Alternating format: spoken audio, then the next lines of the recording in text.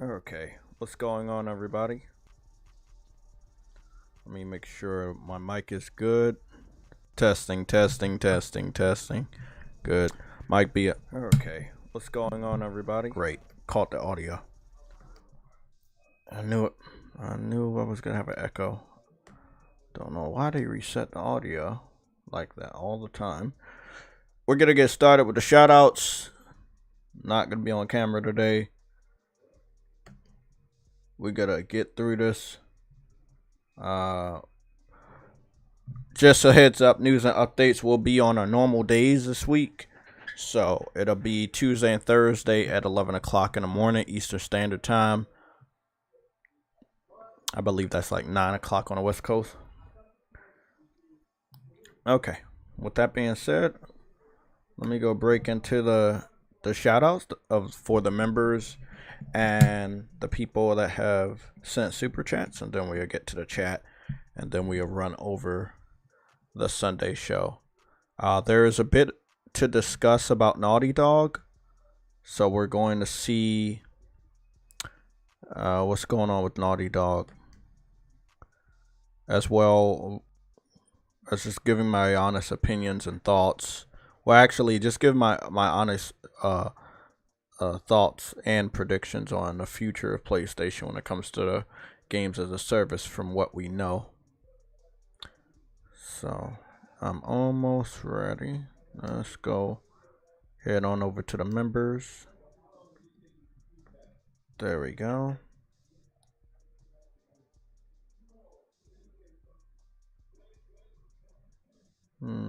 Memberships.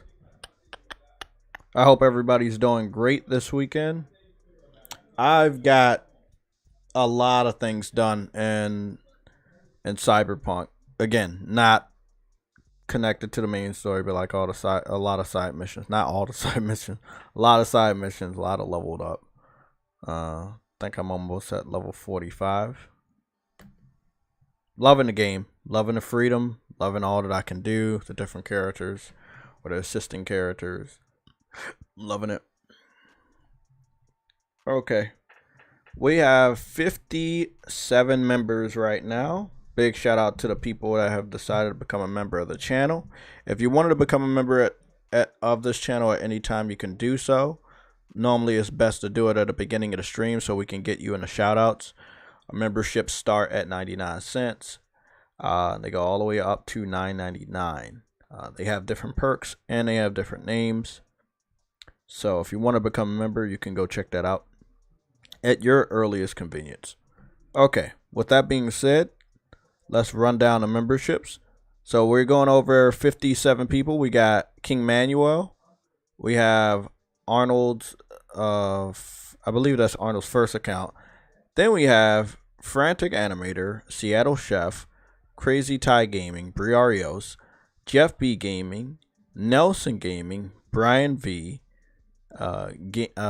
James Williams, Chris Zavari, Zen, DJ D, Donald Milton, Mike Johnson, Dez, Iman Rich the Swag Lord, Lost, BMO Kelful, Caution, DJ Clark, No Name, JRO49, Arnold's second account, Kevin 2533, Kaiju Project, Renal Blakely, Mustang Gamer, All Day is Good, GD, Future Element 9, Sub, Dan S, D Truth 49, Andrew Wilkins, Kelvin Smith, Shadow Master, Sicknick Mondo 16, Rebel Rick Gaming, Lorenzo Carlson, The Claymores, OC Gaming, No Cap Podcast, Viper Reaps Corner, Always Mad Gaming, Ice Queen Gaming, Cedric, VR God V, MG Warrior, Cyber Dragon, Gamer Goon 53, True Woody, Enzo, Caleb Kaiser, Frostbite Slash, and Arcane Head 97. Big shout out to the 57. Mary Wilcox has just became a member. Okay, cool. I thought I read you off. Okay, I guess not. Welcome, Mary Wilcox, to the memberships. I'm going to read off to see which member he became in a little bit. Again, we got now 58 members. That is all cool. We're gonna go over to the super chats. Again, we're gonna get the shout outs out the way real quick because I definitely want to make sure we stay on topic with our newest topics. We have a crazy variety of super chats. I think everybody is it's only everybody's different except for Frostbite, which has given 2 super chats on the preview screen. Let's give a shout out to Frostbite Slash, JRO49, DR, Chief DeBenny, and True Woody. Again, from the bottom to the top, we have True Woody, Chief DeBenny, DR, JRO49, and Frostbite Slash. Again, for the people that have given a super chat and became a member, a big shout out to you guys. Thank you for all that you do to support the channel and all the different ways through all the through all the super chats and viewerships and all that stuff. We did a pretty big giveaway, so thank you guys. I'm trying to see if we can make sure that we do giveaways on average. Lorenzo Carlson did 1 gifted membership, and Mary Wilcox was able to catch that, and I believe that made her a hunter status by default. That's something I can't change. I don't know why they don't let me change it, but I can't change it. With that being said, I'm going over to the chat, and it looks like we have King Mana. Never seen you before, but King Mana is the first person in the chat, and it says, yes, are higher. Don't know what that means. Verge Brizzle is next. We have William Wildebeest, which is always a pleasure to see him. We don't get to see him that often. Alexander Clifton is back with us today. We have Harlem PS Gamer, Lorenzo Carlson, JRO49 with a pretty cool Spider-Man profile picture. Cedric is with us today. We have Nova Red with us, also with a new profile picture, I believe. King Manuel is here. So there's a King Manuel and a King Mana. Okay. Mary Wilcox is here, obviously. We have Terran Sai is back with us. Future Element 9 is also here. Okay. Now, we're about to get started with the show. Anybody else want to shout out, you can do so right now. We'll give you another minute. Before we close the shout outs out, I did want to say that we've talked about our predictions for the Metacritic score for one of the biggest games of this year. And we've done it multiple times. I thought it would be very, very helpful for all of us if we had a very specific stream that was kind of dedicated to our predictions for Spider-Man. Now, that's not the only thing we're going to talk about, but it's going to make it much easier for all of us to find the specific video where we have talked about the predictions, and you know, whoever's right, they can come back here and like, hey bro, remember on the Sunday show where you talked about Metacritic predictions? Well, I did this and this is what I said and I was right. So this stream is going to be very important for people to come back, whether it's myself or one of you guys. We can come back, we can pinpoint this stream as well as the timestamps of when we said what we said. So I think that is going to be very important. Cyber Dragon is in the building. Phil Bosch is back with us today. Welcome, welcome. So let's get started. Okay. So I gotta find my damn controller. One second. I want to get some stuff on screen. I want to make sure the sound is off. So let me make sure the sound is off for some stuff real quick. I know the remix is on in the background. That's good. I need some background music to the background noise that may be heard. But the background music is there, so maybe it'll be heard over the background noise. Okay. Let's go to the Elgato. Yep, the Elgato is still on. I'm just gonna mute that real quick. Man. Okay, I definitely gotta get some sleep tonight. I don't care how I do it. I have to get some sleep tonight because I work a good amount of days this week. I want to make sure I have the energy, especially for tomorrow. I don't think I've worked on a Monday in a while, so that's gonna be awesome. With that being said, I have already sent a link over to the PlayStation Legion, a new link, so that we don't have to scroll up when we cover the Metacritic scores over the next few weeks. So I'm gonna pull that up real quick. Again, like I said, I won't be getting on camera today. I'll be on camera probably on Tuesday and Thursday. I want to make sure I grow the patchiness of the beard out. And I know I have the beard growth thing. I need to do that, but then I'm afraid because then the beard may grow too much. So I want to get one more beard trimming, grooming unit. I have one package. I want to get another package just to be sure. Don't know if I'm going to be looking like Moses, but I definitely want my beard to fill in before my birthday. So that'll be 2 days before Spider-Man comes out and 2 days after the reviews come out. So my birthday is in the middle of, like, 2 days after the reviews come out and then 2 days before the reviews come out. I'm gonna go take this screensaver off real quick. We're over here on Metacritic.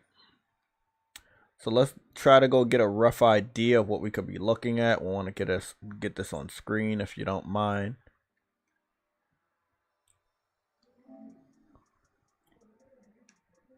Okay.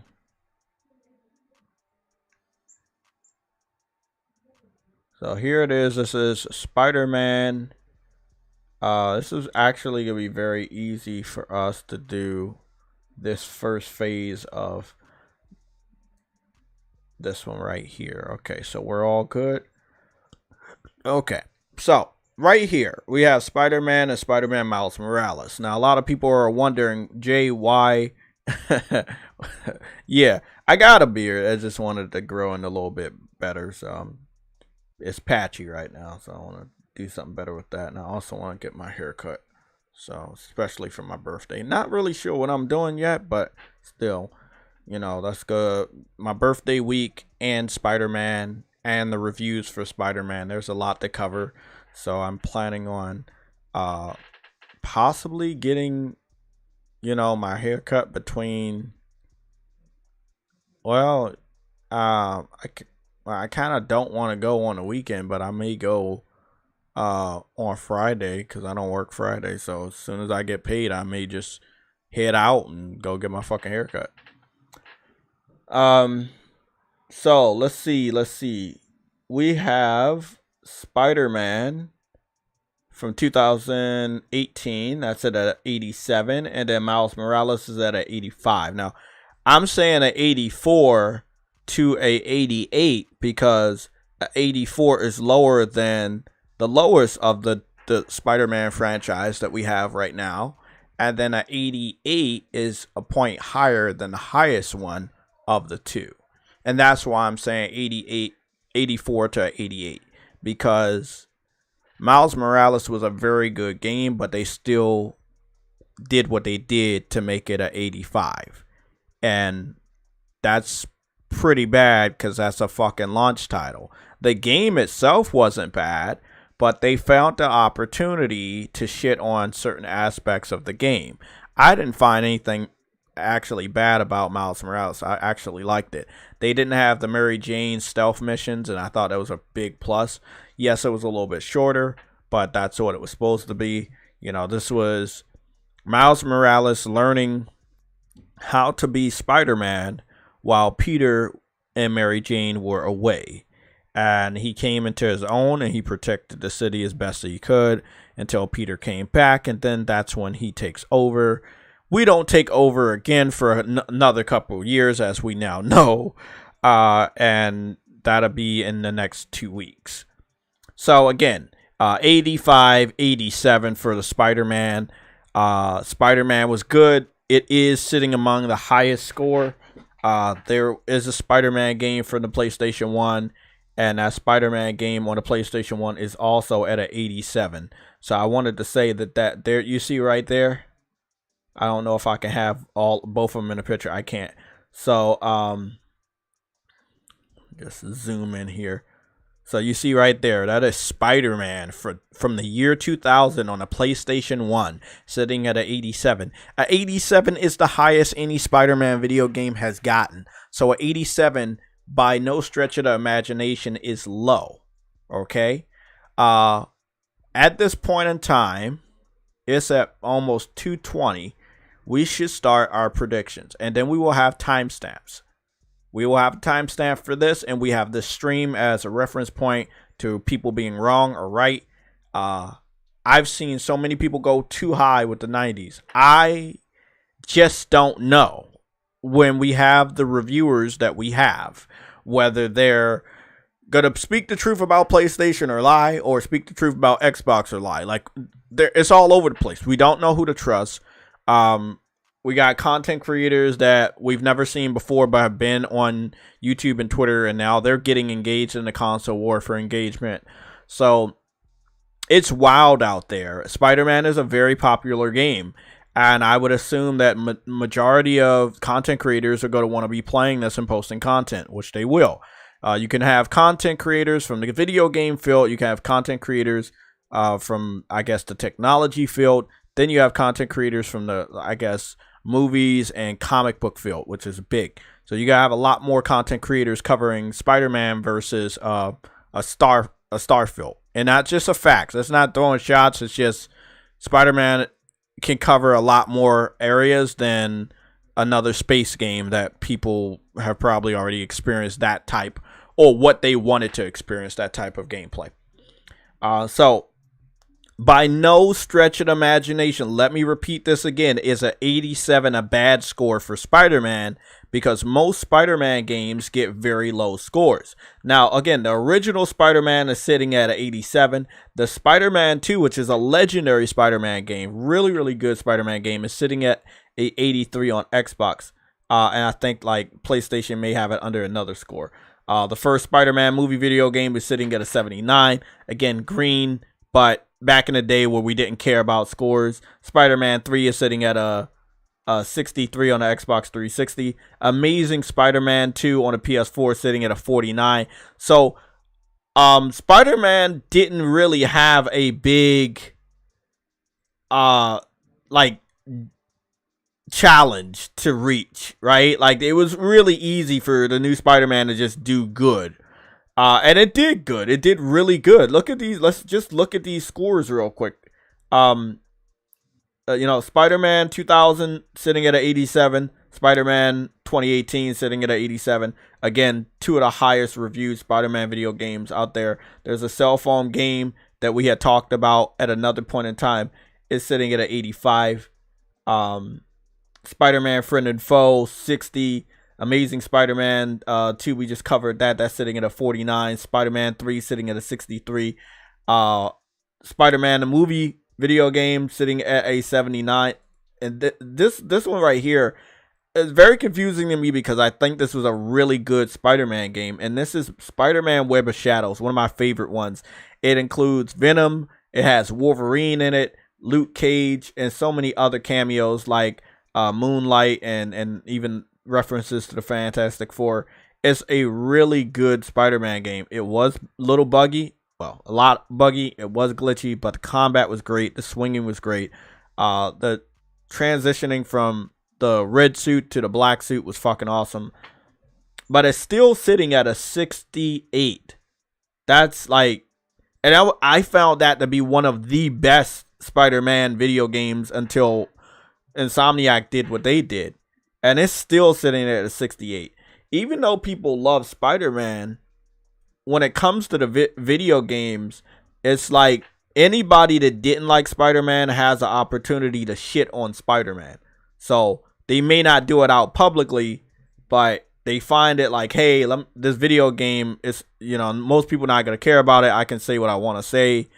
I don't think they're going to get away with that this time around, but don't underestimate them. There's going to be a couple of them that are like, hey, I'm going to give it whatever, and you're going to deal with it. So we have Ultimate Spider-Man for the original Xbox sitting at 77. This is another good, well-known Spider-Man video game. Very good, but again, in today's standards, 77 for that game, pretty fucking low. But, in yesteryears, that's pretty good. Spider-Man Shadow Dimension, I heard good things and bad things about this game. It's sitting at a 76. So that's only 1 point lower than another good Spider-Man game. So, again, very, very different metric system back in the day. Not a lot of Spider-Mans are in the 80s. And only 2 are in the high 80s. And that's Spider-Man 2000 and Spider-Man 2018. So I'm going to keep my prediction.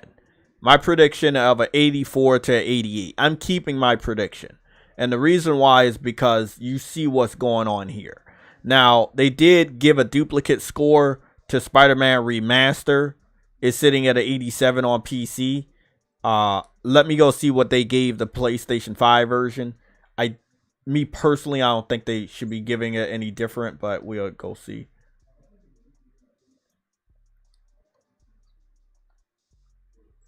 So they didn't give the PlayStation 5 version any score. I guess because most of them already reviewed it on the PS4, so they didn't give a duplicate for that one. But what they did do is they gave basically the same Metacritic. Now, as it is a little different to just wound up on there. A lot of people think that Metacritic is rigged, and I'm inclined to agree sometimes, but it does kind of look like it evens out. We'll just go check some of the reviews real quick. They had 2 mixed reviews, and they had 63 positives. That kind of tracks. I'm going to just go to the mixed reviews and see what the lowest ones were. There were only 2. So we'll go see what's going on. So Eurogamer Italy gave it a 70, and Metro Game Central. Now, we know Metro Game Central. We've known them for a very, very long time. When it comes to them, they will do fuck shit. So these are one of the people we've kept track of. You want to make sure you look out for those guys. I'm just going to go all the way back and get the Spider-Man 2018 score. Okay, so let's have a good discussion. Let's jump into this. So everybody's putting out their scores. For the people that are putting 90s, do you believe they are gonna give it a 90, or do you believe it is a 90? See, I believe it's a 90. I don't believe they will give it a 90. That's the big difference. I feel like it's very hard to get a 90. If this game gets a 90, that's going to be great. But what we know about these journalists, I don't fucking know if we can trust them. So the people that are giving it a 90, I'm not telling you not to. I'm just saying, is that what you think it'll end up on Metacritic, or you think that's what it deserves? I think it deserves a 90. I don't know if it will. That's just the history of Spider-Man games. They're not bad games. It's just that reviewers take the piss out of those games as much as they can because they just do. Like I said, there's only three Spider-Man games in the high 80s. That's Spider-Man 2000, Spider-Man 2018, and then the remaster of Spider-Man 2018 that's on PC, which shouldn't actually count because they're the same score. So there's like only 2 fucking high-ranking Spider-Man video games. One came out in the year 2000, the other one is 2018 by Insomniac. I mean, it should go higher. It should be higher than the 87. But by 1 point, by 2 points, by 3 points, if it can get 3 points higher than the previous one, which I think it should be able to do because of all we know that they're going to do with this one. I mean, Ratchet and Clank ended up at an 88, and that was damn good. I don't know. I mean, we're just gonna go over to Spider-Man. Again, this is a very essential part of what we do here at the PlayStation Legion. You know, looking at the past so we can discover what's going to go down in the future. Most people do not like looking at the past, but that is what you have to do sometimes.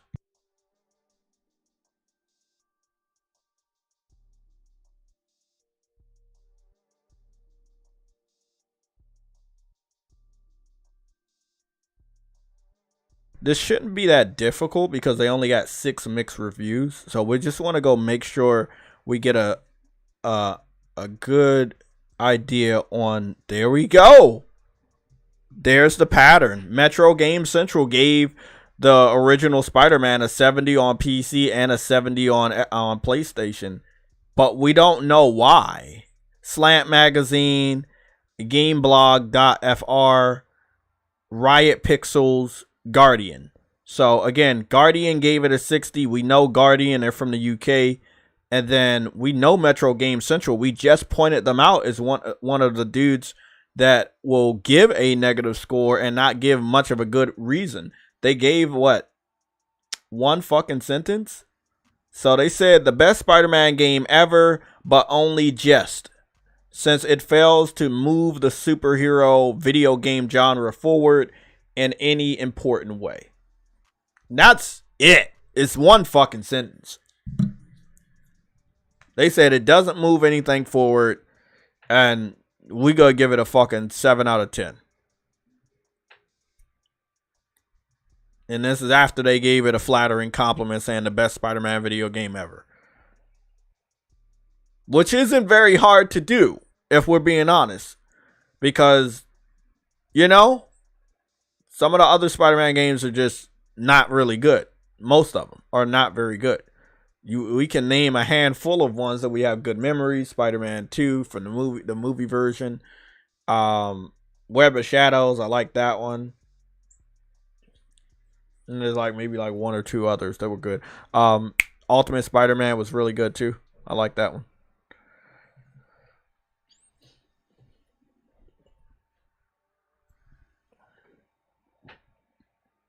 Fred, man, not sure what's going on with you, bro. I'm not sure if you're just banging on a keyboard at this point or you're just trying to get attention. But I see you, bro.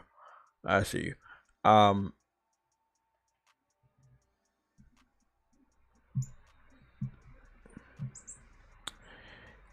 What's going on, Nelson? If you have free time to jump in, you can jump in at any time you want. I think I am in the live stream. I'm not in the live stream. I thought I was in the live stream. I am now in the live stream. Testing. Let me make sure. Get this out. Don't worry, we will be talking about Forza and showing off some stuff. I have one short video that I just use as a reference point to how bad Forza is, and we'll just stick on that. I don't think I'm gonna make that many Forza videos like I did for Starfield. It's pretty obvious that Forza wasn't gonna be able to outdo Gran Turismo.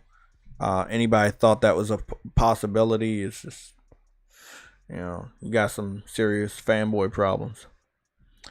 Okay, so I don't know a lot of these other people. So I know Metro Central. I know Guardian. So that's 2 out of the 6 that gave it a mixed score. I don't know who M3 is. I'm not familiar with Slant Magazine, but I've seen them before, and it probably was when they gave this review that they were on my list of like people that you know when you see them, they probably gonna give bad scores. Actually, we can just click on their names and see what their scores are. GameBlog.fr, never seen them before. Riot Pixels, I think I've seen, again, probably when I covered this years ago with Spider-Man 2018. We've seen them. And then that's it. So let's go to the Metro Central just to prove my point. So we're gonna go to Metro Central. And again, this is my point right here. Most of their scores they give out are mixed. They don't give out positive scores at all. They have given out over 2.3 2,000 mixed scores versus 1.3 thousand positive scores, they have given out 542 negative scores. So this is who they are. This is what they do. I'm sorry to say, but they on that fuck shit. So let's just go over some of the Metacritic scores. They gave good some scores to. It seems like they really loved Super Street Fighter, and then Street Fighter 4. Those they gave 100s to those. Those are older games. Let me see if I can do something a little bit more recently added. Let's go to the recently added ones. Detective Pikachu, they gave a mix. They gave a mix to Train. They just seem like that type of reviewer that they're always going to give a mix to. They gave Forza Motorsport a 80, but they gave Spider-Man a fucking 70. They gave Assassin's Creed Mirage a 70. Cancun, that's an indie game. They gave that a 90. They gave EA Sports Football Club 24 a 80. Payday 3, they gave a 50. Resident Evil 4 Separate Ways, they gave a 90. The Expanse, they gave a 60.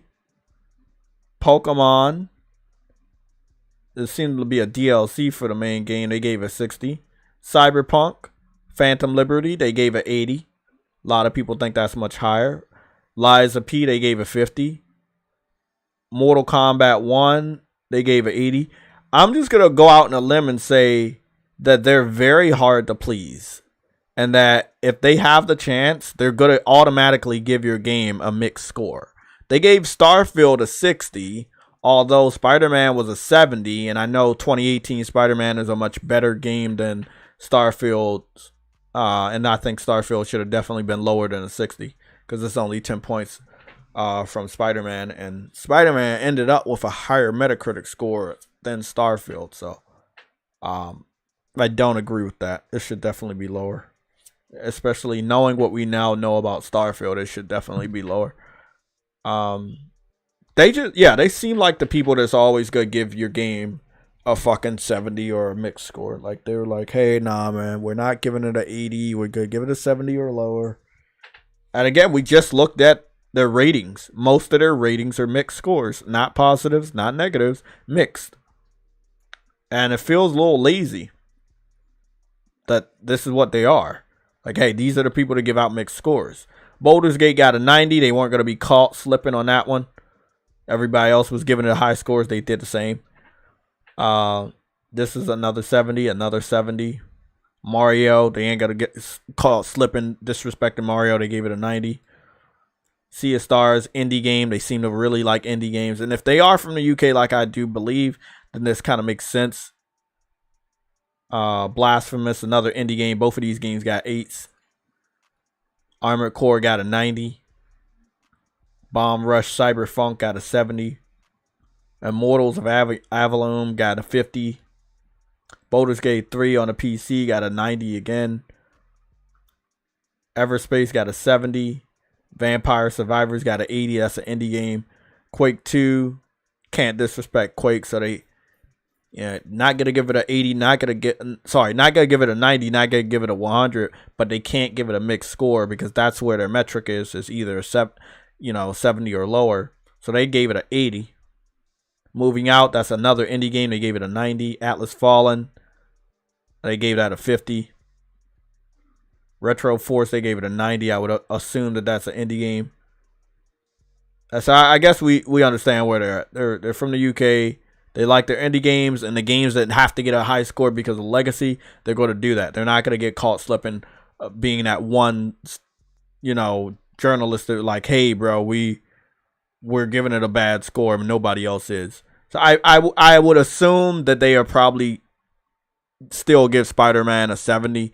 If they give it an 80, that's good. I don't see them giving it a 90. Very rare for them to give a 90.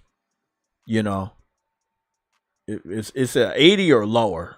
Look, again, another 270s is for the fuck of it. Like, here's our first negative we've seen. Double Dragon Gaiden, that's a 40. Disney Illusion Island, that's a 70. Remnant 2, that's a 80. Might and Magic, that's a 80. Pikmin 4, that's a 80. Viewfinder is 70. Exo Primal 60. Bloons TD6 Plus, that's a 90. I would only assume that that's an indie. What the Car? Again, that's an 80. That's an indie title. Another 70, 60, 70, 70, 70, 70, 80. I think we understand. AEW, that's a 60. 1-2 Switch, they hated that. They were not obligated to give that game a high score, and it shows. They were like, "Hey, we can tell the truth. It's not officially official to Nintendo, so we can do what we want to do with this." But yeah, these motherfuckers give low scores. Yeah, that's fucked up, bro. That's fucked up. What's going on, Crazy Tie Gaming? I don't see IGN giving Spider-Man a low score. I see IGN giving it anywhere between 80 to 8 out of 10 to a 10 out of 10. Just knowing that Spider-Man 2 is so popular, and if you are caught giving it like a 70 or a 60, you're going to be called out, because I don't expect the majority of journalists to give it a shit score. This is one of the last biggest new games of the year, and I don't expect it to be low. Call of Duty, we're going to see what Call of Duty does. People love nostalgia. This is based off of Call of Duty Modern Warfare 3. I would expect it to be somewhere in the 80s. I only expect, but some Call of Duty games have been getting low scores. We're not going to go deviate over there yet, but Slant Magazine, I don't know shit about them. I do want to go to The Guardian, but I know enough about them. I think it'll be Slant Magazine. So again, if you ever have some spare time, you can definitely go check out the reviewers and see what they're known for. You know, so you're not surprised when they do what they do. So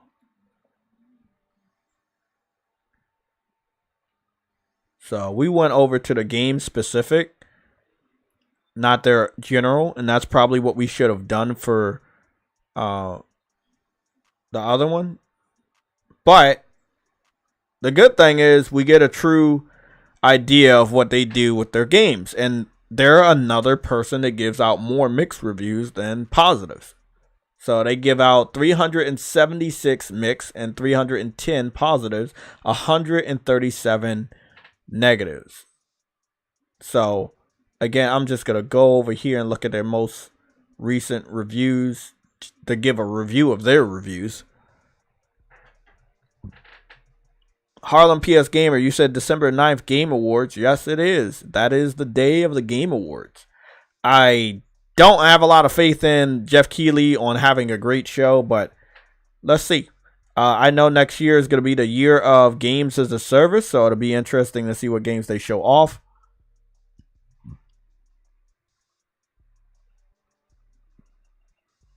Yeah, Call of Duty is available, but they want you to download the base game of Call of Duty Modern Warfare 3 and then download the other one. And I'm like, nah, I'm not wasting that much time, bro. Like, I literally, they want me to download over 100 gigabytes to play the beta.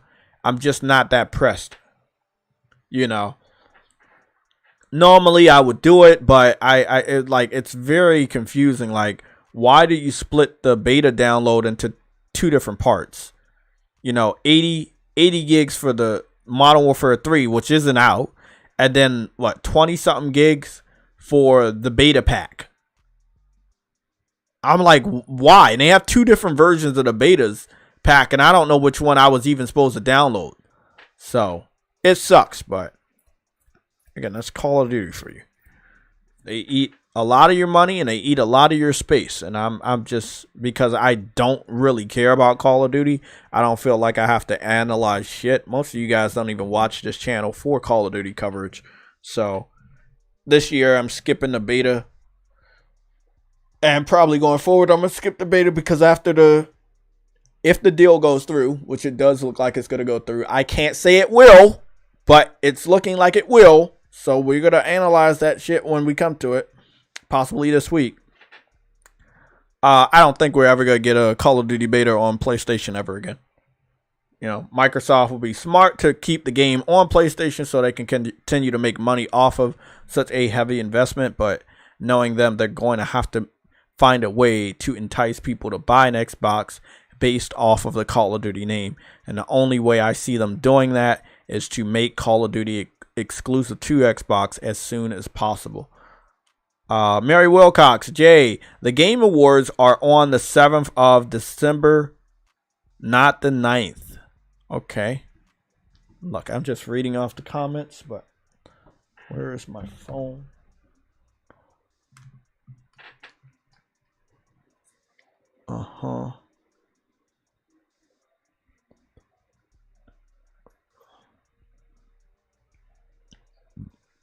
I know the legacy people love it so far. Like all the people that was camping and glitching back in the day, they love it. That's their favorite beta to play this weekend.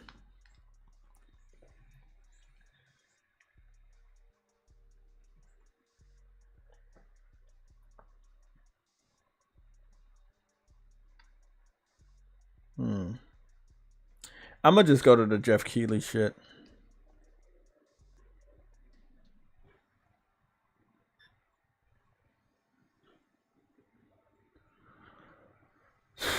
Game Awards streaming live December 7th, 2023 on Peacock Theater, celebrating the best and revealing what's next in video games. Okay, so it is officially December 7th, 2023. Sometimes I have to go do the searching because if I read off what you guys say, somebody could be wrong.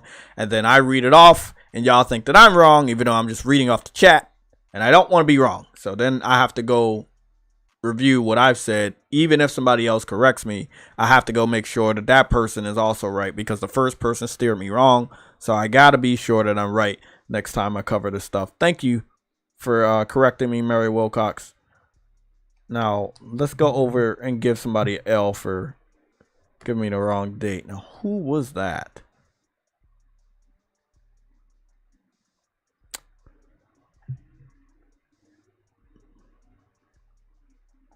Harlem PS Gamer with the major fucking L right there. Good shit. Great.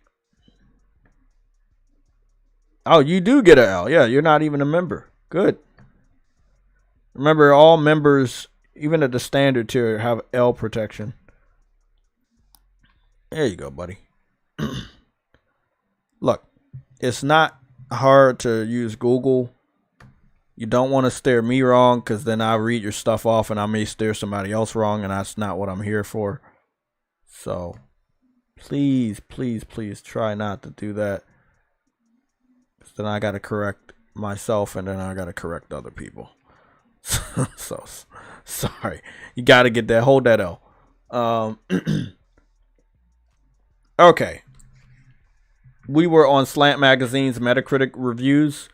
So again, similar, you know, they gave an indie game a high score of 90. They gave a normal game a 50 because they could, because it's a nice wiggle room for Assassin's Creed. It's not a mainline Assassin's Creed, but it is an Assassin's Creed game and it's set like based on the Assassin's Creed before Origins, Odyssey, and Valhalla. And I heard the real fans wanted it to go backwards, but I think the majority of people didn't. And this was the gap that they needed to just shit on Assassin's Creed if they ever wanted to. And so they gave that motherfucker a 50. They gave it a 50 out of 100. That's very low. I don't even think the game deserves to be that fucking low. But again, there are some journalists like Slant Magazine and Metro Game Central that if they get that wiggle room, they're going to use it. Now, when it comes to Spider-Man 2, well, Spider-Man 1 was the first Spider-Man game from Insomniac. You learned of Insomniac. You learn how great they are. I don't believe that you can give them that type of a fucking score going forward because you're going to be on some people's shit list, including Sony. You may even get blacklisted. So Metro Game Central, I'm pretty sure they weren't blacklisted by Sony so far that I know.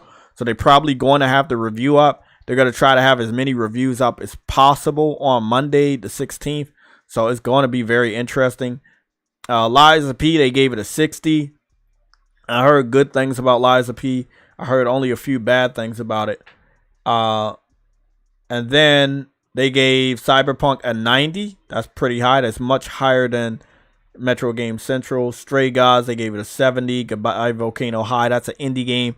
You know, I feel like some of these journalists have obligations to indies. I don't know what it is, but they gave it an 80. I couldn't be bothered with the game. I didn't care about the game. I'm not going to shit on the game, but I did not care about that game in the slightest. I wanted the game to release so that Sony didn't have to continue to advertise it anymore, because I did not care about that game at all.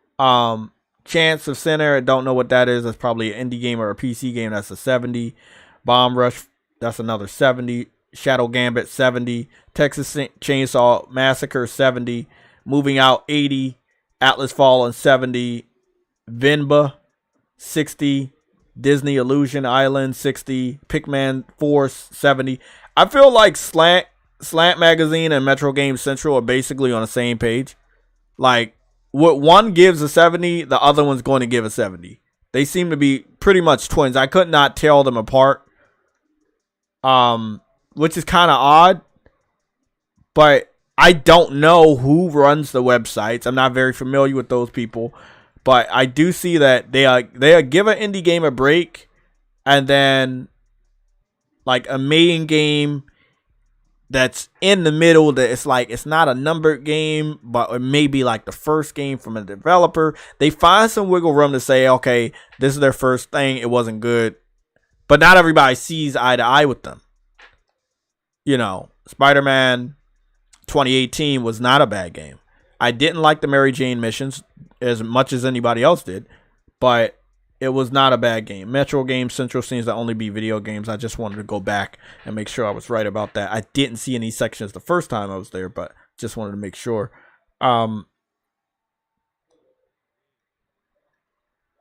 Recently added. I just want to scroll down again.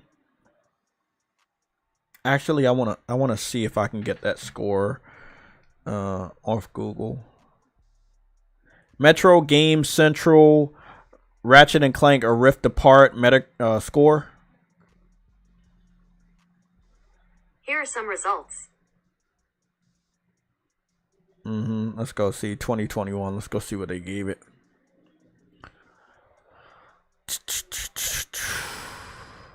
Me personally, I don't know if they give scores or anything, so I'm just scrolling through to see what they gave it.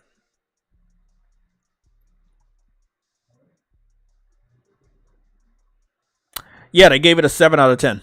Yeah, I'm looking at it right now. So, I mean, I feel like when it comes to, like, Insomniac, from them, they're going to give it a mixed score. I think it's pretty much confirmed that they're going to give it a mixed score. We're not going to go through the rest of these people because it wasn't that many mixed scores for Spider-Man. But, yeah, Metro Game Central is definitely giving Spider-Man a mixed score. I'm going to, again, let me just go check one more time. I want to see what they gave Miles Morales.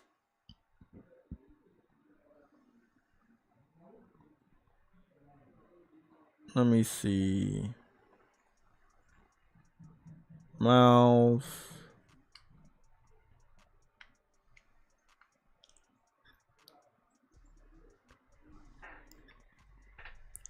Okay.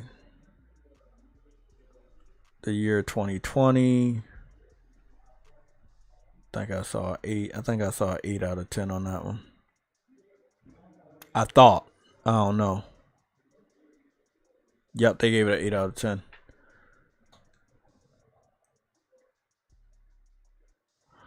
And this is the cons. I'm going to go read off the cons because we already know the pros and the end shorts. We don't need to read that off, but I will. They said the cons. The combat and stealth elements remain very repetitive and overly easy. The amount the game steals from Batman Arkham is still outrageous. Okay, so this is their problem. They're comparing this game to Batman, and they're never gonna like this more than Batman. And there's the problem. That didn't take that long. It took about maybe less than 20 minutes to figure out what their deal was. They're comparing the game with Batman. And I don't really feel like Spider-Man steals from Batman, because Spider-Man still has one of the best flow combats I've ever Batman still has the best flow combat I've ever played in any fucking video game ever. The way you can flow from one enemy to the next could not be replicated successfully in Spider-Man. And I like what they did with Spider-Man. They gave you the option to do something like that, but it was not as fluid as Batman. You cannot compare the two when it comes to that. Also, Batman, you're gliding through the city. Spider-Man, you're swinging through the city. Spider-Man has existed longer, not longer than Batman, but, you know, when it comes to video games, I believe, I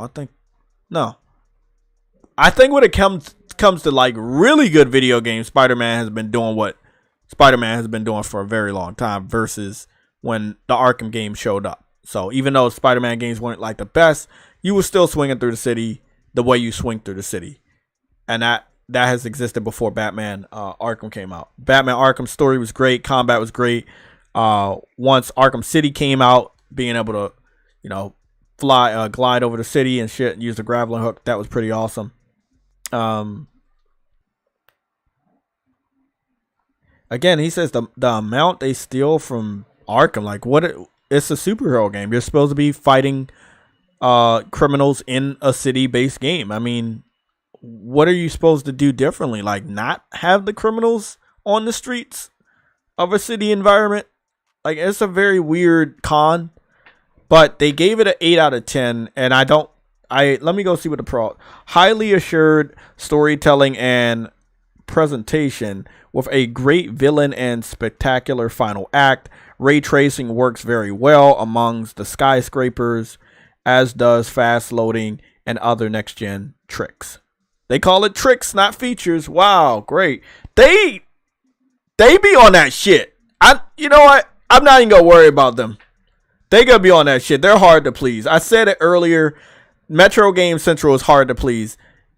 Yeah, they gave Miles Morales an 8. They gave Spider-Man 2018 and Ratchet & Clank A Rift Apart, which came out after Spider-Man Miles Morales. Both of those games got a 7. I don't think they have a problem with Insomniac. I think they're longing for Batman, and they should be mad at the right people. Don't be mad. Don't take it out on Insomniac. Don't take it out on PlayStation. Take that shit out with a fucking WB. You know?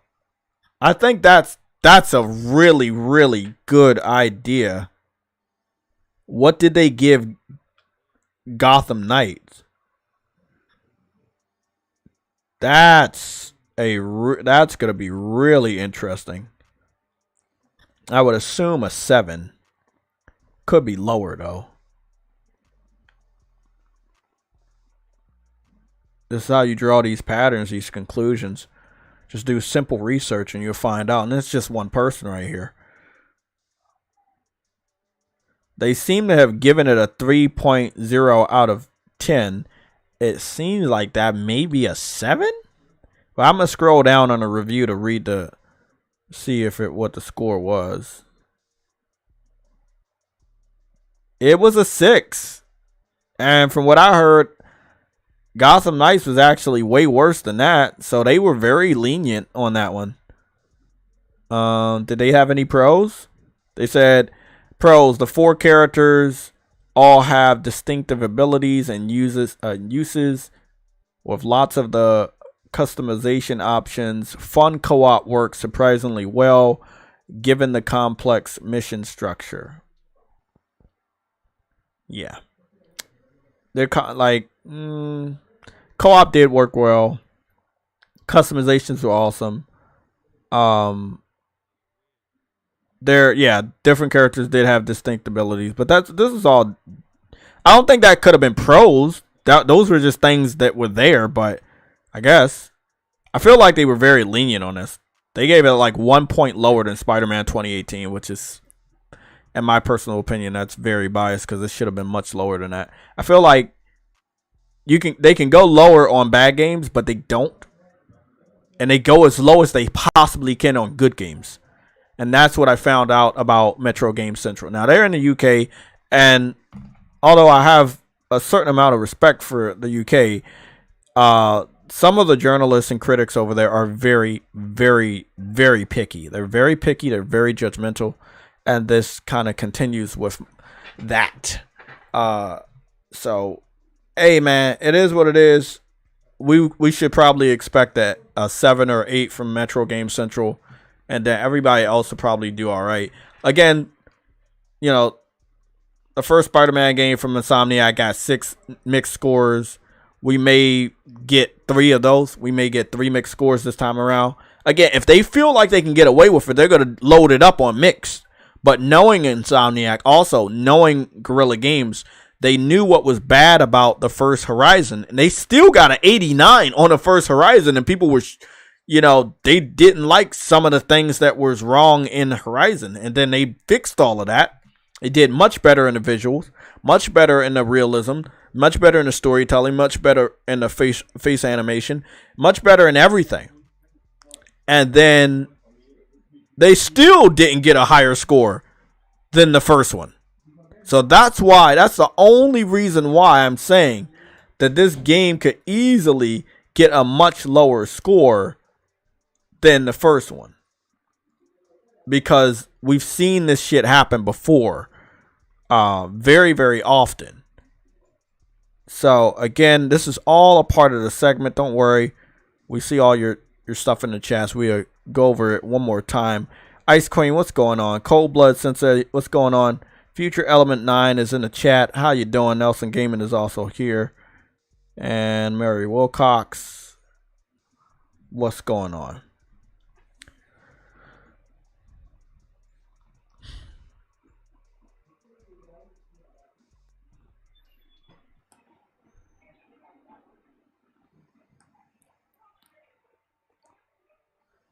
Cold Blood Sensei, what are you saying? Let me go read up. You must be talking to somebody else. You said you ignored the biggest gripe with it, but okay, if 50 is fair.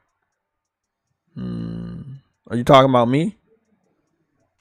Or are you talking about somebody else? I know what was wrong with that game. I got a platinum for it. And I could tell you what was wrong with it. It was a lot. There was a lot wrong with that. And it deserved the low scores that it got, and it should have got lower.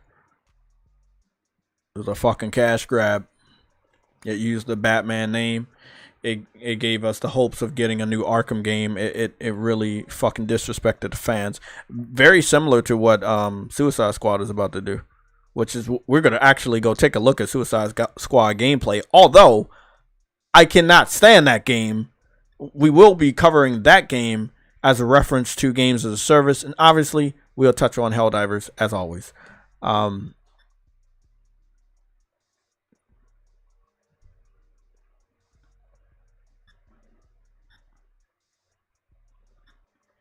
Yeah, I mean, it was easy, but it is supposed to be that easy because Batman was older. He was very experienced. You expect him to be able to do that type of stuff to ground level thugs, which he was able to do.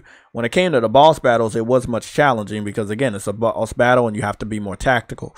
But when it came to the criminals, like, the flow was so good, and it kind of makes sense because in the video games, other video games, cartoons, in the comic books, Batman, like, he's so good, bro. Like, you know, good reflexes, good sense of environment. Like, it made sense that the combat was gonna be like that, and they did a really good job.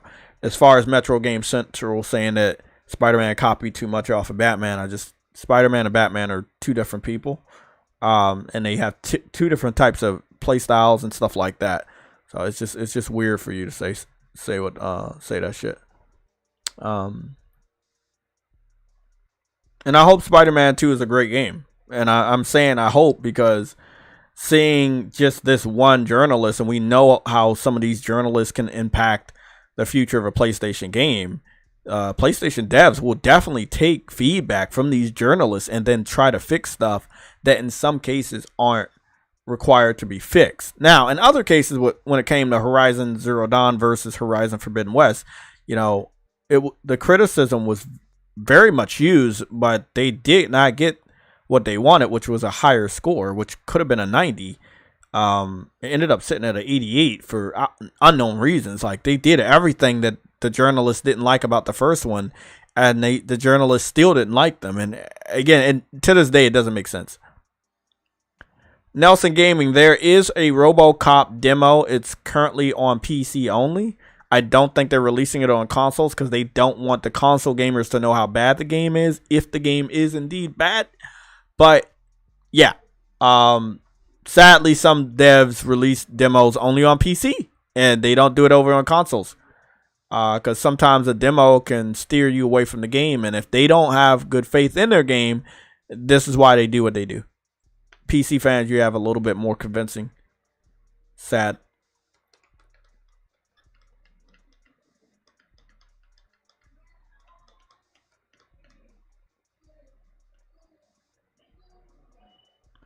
Oh, Mary and Mirage. Okay.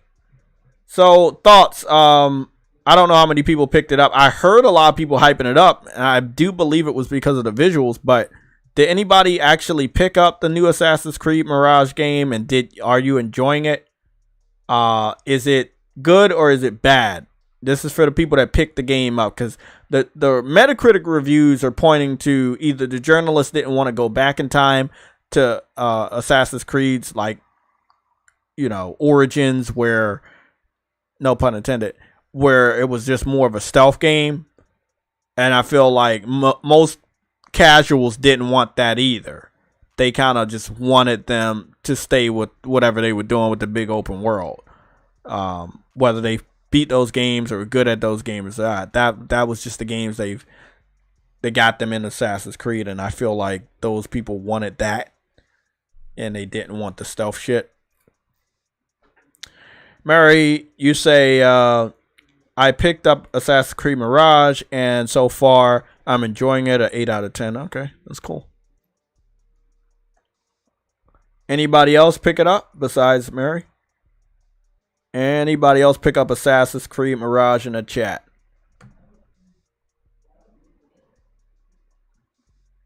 Okay. You guys see the notification up there in the chat? It says 77 likes to unlock the chat. That is our new law for the chat. We are trying to keep you guys as protected as possible against spoilers. That also meant kicking out 2 PC fans that started to look suspect to me. We can't be too sure these days. And then we had one other individual that tried desperately to get in our Discord over the last week, claiming to be on PlayStation and just switched over to PlayStation. And he randomly saw my YouTube channel. And it just seems really sketchy since I've been around for a very, very long time. Multiple generations. So when people say, hey, I just found your YouTube channel, yeah, that's bullshit. So I searched up his PSN name. It came back negative, that the name didn't exist. And I believe almost 4 to 5 times a day, he was desperately begging to get into the Discord. It seemed very suspicious. And yeah, obviously I blocked him, banned him from the Discord, because I was like, bro, we're not doing that this time around, bro. We're not gonna do that this time around. We are not doing that shit. I do want to move on to the Naughty Dog stuff, and I don't think I have a lot of Naughty Dog gameplay. I have some Naughty Dog screenshots, but I don't think I have a lot of Naughty Dog gameplay for multiplayer. I've played some Naughty Dog multiplayers in the last few years, but not as much as I wanted to. So I'll go see if I have any, but I don't think I do.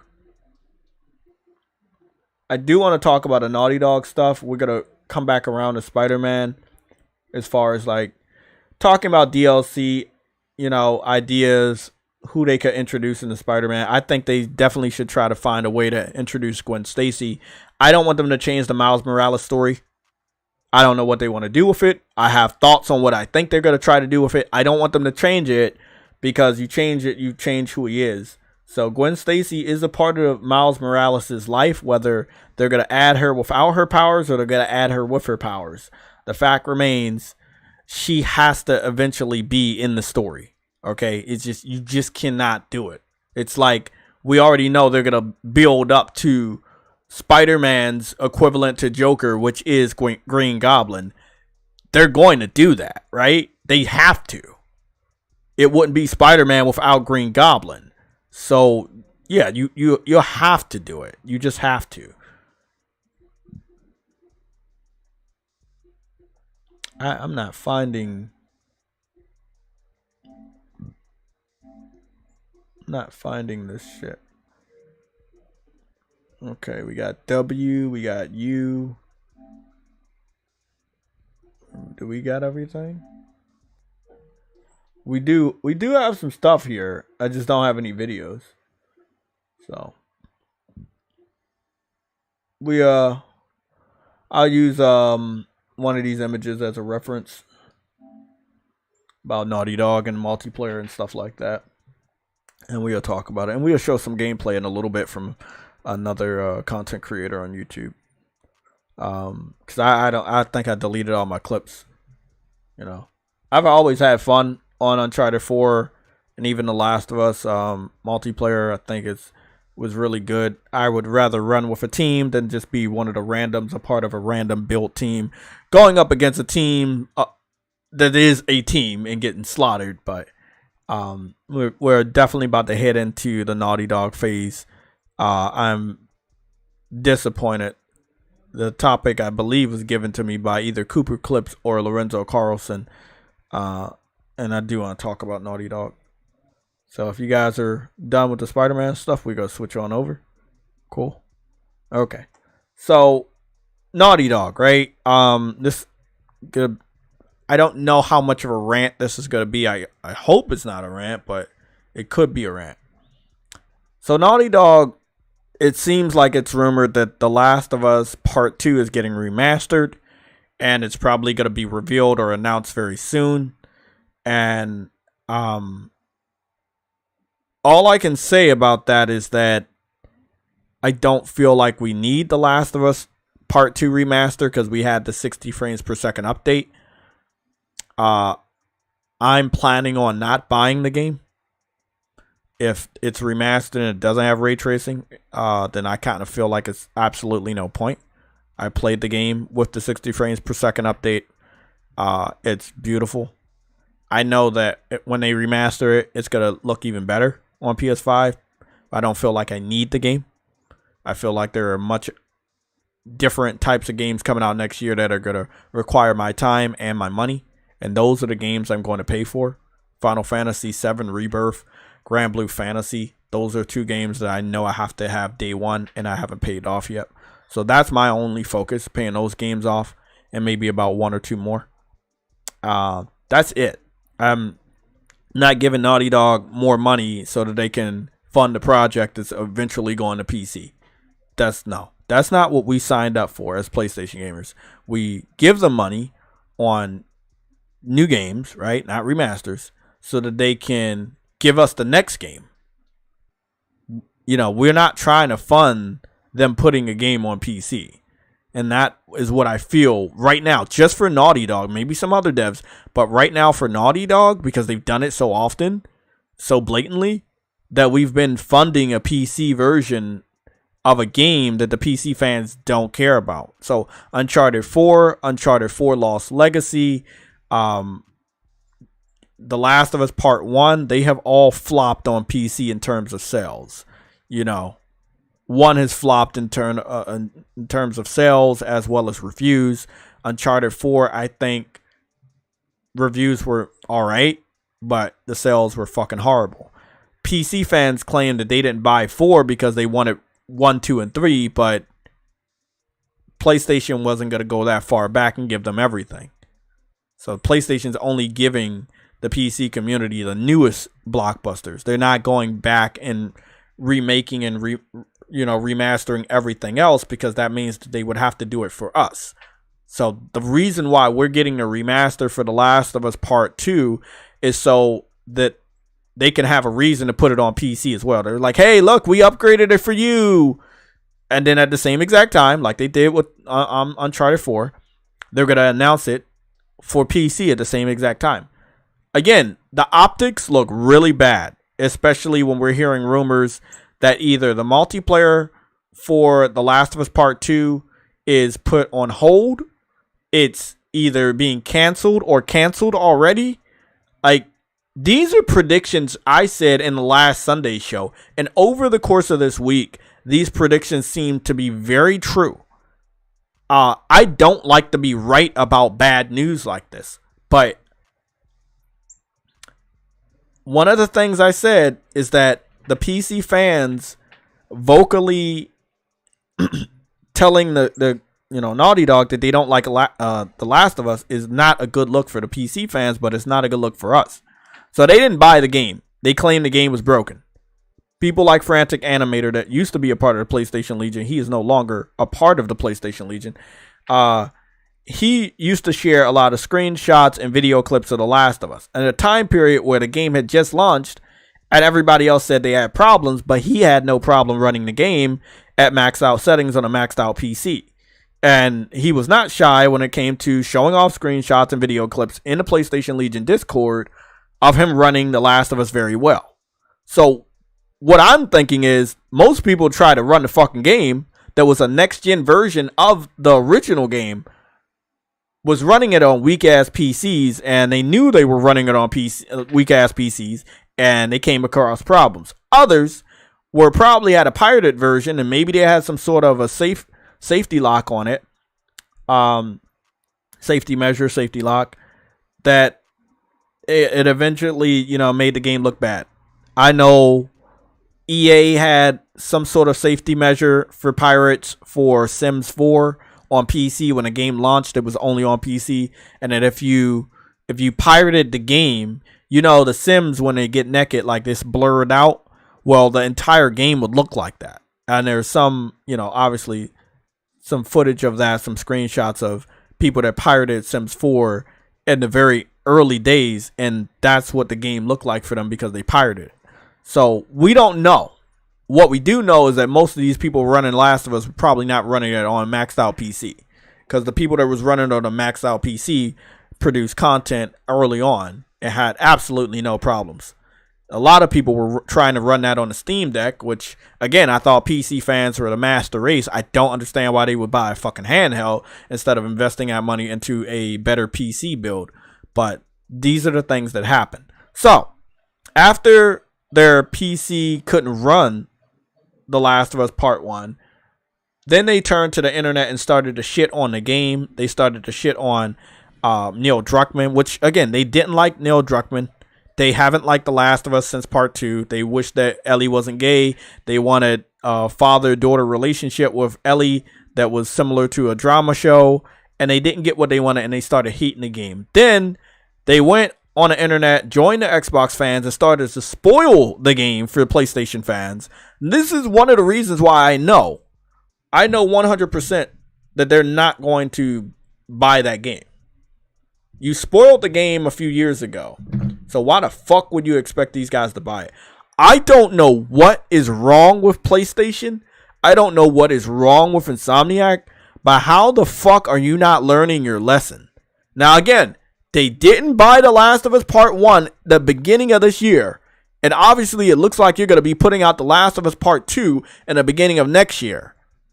They're not going to fucking trust you.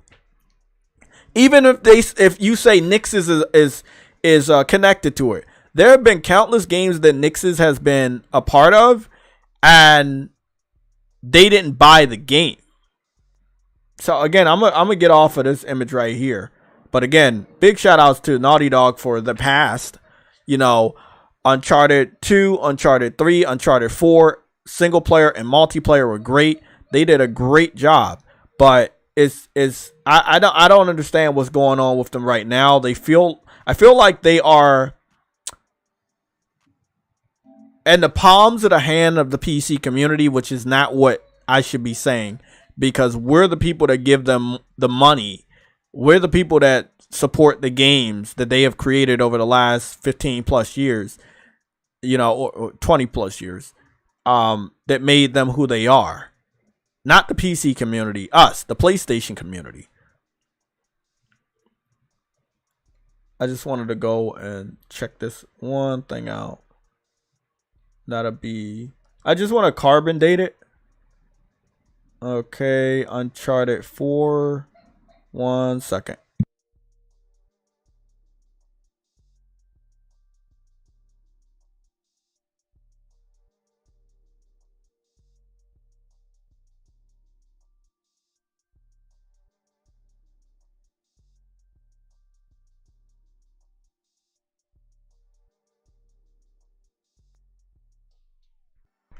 Okay.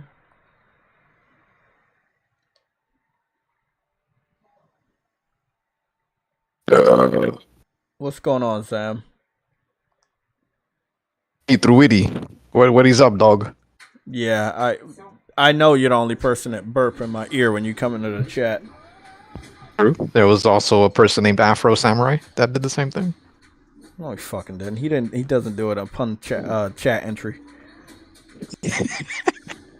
What's going on? Okay, so here it is. Playing Uncharted? No. Oh, okay. I'm just watching the trailer so we can carbon date and see what happened. So I remember this. This was the PC one, but this was.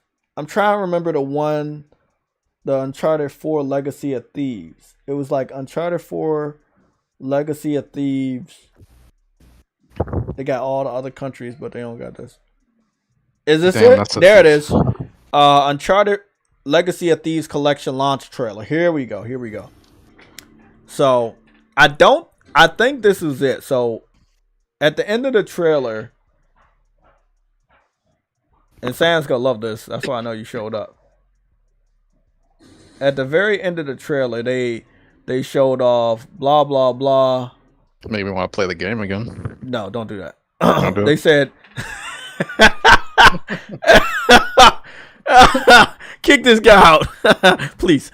No, at the end of the trailer, and this is what Naughty Dog started to do. They was like, we're not even gonna hide the fact we're putting it on PC. We want you to know we're putting these remasters on PC. Which again, that's what you do. So they announced that, you know, they're gonna bring it over here first, and then they're gonna put it on PC later so they can justify it. And it's just a weird thing. 1 second.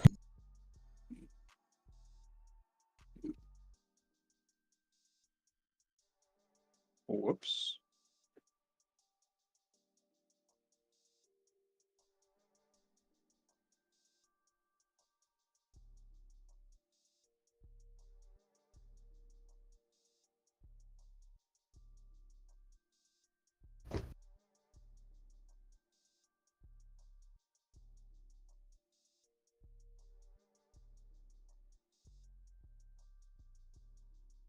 Okay, Sam. So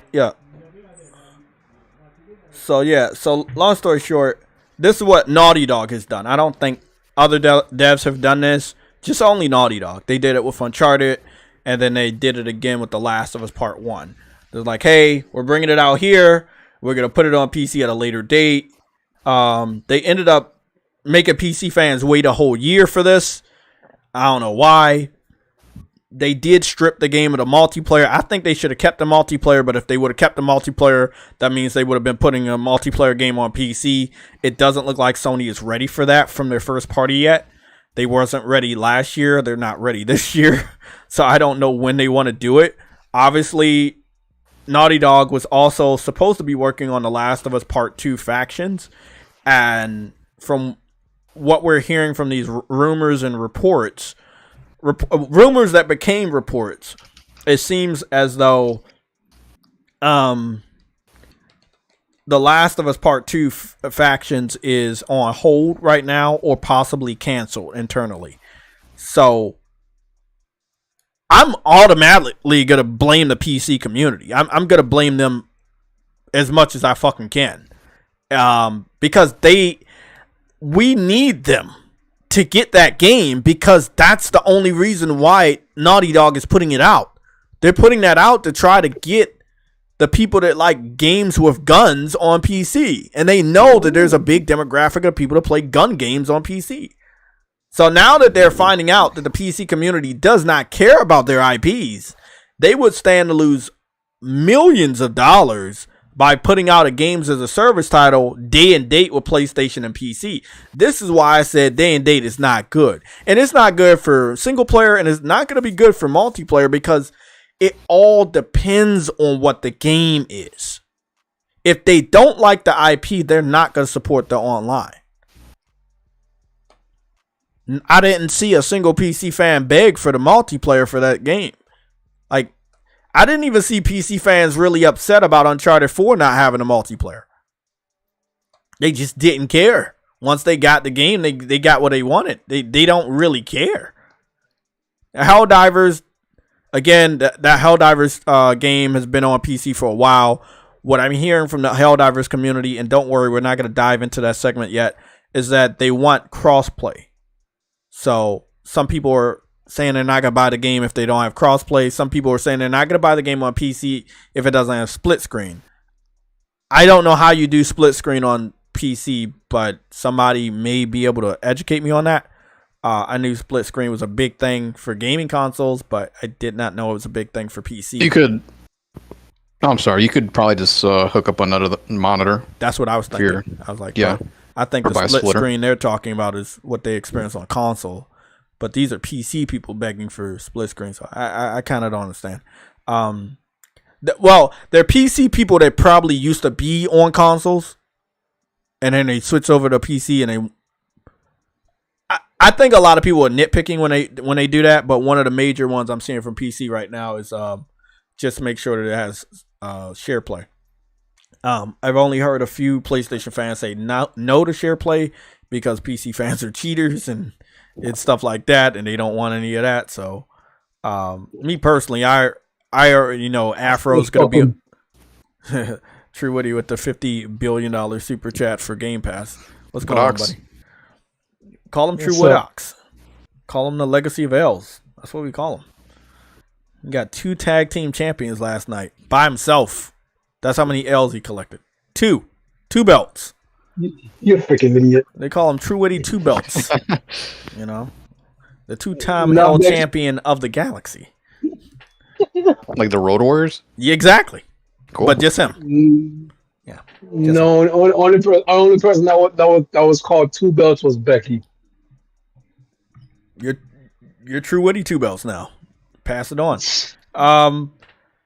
So again, Exhibit 1 right here. We're gonna go find Exhibit 2, but Exhibit 1 right here is Uncharted by Naughty Dog. They making sure they remaster it. I think it was alright. I don't think it was like the best, but it was alright. They at the same time they announced it, they announced, hey, don't forget it's coming to PC as well. So okay, that's what they did there. And then I'm gonna go and search up the Last of Us True Witty edition. That's your edition.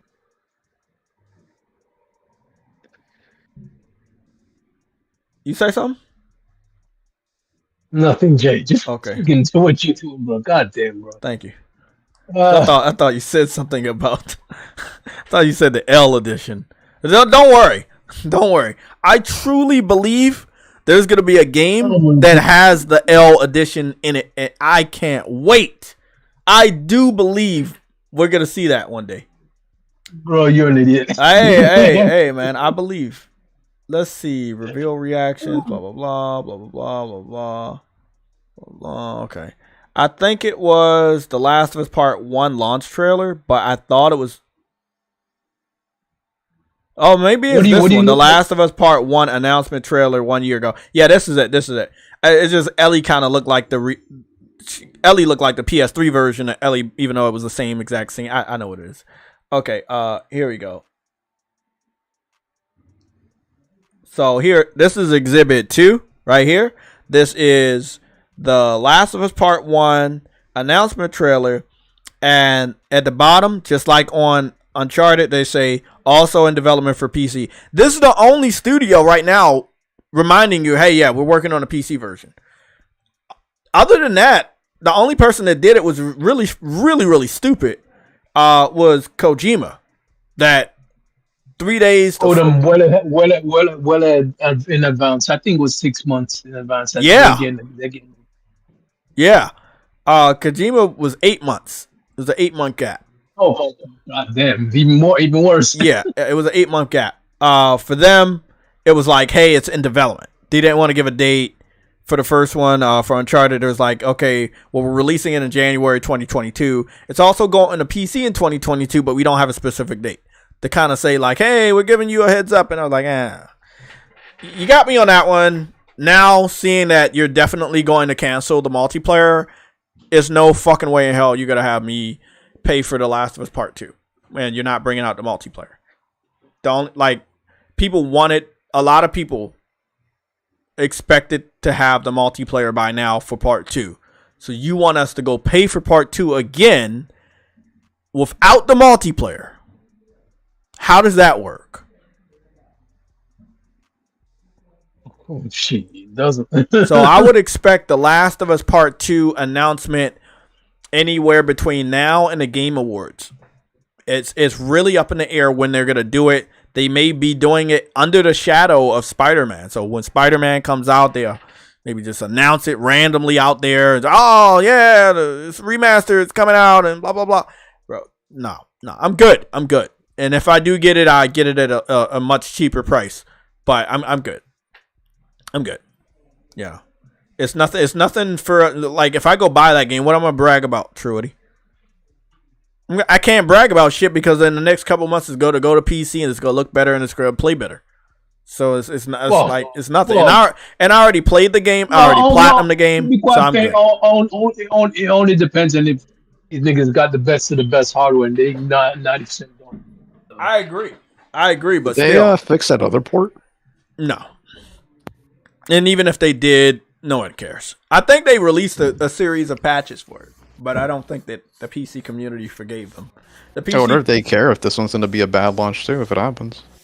No, they're going to assume it's a bad launch. So they're already going to go into the game not buying it. Because it's got the same name as the last one. It's like, hey, this Last of Us Part 2. They're not going to buy it because it's the Last of Us Part 2 connected to Part 1 on a PC port that was bad. And then they're not going to buy it because they were also the people that spoiled the game, so they already know what the story's about.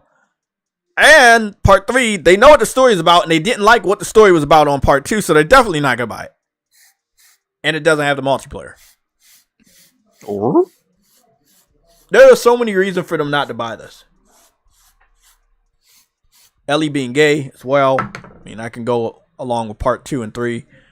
Like, you know, but I still don't get that, dude. As a heterosexual male, shouldn't you be into lesbians? all I'm going to say, as many people on PC, listen to this. Listen to this, though. As many people on PC that me, you, and everybody in the Legion know that's on the Rainbow team, I found that to be fucking ironic. That the PC community doesn't like The Last of Us because Ellie is on the Rainbow flag side after so many people came out as furries, like, and all this other weird stuff that they're into on PC. They don't have any right to judge anybody. And that's where they draw the line. That's where they draw the line. So my question here, Sam, and I'm asking you because you'll be the biased party, and I need that. I need that pushback. Is it worth it, knowing that they don't like the game already, knowing that they helped spoil the game, so they're not going to buy the game day one because they already know the story, knowing that they're not going to trust you because you put out what they claim to be a bad port the first time around? What is Sony really expecting here? Well, like, what are they expecting? Well, you know, they're gonna probably release it when we get the show running again, right? It's gonna repeat the same exact thing. What They're are gonna you try to talking push about? this. The show ain't gonna be out for another 2 to 3 years. Isn't this stupid strike under already? Yes, but the show wasn't gonna be out for another 2 to 3 years anyway. So what? Did they already announced a release date for this? No, it's just people finding all type of data that is either in development or is about to get announced. Okay, I mean, so we don't know the release date, dude. So I don't know. I figured they would just be planning to release it around when the show would kick in. Well, or Naughty something Dog related to the needs show. money, so Yeah. I would guess that the PS5 version is coming out fairly soon because I'm just not trying to troll or anything, but when's the last time Naughty Dog released a brand new game that's not a remaster? Be 2020, wouldn't it? Yep. So next year it'll be 4 years. I mean, me personally, I would assume that they need the money. And they're going to get some from us. But then with these rumors coming out that Part 2 that used to have the multiplayer, that you split the multiplayer away, claim you were going to do a standalone, and now that standalone that you were going to do for the multiplayer community is essentially either being put on pause or being canceled. how many PlayStation fans you think about a game? I think it's gonna be less than part 1. Because again, remember part 2 already had the 60 frames per second patch. Like people already replayed it already with 60 frames. I mean, I don't know. What the first one do? I don't know. I have no clue what the first one did. I don't think they gave out those sales numbers. Oh, I thought they did like a first week announcement or something. I mean, I could go check. Maybe they did, but I don't think they gave them out when Truity had a hairline. So that was a long time ago. Yeah, that was. What is the sales for The Last of Us Part 1? According to Statista, as of June 2018, the game had received a PS4 release and a remaster, and has sold over 17 million units. The game's 2020 sequel, The Last of Us Part 2, has sold about 10 million units as of mid-2022. A HBO TV series based on the original game is to be released in 2023. So that's the data that Google's telling us, but I'm going to go into Google and see. I know the game got a boost because of the show, but I don't know if it was the PC port of it. I just remember it charting back up, though. It was the console version. Yeah, it was both of them, too. It was 1 and 2. Yeah, the show got 1 and 2 to go up on the charts. So, as a total, the franchise has sold 37 million copies. Wow. Since January 4th, 2023. So, maybe it can get to 40 million, but long story short, Part 2 obviously is selling a little bit slower than Part 1. And I can't help but think that the spoilers had something to do with it, and Xbox fans are very aware of that with what they're doing with Spider-Man. The remaster was the one that sold for the first, and it wasn't the one that came out on PS3. Yeah. So it was cheaper. It was a launch game almost, right? It came out a year after PS4 launch, I think. Yeah. I think there are reasons for it selling better.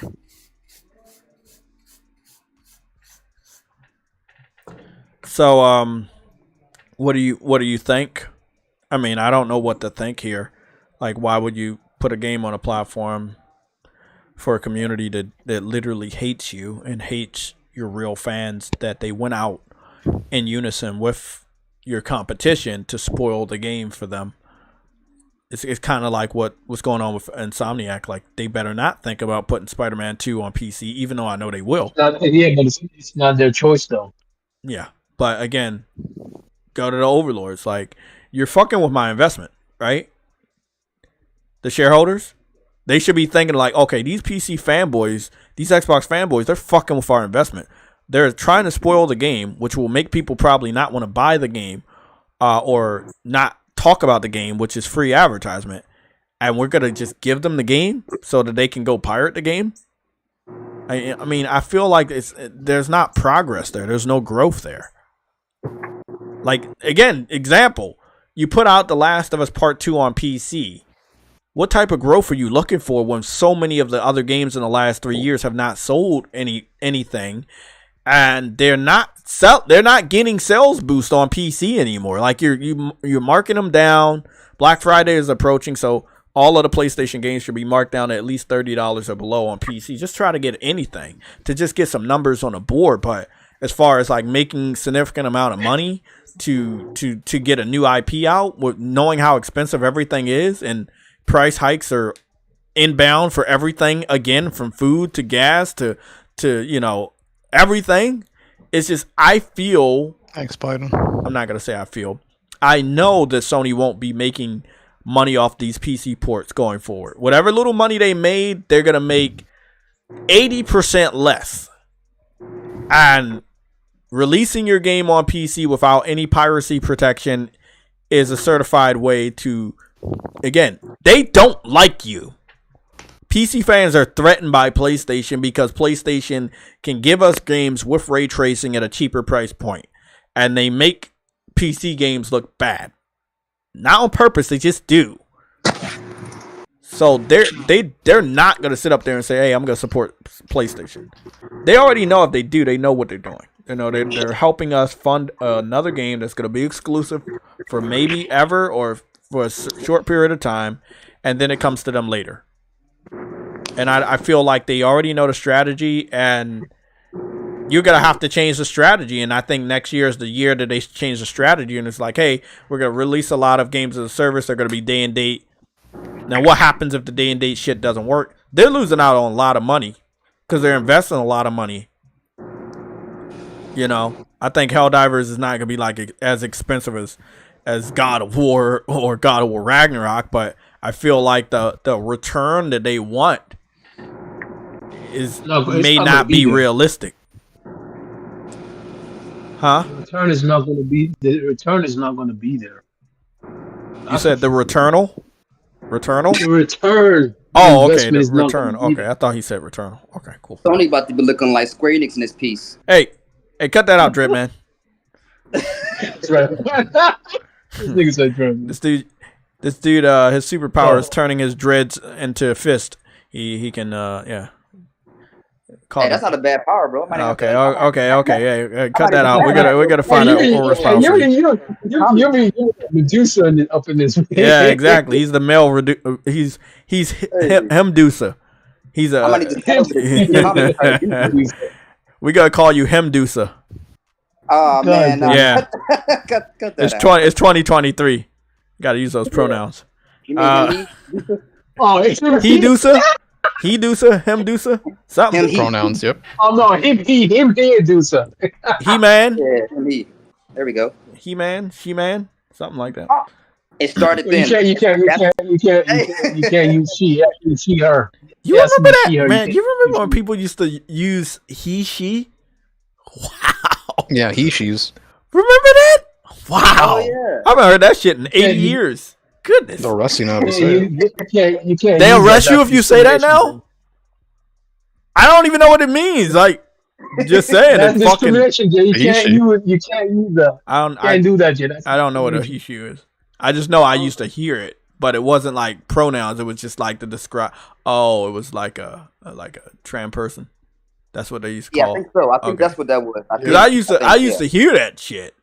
I heard that too. As an insult to an ugly girl at our ugly girls at our school. They used to call them he-she's. Oof. Yeah, that was like back in the before pronouns were actually pronouns. Like, I learned about pronouns in school. We all did. It's just not what they are now.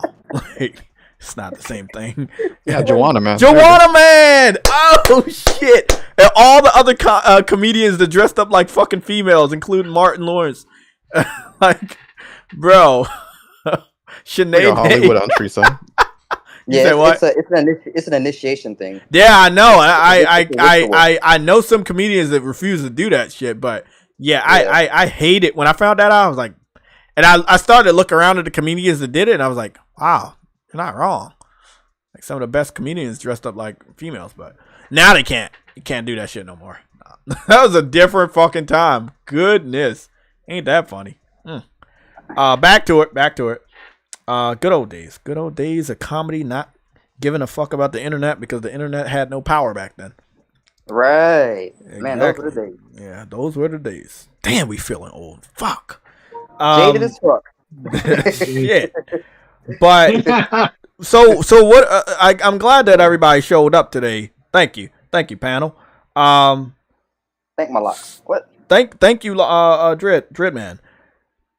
What are they expecting from PC? Like, let's not factor in Helldivers. Although I've talked about Helldivers so much, and we are going to get to it, but let's not talk about Helldivers. What are they looking for The Last of Us Part 2? Like, are they?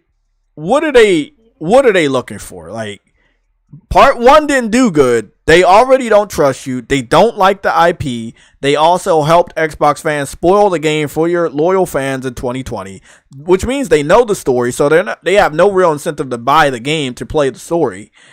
So, what do you really expect? What's the return? What are you expecting?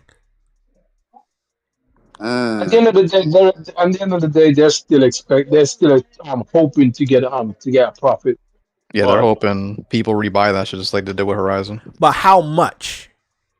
I think it was like 15% with Horizon, so somewhere No, around but there. how many copies you think they need to make Oh. to sell so they can get listen, they need money for the new IP that we heard about, The Last of Us Part 3 that we also heard about, and potentially bringing The Last of Us multiplayer back to life if it can possibly be brought back to life.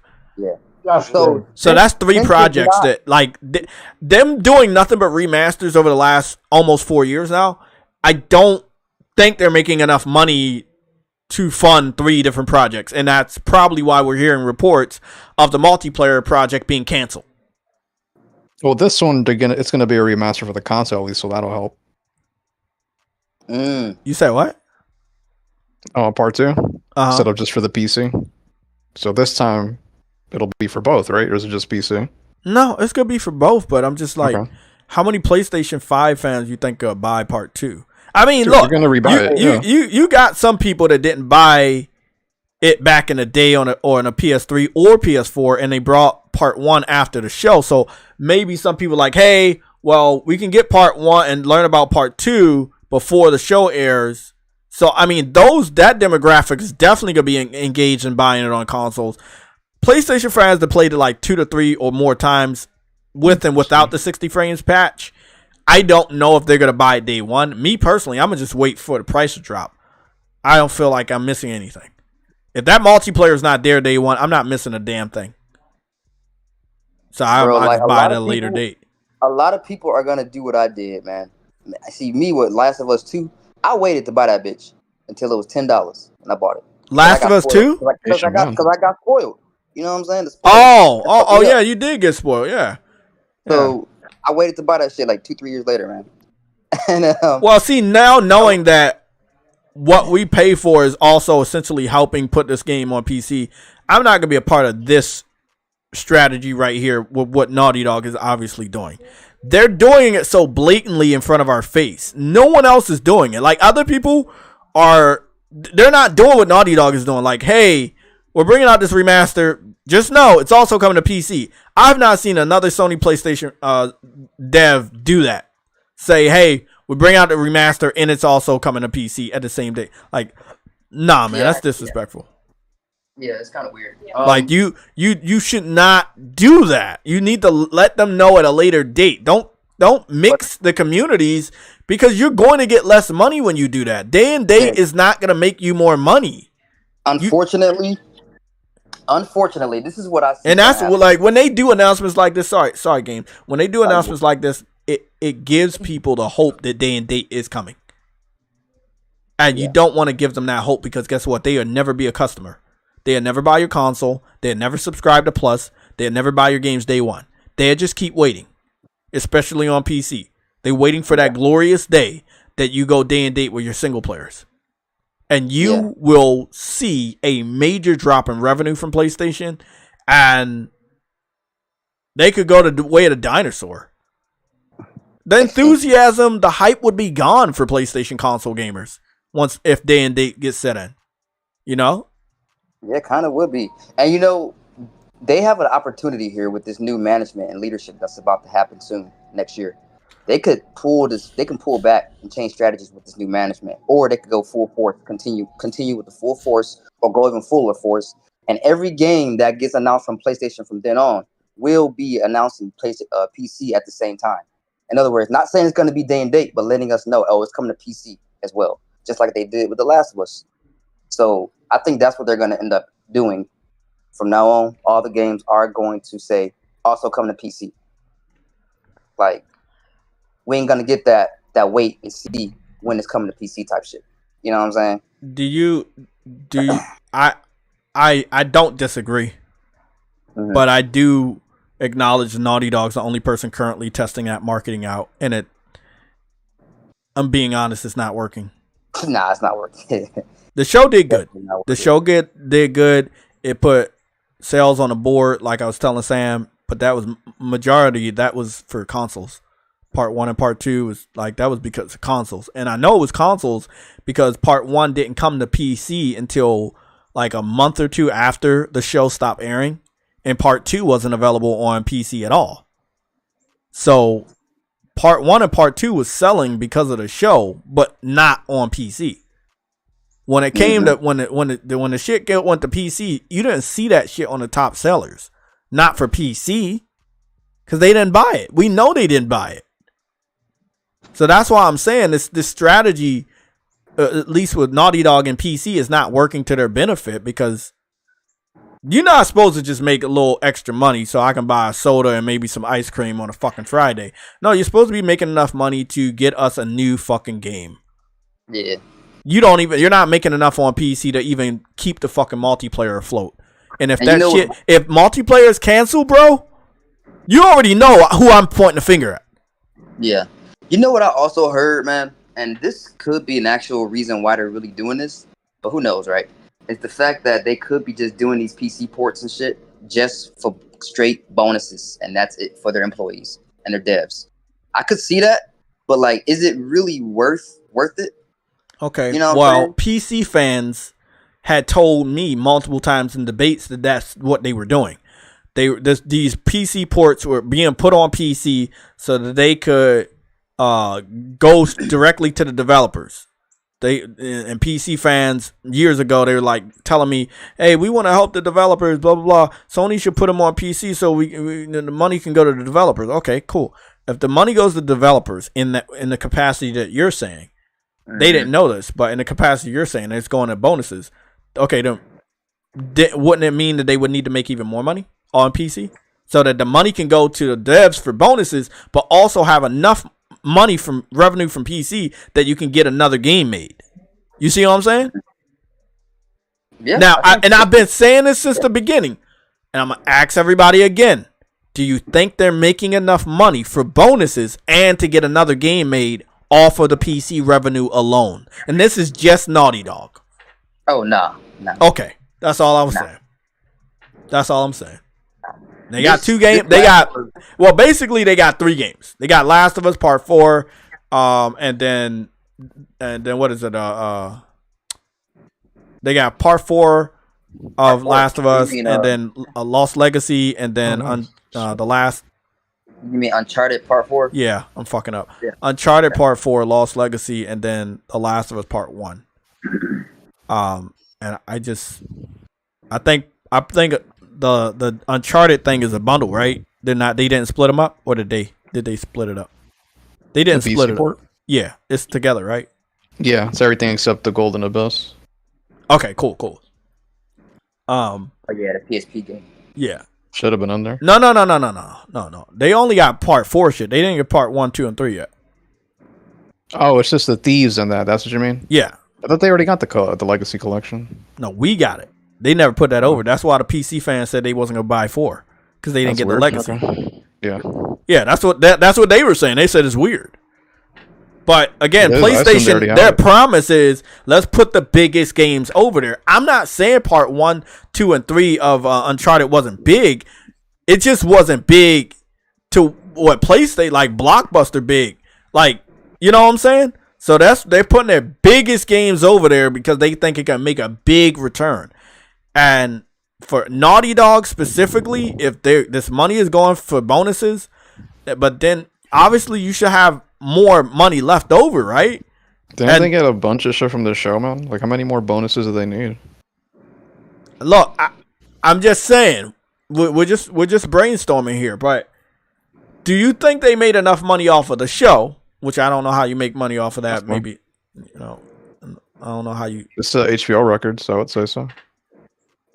Okay, you think they made enough money off the show and the PC ports to keep 3 projects up? Because obviously one project is getting confirmed to either be put on hold or canceled, and that's the multiplayer that's been in development for like 5 years now.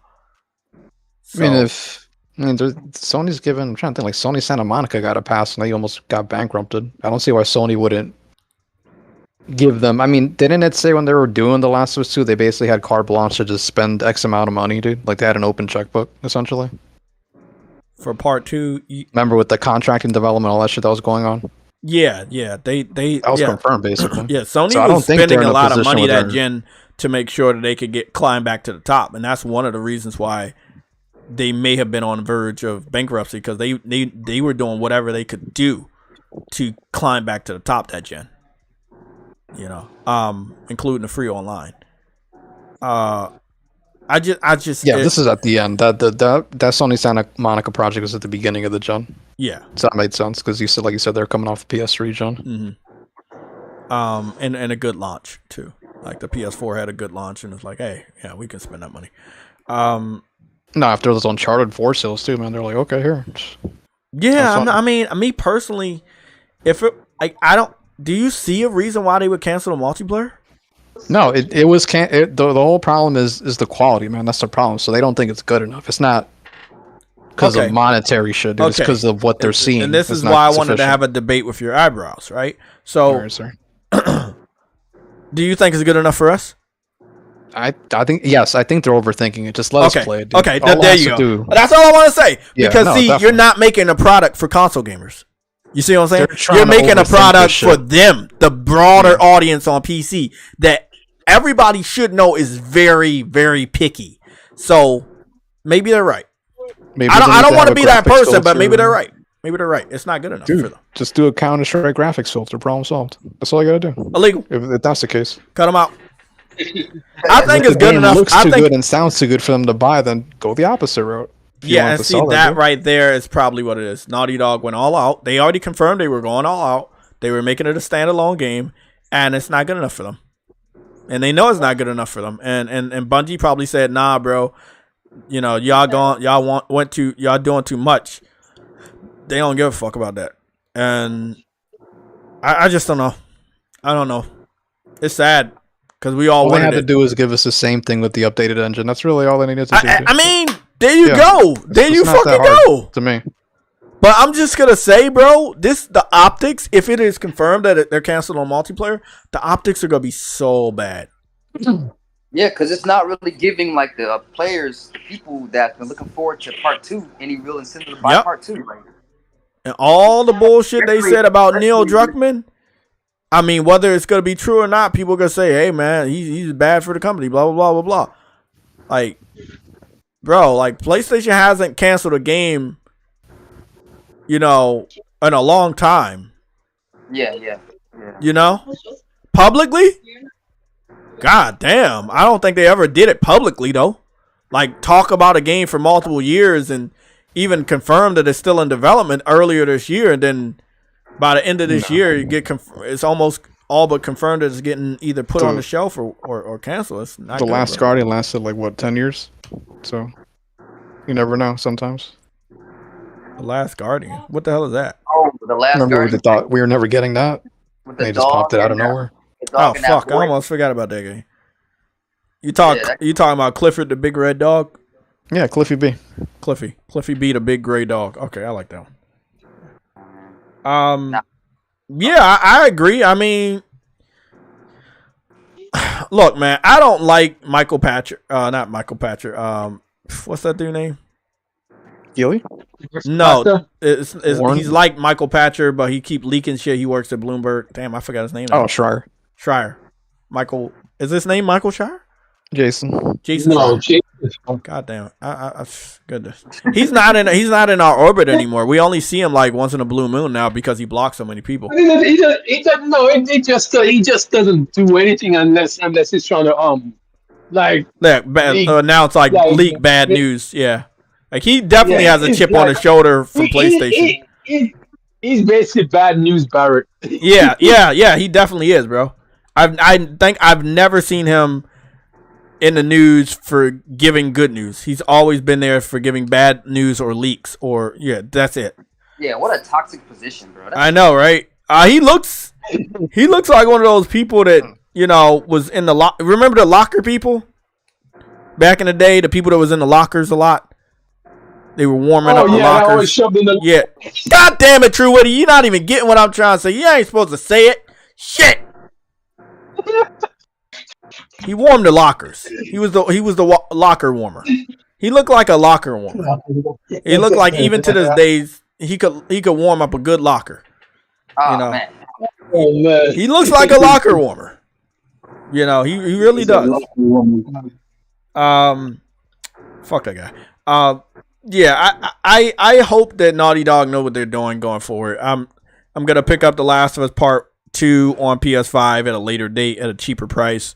Maybe I'll wait so long that it even goes to Plus, but I won't be there day one. Yeah, man. A lot of people ain't. What I want them to do is the responsible thing. Cause see, this is what's about to go down.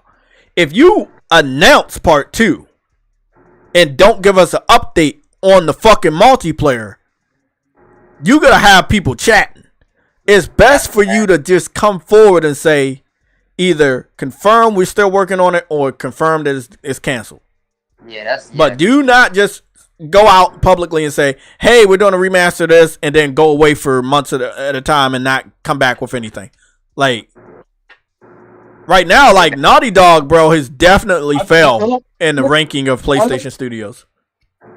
Honestly, I don't know if they can confirm that that is canceled, because if they do that, everyone will just say it's because you're not even working on, you're not putting everything into it. You're just focused on PC.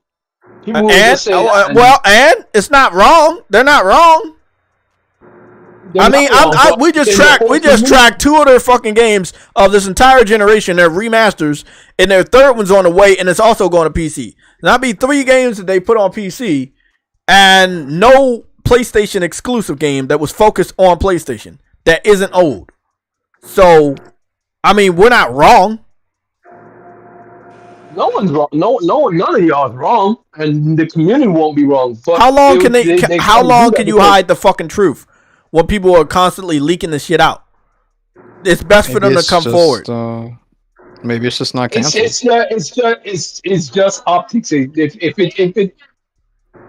it is what you call it, canceled, they can't really come out and actually just say immediately the optics just look bad. Even though we already know what the issue is. But if Jason Schreier already leaked it out, and he's the person that leaked out that Horizon Zero Dawn was going to PC, I mean, I'm gonna be honest, bro. Like, you should have got on top of this shit 5 days ago. It's just like, remember I told you about Herman? Why that nigga wait a whole month to confirm that Horizon Zero Dawn was actually going to PC?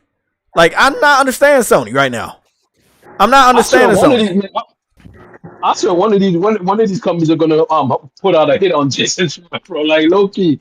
I mean, it don't matter. The truth is the truth, and even though I don't like the guy as a person, the truth is things are happening, and Sony doesn't want to be transparent with us until like a month or 2 after it's already known about. It's like arrogance. Yeah, I don't like that. I don't like that. Especially Naughty Dog arrogance, bro. They're like Rockstar, bro. Well, they're major arrogant. They're like Rockstar, bro. It's just annoying. And it's all them awards that went to their head, and you can't currently, like Sam said, you can't currently hurt their pockets because they already got the money from HBO. They gotta look for a little bit chump change here and there. They're doing the marketing for the merchandise. I mean, I'm not buying their next game until they put out a new one. Like one that's only on PlayStation, or hopefully that multiplayer, which I'm not even sure if it even does come out, if I'm gonna be there. Yeah, and me personally, I'm really just tired of The Last of Us overall. Like, bro, I thought it was just me. I honestly thought it was just me, bro. I'm tired of that IP, bro. Like, just they keep pushing them. I'm like, bro, I get it. It's a very big IP. Damn. Well, goddamn, bro. I need something else from you, nigga. They're doing something new. We don't know what it is. I hope they're doing something new. I hope it's not just The Last of Us Part 3. I'm like, bro, I'm burned out of this, bro. Please don't. Yeah, they say they're supposed to be working on a new IP and all that shit, right? That's cool, hopefully. But man, they come out with The Last of Us Part 3. I will not be happy to see that. Yeah, they leaked the games, so we're getting it. Leak what? Remember? Oh, Last of Us Part 3. Yeah. The voice actors. I just hope they look. This the thing, bro. Whether we getting Part 3 or we're getting a remaster of Part 2, people gonna be looking for that multiplayer because again, after Uncharted 1, every Uncharted came with multiplayer. They made us believe they were gonna continue that with their new IP, which was The Last of Us. And again, because you fucking that up, man. I'm telling you, it's not good, bro. It's not good. they're gonna learn eventually that screwing over your own fans is not exactly a very But see, that's the savvy thing. business. They are confused of where their fans are, and they're trying to appease more people. And we know what this woke shit does. And the woke shit is not just about gender and race. It could be about going to a different demographic that you have no business going to, that doesn't even care what you're doing. And I think they're being woke for their platform. They're platform woke right now. And it's like, oh man, look at that other platform. Potentially they could give us a lot of money. Look at their user base. And then they don't do any of that. Everybody being too fucking inclusive. And that's why I respect Nintendo so much, because Nintendo said fuck those guys. they don't worry about all that bullshit. And then, Nintendo said, "Fuck you and fuck all y'all niggas, bro. I'm bummed. Everything's staying over here, nigga." Exactly, bro.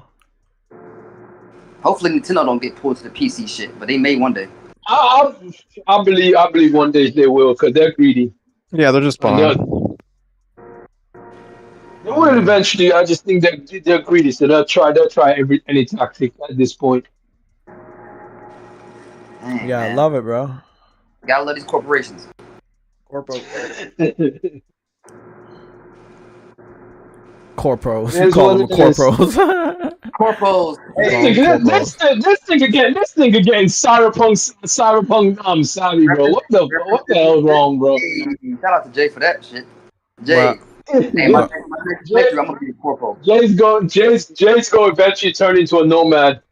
I don't know what I'm turning into, but it may be Game Pass. I may conform into a fucking card that you can hold in your hand and spend on multiple games at a time that you never play. Okay. What? Oh. Yeah, long story short, I'm not a big fan of Naughty Dog right now. They need to get back in my good graces. I tried, a lot of people were telling us about part 2. A lot of people was like, bro, they left being Naughty Dog fans after Last of Us Part 2. And I didn't see it. I was like, I played the game, I enjoyed the game. I think it was a great game, but it's just like after that was like, I think that's their peak. That's their peak. They've been downhill ever since. And Adam, big shout out to Adam wherever you are. Adam said that this was gonna happen. People were gonna leave. It wasn't going to be the same Naughty Dog we knew and loved. And I was like, okay, and I was against PC, and me being against PC and Naughty Dog changing is, and I'm not trying to connect something that shouldn't be connected. It's on the fucking screen. Get him, Jay. It's literally connected. One connected to the other. The downfall of Naughty Dog is now associated with them trying their hardest to get PC fans to buy their games. What? Okay. And I feel like it's just pointless, man. You know where your consumers are. You know where you've gotten the money to make these dreams come true. Like, stop pretending like they're going to start falling in love with you. It's not going to happen. Oh, illegal. Cut that out. By the way, it is not gonna happen. It's definitely not gonna happen. They've always tried to ruin your launches, so why do you care to give them a game like that? That's what I'm saying, man. Like, boy. I if we can just kind of pivot over to some Spider-Man news. It's like Sony is desperate, and I don't. They are desperate. I can tell you why they're desperate. I know why they're desperate. You want to learn? Do you want to learn something, Truity? You want to find out why they're so desperate? It's very easy. They want that second source of revenue to be something that never dwindles, never drops. It's always the same amount until it actually gets higher. That's what they want from the PC. But you can literally get that from your own platform. You don't. They want an additional source of revenue. Truity. And they want it. They don't want that shit to dwindle. They don't want it to be low. They want it to be pretty high. They want it to be either half or more than half of what they're getting on consoles. And I'm gonna be honest, I think it's much lower than half of what they getting on console. Hey Jay. Yeah. And for all of y'all here, do you remember when Microsoft did the documentary on why the 360 came out first? They said Sony was the market leader for 2 generations, right? But they used 2 specific words, and we've used them while PlayStation dominates, and it's called brand recognition. When you have your brand everywhere and is known everywhere, it doesn't matter if you just start with just one. Like, for example, Truetti, you see I have an iPhone, right? I don't believe in Yep. those, but yeah, go on. I have Apple Music, right? That's illegal, but yeah. An Apple device, an Apple I didn't know Apple had product music. is an iPhone, right? But look, it's for a reason. So I have an iPhone. The company who makes that is Apple, and I have Apple Music. Apple Music itself is a product, like a game is, right? Software. It's a service. It's on Android phones. Why is it not locked to the iPhone, even though it's Apple products? Why iPod, AirPods, Beats, all of that work with Android phones? Because you want as much people to buy that product as possible. You don't want to just stay in one lane because you would make your money, but if you can make more, why not? Yes, but here's the problem when it comes to that.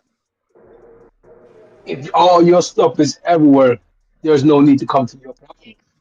I can, I can't like you just said, right? Like you just said, if since Apple Music is on Android, I never have to buy an iPhone anymore.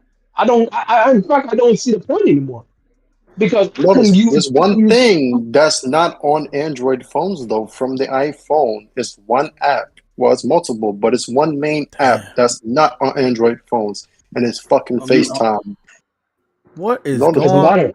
Hey, bro, I'm Doesn't seeing matter, some 'cause wild shit with this war. Hey, Sam, have you saw anything about this Israel war? I've been seeing it trending, the Hamas stuff. Nigga, I'm seeing these people pissing But on dead what bodies Jay and said is kicking dead true. bodies, Like bro. Sony are desperate because remember they going on know here? that shift that Microsoft is talking about. It is happening, and Sony knew that. That's why they started with PlayStation Now, the streaming. They was the ones who refused to buy two of the biggest things back in the days with Netflix and YouTube, and look at them now. Look at them now. There's apps themselves that generates more money. Like for example, YouTube itself made what $53 billion in revenue last year, right? Sony didn't make that. That was an app, more than a whole company. That's a fucking app. They don't have that revenue stream no more. This is not Sony of the 90s that we make fucking diamonds. They lost that shit to Samsung for overpriced. Apple went through it. That's why Microsoft had to bail their ass out. They're looking for extra sources of revenue because the market fluctuates. They know that. These are companies. The mobile market itself is the most profitable market, and I don't mean revenue, I mean the most profitable market. Right now, Sony has an app called Fate that they fucking movie studios in Japan just bought back in 2021 that makes more money than Candy Crush, the fucking Monopoly Go right now, more than Call of Duty Mobile, and they don't market that shit. If Sony went to the mobile market, why do you think Nintendo is so successful? They're able to bring their games across fucking consoles, handhelds, and phones. That's what they want. I agree with the last point, but I also disagree because Nintendo is starting to. Yeah, Nintendo is about to pull away from some of their games from cell phones. Yeah, but I'm just because telling you. I'm just they telling did. you. When they initially put that was a Mario Kart on phones, it did good shit. I even my sister gave me her iPhone for like a month because she needed an Android, and then I played that, and it was fucking awesome. It was a fucking awesome experience to play a Mario Kart game that looked. Shit, I would say better than the fucking consoles on my fucking cell phone. But long story short, that shit doesn't last always. And we're going to be diving into another segment. But I need to go to the kitchen and chop up these Game Pass cards. So I trust everybody's going to hold it down for me while I blend up some Game Pass cards and bleed green for a couple minutes. What? Carry on. I only use that as an example because you know how when Sony spoke on competition and they spoke on Japan, they always talk about Nintendo. The US, they also talk about Nintendo. When niggas, Xbox niggas be like, oh, Jim Ryan said PlayStation gamers wasn't enough, like Fanatic was saying last time. He technically did say that because if you're seeing it gets to like a stalemate, it's like, okay, it's still in the 20 billion range we made for the whole year. It's like we want to go higher than that so we don't have to worry. Remember, this is Sony that's still restructuring, still recuperating from 2006. So that's what they're trying to do. If they were smart, they would just go to mobile and start buying the mobile games that's taken off. Monopoly Go, the fucking restaurants games, the Royal Match that has endless microtransactions in it. Do that. The PC gamer's not buying that shit. They would play mobile games. I don't see. Here's the thing. I see. This is why I have an issue. Why not just make games for those platforms? You see what I'm saying? Why not make games for the mobile platform? Why not make games? Because you said the brand recognition is all that matters, right? So yes. if you see PlayStation making a PC game, right? Yes. That at the end is brand recognition, right? It's not the IP of the game. It's the brand that is associated with that game that's being made. So if PlayStation wants to make a mobile game, people look at them like I've heard of them before. This will be good. This will look turn out well because they I know I've heard they make quality products. So what that wouldn't be an issue. No one would have an issue with that.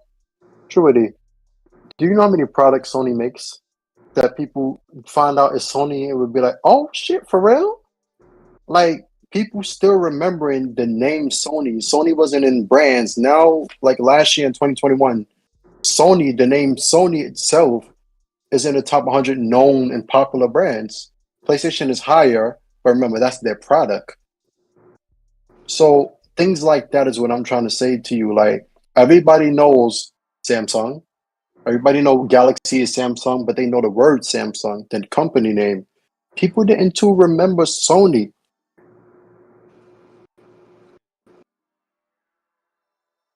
That is what they're trying to do. Remember the name Sony instead of just the product. Niggas know Apple. If you say iPhone, you know it's an Apple device. If you say Xbox, niggas know that's Microsoft. Well, not too much anymore, but they recently know because of the news, of course. But if you say Switch, everybody knows Nintendo. If you say Mario, Nintendo. If you tell somebody who not into PlayStation, yo, who the company that owns PlayStation, they'll be like, I don't know, nigga. But if you say Mario games, and they're like, yeah, I used to play Nintendo when I was younger and everything, they know. That's what Sony is trying to do. So you tell me Microsoft has more pull like that than Sony? I don't They think don't so. have the pull no more, but niggas will know Microsoft more outside of gaming than in gaming. People know that they own Xbox now. People know that is Microsoft's product.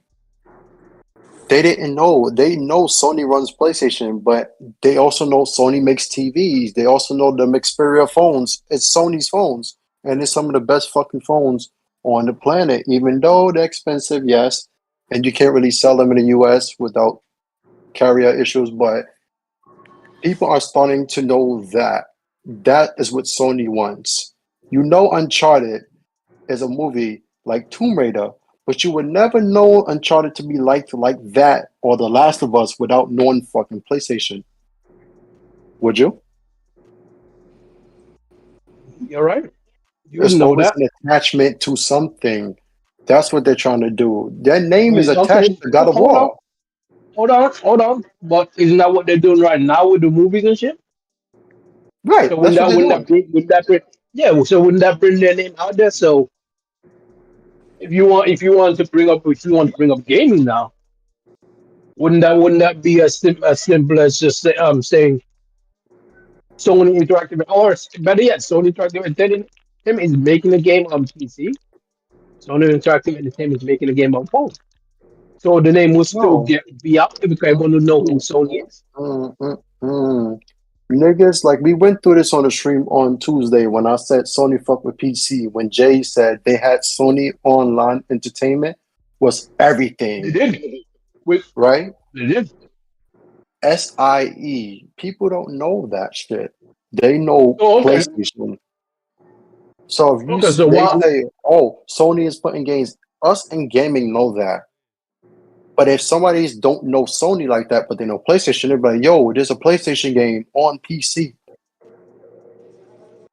like None that, of those like big- the none of name." none of those PC games are selling that well on PC from PlayStation. Exactly. None of them are selling very strongly. So like this whole movement is that they're doing is not making any sense because at the end of the day, you're not making it. You're barely pushing, making any headway, and you have more games on there than you did freaking a couple of years ago, and you have not made enough profit to make a game. I'm gonna tell you this: the reason why You they're guys not still here? selling on PC, because we said the reason they're not selling on PC because that's not their platform. Oh shit, That's they're not still their here audience. talking about Game Pass. That's I'm why back. it's not their But audience. that's not that's my point. Make a game for them. Not putting games over them. If you really want to reach True them Woody, over what the them, make fuck a are you game eating? for them. You know it's illegal to eat during the show. I mean, I do it all the time, but still. What? Yeah, I mean, Game Pass cards will shut up. Oh, okay, cool. That's fine. That's perfectly fine. Continue. Continue. I think it's better So, I mean, the to thing make is, games it's for the good to make more PC. money in different places. Obviously, you know, everybody has a side hustle, side job, stuff like that. I mean, it's never gonna help, but it's not like it's not gonna help, but it does matter how much you're making from that side hustle or that side job. Is it enough to pay a bill? Is it enough to buy a car? Is it enough to buy a house? Like, you know what I'm saying? Like, how much money do they want to make from PC versus how much money have they made from PC in the last 3 years? Again, just like what we talk about with Game Pass, right? Game Pass has been out for like 5 years plus, and they're still at like 25 million subscribers. I don't care about that 30 number because that 30 number don't exist. Microsoft never came out and confirmed it, and if they was at 30 million, they would be happy enough to confirm it. They were not happy enough to confirm it. That has not been confirmed. They're still at 25 million after 5+ years on the market with Game Pass. And that's going to be the question. Is Sony getting the money they want to make from PC? How do they make more money from PC? I think their next phase is, let's do the games as a service. We've done the remasters. We've done the ports. They're not doing anything. Let's go to multiplayer. Now, what happens if the multiplayer doesn't work?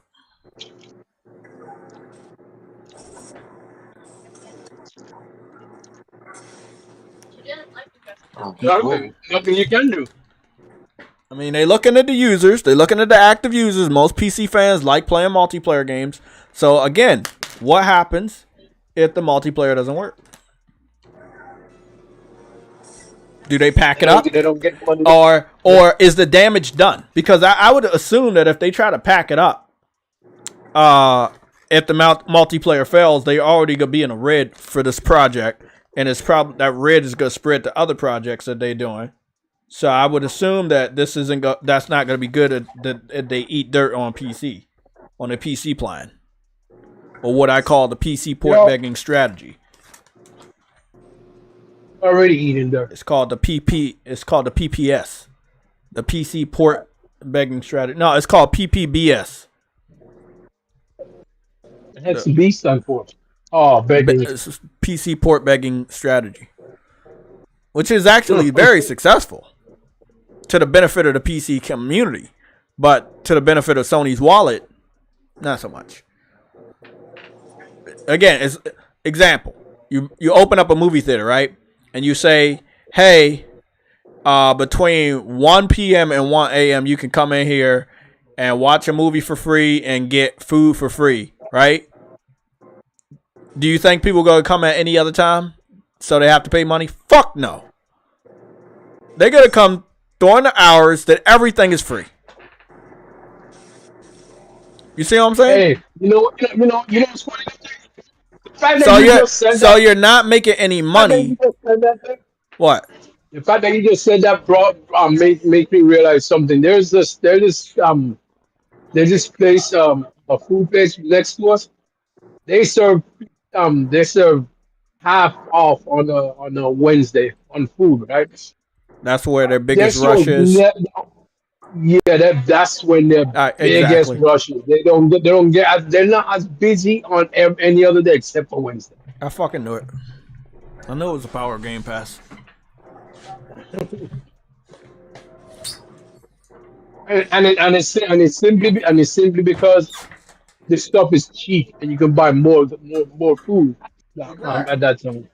I mean that kind of makes perfect sense, right? Get the biggest bargain. Like Black Friday is very popular.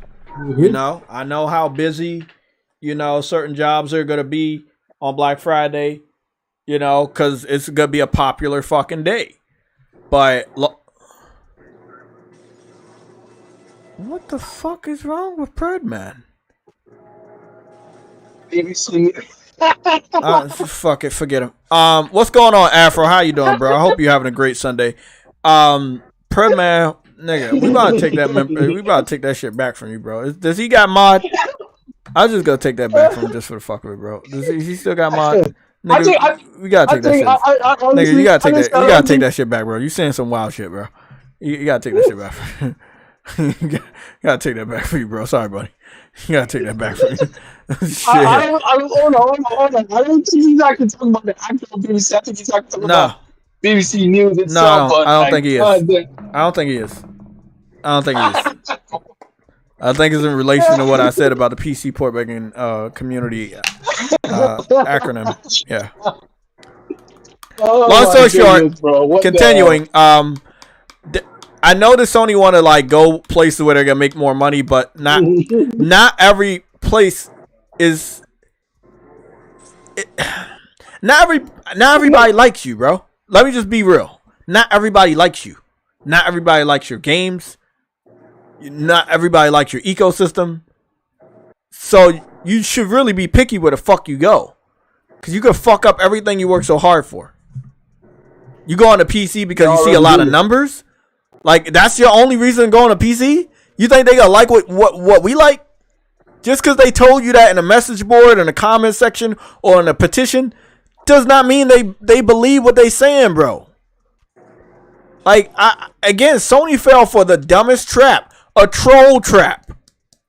I've called them PC port begging trolls for many, many years because they've been trolling companies into getting what they want and then not pay them. But they will pirate your game. They definitely do that. I hope that PlayStation could be smarter in the future. That's all I can hope at this point. Because right now they're showing me that they are not very smart. They don't seem to care about the fans that made them who they are today, who have allowed them to make the best and biggest games today, who has respected the biggest and best games today. They don't care about them. They're not thinking. Their focus right now is to try to get the other side to where we're at. And they never gonna get them to be like us. They're not going to love you like we love you. They're not going to pay for the games like we pay for the games. They're not going to subscribe to Game Pass like True Woody subscribes to Game Pass. It's just not going to happen, bro. Oh, only if it's free. That last part might happen, though. Big shout out to Afro. Afro has shared some information with me on Instagram. It seems like Microsoft was advertising something on Instagram that may be found on YouTube, and it was about them. It was a short video, and if you've been following me on YouTube for a while now, you've noticed I've been working in a couple of short videos, pretty funny, short, straight to the point videos. And it seems like it was a short video on Instagram, and well, it seemed like they were just advertising PC for their biggest games. So I'm gonna go try to get that to you real quick. Gotta go to their YouTube page. I don't really kind of replicate my shorts, but I know some people do. They put the shorts on TikTok and the same video. They put it on Instagram and shit like that. Let me go see what's going on. Forza, rated R. I have some stuff to talk about Forza. I found a smoking gun between Microsoft and Clint Eastwood. I wanted to show that off. Oh, fuck. Nah, they didn't replicate that video. It must be only for Instagram.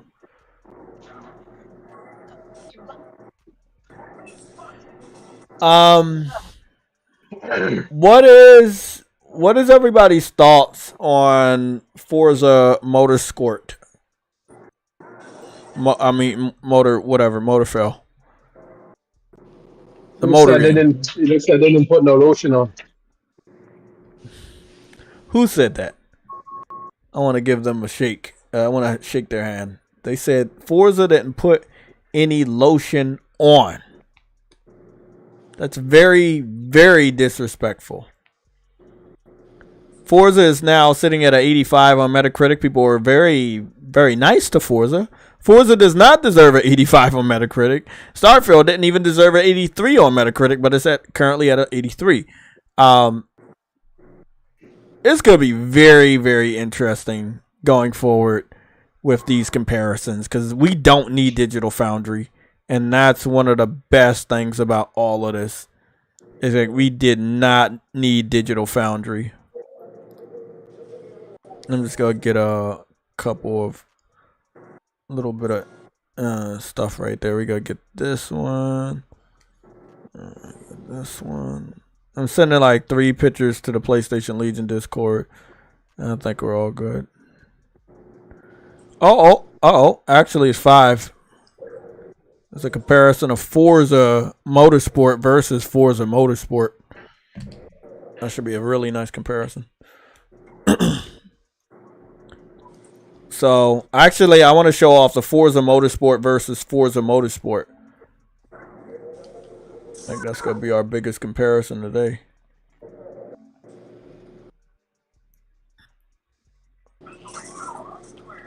True Witty with the $50 billion credit score.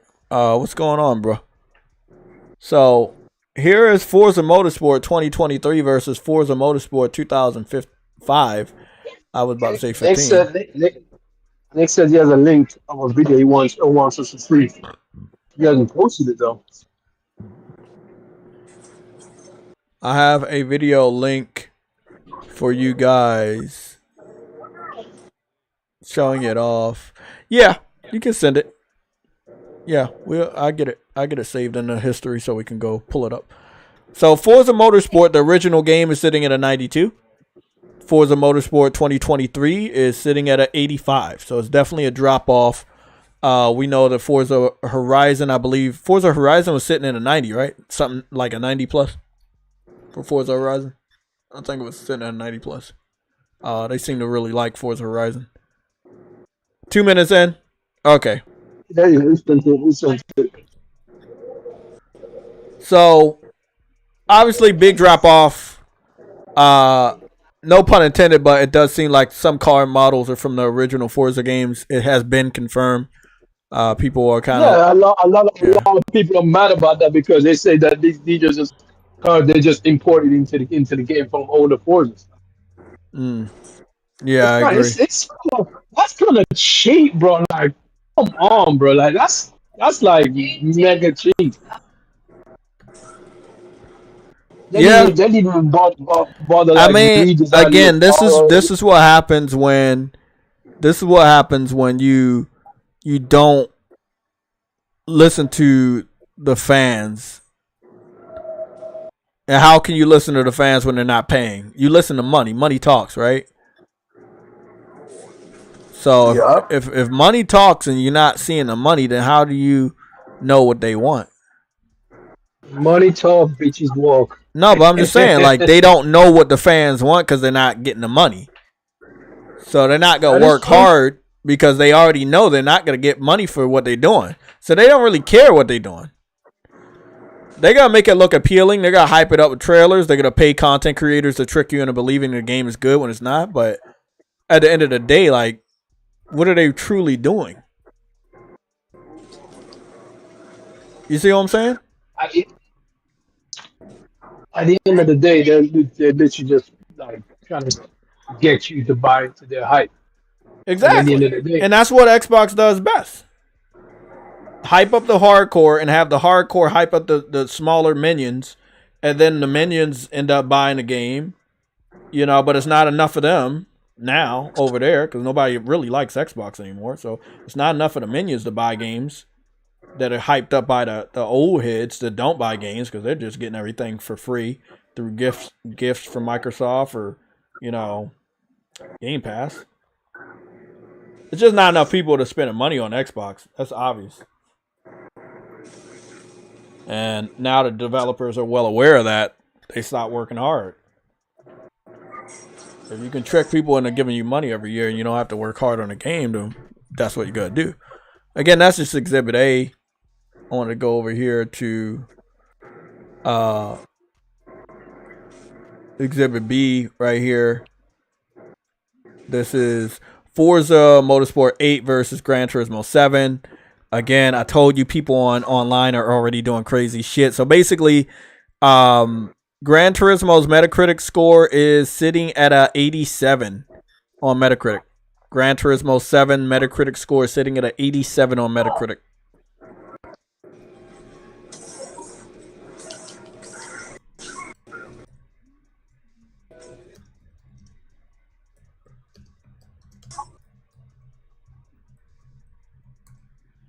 Okay. Any more questions? Cool. So, like, this is what I was saying. When you give PlayStation fans the ability to race on the same track, True Witty, with the same exact car, with the same exact stickers on the same exact car. This dude went crazy when it came to his comparison. He was like, nah, we're not going to just compare the same car. We're going to make sure the stickers are in the same spot. And this is something that I was doing also a few days ago when I did my comparison. And I put my video up and I'm going to show it off. And again, big shout out to Nick. I'm going to get to the link. Trust me, I'm going to get around to it. But that's what you got to do. Like, so pound for pound, same game, same setting, same track, same car. Like, and just Gran Turismo destroys it. Gran Turismo is just destroying it. They're in the same spot on the track too. Everything. He made this one guy made sure he did the damn thing. And this is why I said Digital Foundry, they taking their sweet time. That's great. Their analysis is going to be awesome. I know it is, right? John Littleman is a good guy when it comes to his analysis. I've actually liked his analysis more than anybody else's, especially after Gran Turismo Sport versus Forza Motorsport 7. But this shit, man, I think Xbox fans should hope that it's delayed even further because, god damn, it's going to be really, really bad for them. With that being said, let's go to Exhibit C.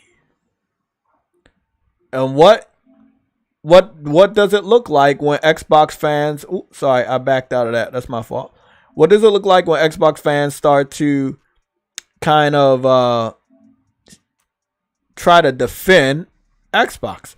Now, this is a content creator, and from what he's hyping up from himself, he has over 1 million subscribers, right? So, again, I'm just gonna search his name, and if this is true, then it's good. We'll see what it goes to.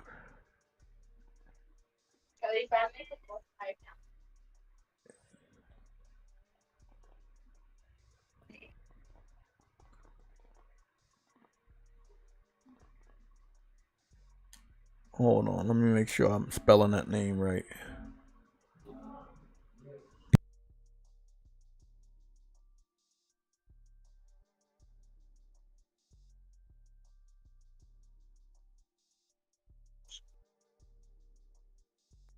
It's K-Jov. K-Jov. I didn't expect Forza to get the score, did. Well, I knew they were gonna be light on Forza because they really like It was Forza. the most honest I ever seen it. I've seen the downgrades, like I've seen the videos that analyze this, but I was giving it its praise for the trees, and then I saw it on a 4K screen, so nobody can't tell me shit. That is a 65-inch 4K screen. Brightness up, fucking no input lag, no frame, no stuttering. I watched it, and then I watched Gran Turismo, and there's no bias. Forza, it looks very good. It does. Exactly. It looks good. It does. It looks pretty, but the ray tracing they were saying is everywhere, and the ray tracing performance mode was 60, and I'm looking at it, and I'm like, wait, but that's not ray trace. Those are cube maps. Yup. And he said it right after. I'm like, those are cube. That's not ray tracing, and those shadows. That's space. No. You know where they said the ray tracing was? It was in the mirrors. It was in the side mirrors. That actually is accurate. It really is. But I'm like, that's it. Gran Turismo have that shit in the cars itself, the interior, the mirrors, the car. You'd have to be in first person mode to see that. Right. And you'd have to look away from the track to look in the side mirrors to see if what did they do with the trees though? Like it looked faded out. They changed up the tracks. Okay, so I found the guy. So Karim Javain, right? This guy has 2.28 million subscribers. He has turned his Twitter into just being an Xbox fan. Now, if you go over to his account, he's like a content. Hello? Yeah. Why does it sound like somebody talking in the background? Oh no. Okay. Because I got stupid kids in the background. Oh, okay. So he's from what I'm seeing right now, he hasn't done any content that's like recent. Most of his content 7 years ago, 10 years ago. Like that's where he got most of his views and shit, right? His latest content is 1 year ago, but now he's posting shit and he's just doing Xbox stuff. Now he's posted some shorts. It seems like he's migrated to making shorts, but after having 2 million subscribers, and now you're only able to get like a few thousand views on your short videos are pretty fucking weird. Now he seems to be like one of these social experiment type of guys. I think I know this guy now. He's the guy that went to New York's park and was hyping up Starfield. There it is! Fuck, as soon as I swear on everything, as soon as I was like, this is the guy that did that, I saw the Starfield video 1 month ago. We're ready for Starfield. Are you ready for Starfield? Right after that, are you ready for Starfield? And the video right there is, we're ready for Starfield. He obviously got paid for that. You want to know how I know he got paid? Because none of his other content is video game related. True Woody, hold on, man. Hold on. Let the people hear what I'm saying. Like I was saying, none of his other content on this channel is video game related. Not even a mention of anything related to video games. Not even him playing any video games. Now he talks to people on the street in New York's park, asking them, "Are they ready for Starfield?" Right? But he never follows up with Starfield unboxing, Starfield gameplay. This guy has 2 million subscribers. I knew it when I saw it. I can confirm right now with his involvement in the console war on Twitter. He's being paid by Microsoft to do what he's doing. So let me show you why we're on his channel right now, and let me show you why I say that he's getting paid to do what he do. So this is all a part of Forza. So he talked about Starfield, but on his Twitter, he's really, really active when it comes to the console war. Now this guy has 2 million subscribers on YouTube. What are you doing in the console war? Why? What? You see what I'm saying? Why? 2 million subscribers and you're fucking around in a console war? So long story short, he finds this picture of a car cover, you know, a cover that goes around a car, and the car cover makes the car look like it's a car, right? But with no detail. And he says, and I quote, "How the cars be looking in Gran Turismo." Oh Lord. And everybody obviously pissed off, and he knew he was going to get that reaction. And again, he's a high level content creator, so he knows how to get people to talk. He knows how to get people to react. It's very easy. You shit on our game, we're going to want to react. Me, many other PlayStation fans, send him screenshots, send him video clips proving him he's wrong. The thing is, again, why randomly would this guy with 2 million subscribers just start fucking around in a console war? Just out of nowhere. And people be saying content creators are not, at this point in time, being paid by Microsoft. I have one more example from True Witty's best friend, Call Eastwood, right here. So this was really it's funny, but it's very interesting. This is Aaron Greenberg, and I quote, he says, "These gameplay videos are amazing. Such stunning game visually. Such a stunning game visually. Hashtag Forza Motorsport." And this is in reply to Call Eastwood, which says, "Forza Motorsport looks and feels seriously impressive. Heavy rain," all capitals. Forza Motorsport high reflections, terrain of rain and some vibrant colors, right? Torrential rain and I guess vibrant colors. Now, obviously, we've seen rain on Drive Club. It looks better than any game that's doing it right now, even Gran Turismo. Talking about rain on Forza is like talking about stupid shit right now. Like it doesn't even matter. But the fact is, this quote, his post immediately got picked up by Aaron. We already know that he took pictures with Aaron. We already know he's been paid by Xbox. He went to multiple events over the last 3-4 years. We know that he's been moving up there in the marketing thing. Like they sent him a free Xbox Series X. He's done multiple reviews for games for Xbox, including Starfield, and got early copies of many other games. So we already know he's a high-level content creator. But he actually is posting gaming content. This other guy that we're on right now, the Karim Jovian, Karim Jovian. So he's just getting into the console war on Twitter. But again, his last time in the console war that we can even find on YouTube is a month ago. Everything else is just this other content creator stuff. Go to the street, talk to people on the street, put a microphone in their face, make you look like you're even more popular than you are. If you have that microphone and you're on the street and you have a camera person, even if they're just, recording you with the camera, that's what you're doing. He's migrated to the more popular style of YouTube, which is like quick videos. I have a few quick videos, but I don't think I'm gonna migrate full time with that type of shit. I like to talk to you guys in the chats. But this is the guy. This guy is not a gamer. This is not a gamer. Microsoft paid him to make multiple games look good, but he doesn't play games. This is the nasty underbelly of the console war.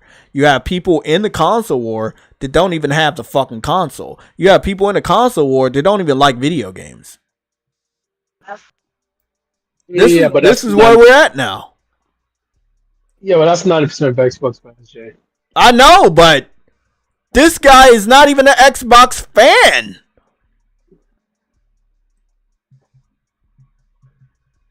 I mean, it's nothing on his channel, on his YouTube channel, but to say he's an Xbox fan. He's a high-level content creator, which we all know has been picked up by Microsoft to promote certain things.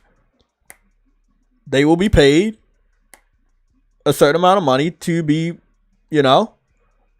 talk about certain things.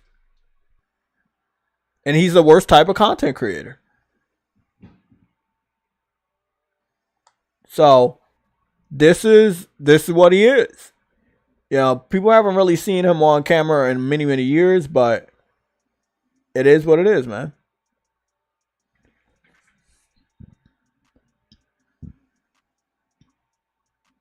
So what's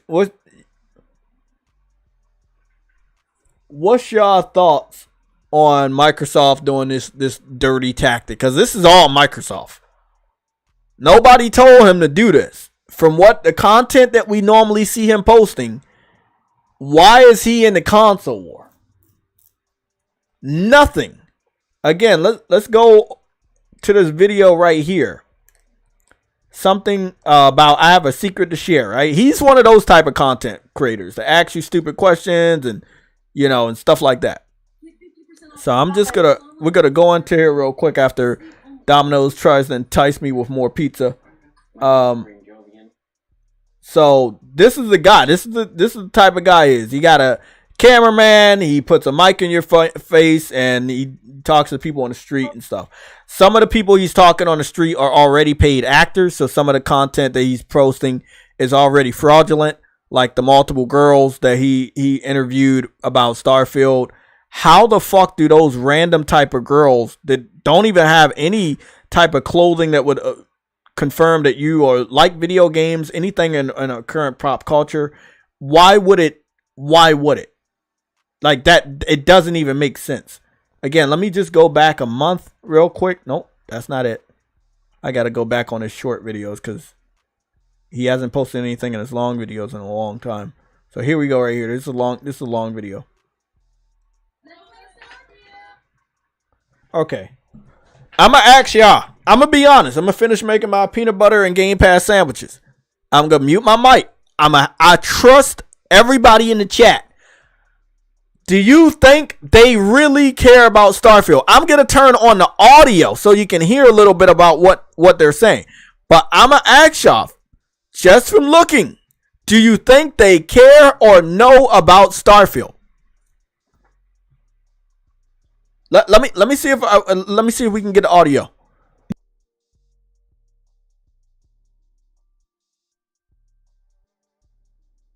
Okay, so one second. Let me go get the Elgato audio back up and running. Sorry, my fault. I had muted it early and didn't want to stay mute.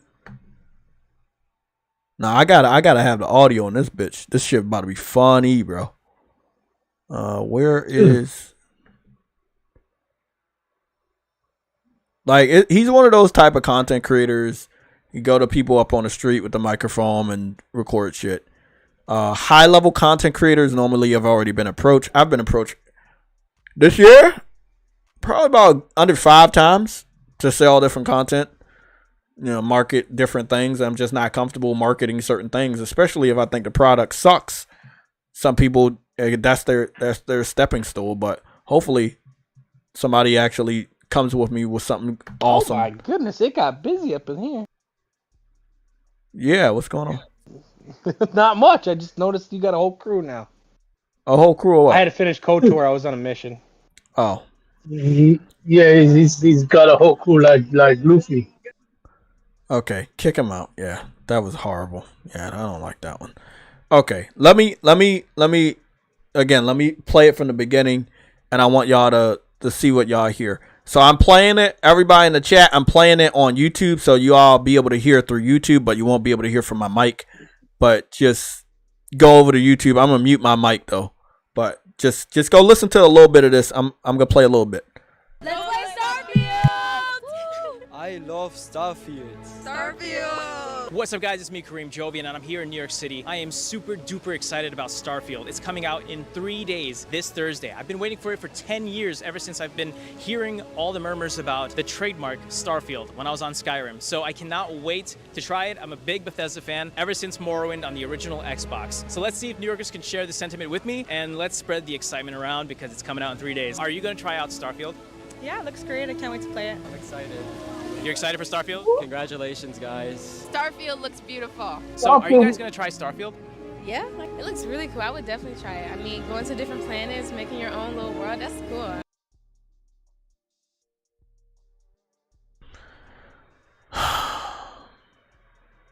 I swear on everything, the Bro, first bro, this 7. nigga didn't know shit. Starfield was not mentioning Skyrim, bro. What the this nigga?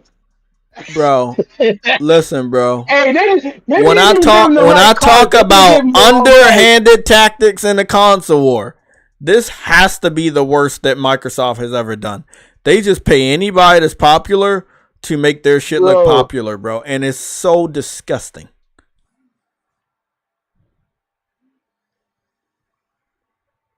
Bro, they didn't even give him the proper information, bro. They said He said the this first nigga time he just played said Morrowind on Xbox. I'm pretty sure that shit started on PC, right? Marvin started on PC, but it was I know, only but why he's Game trying to say he been playing it only on Xbox. That's what he insinuated. Morrowind, Skyrim, which you know launched on Xbox as well, and then Skyrim. Starfield. So he didn't even talk about Elder Scrolls Online. He didn't even talk about Oblivion. but the problem what I have is he said when they mentioned Starfield in Skyrim, I'm like, nigga, they're two different fucking games, bro. Let me finish. I'm gonna finish playing it. You gotta listen to the rest of this shit. Okay. What do you guys think of Starfield? It's really good. Can't wait to play it. Yeah, we can't wait. Are you gonna try Starfield?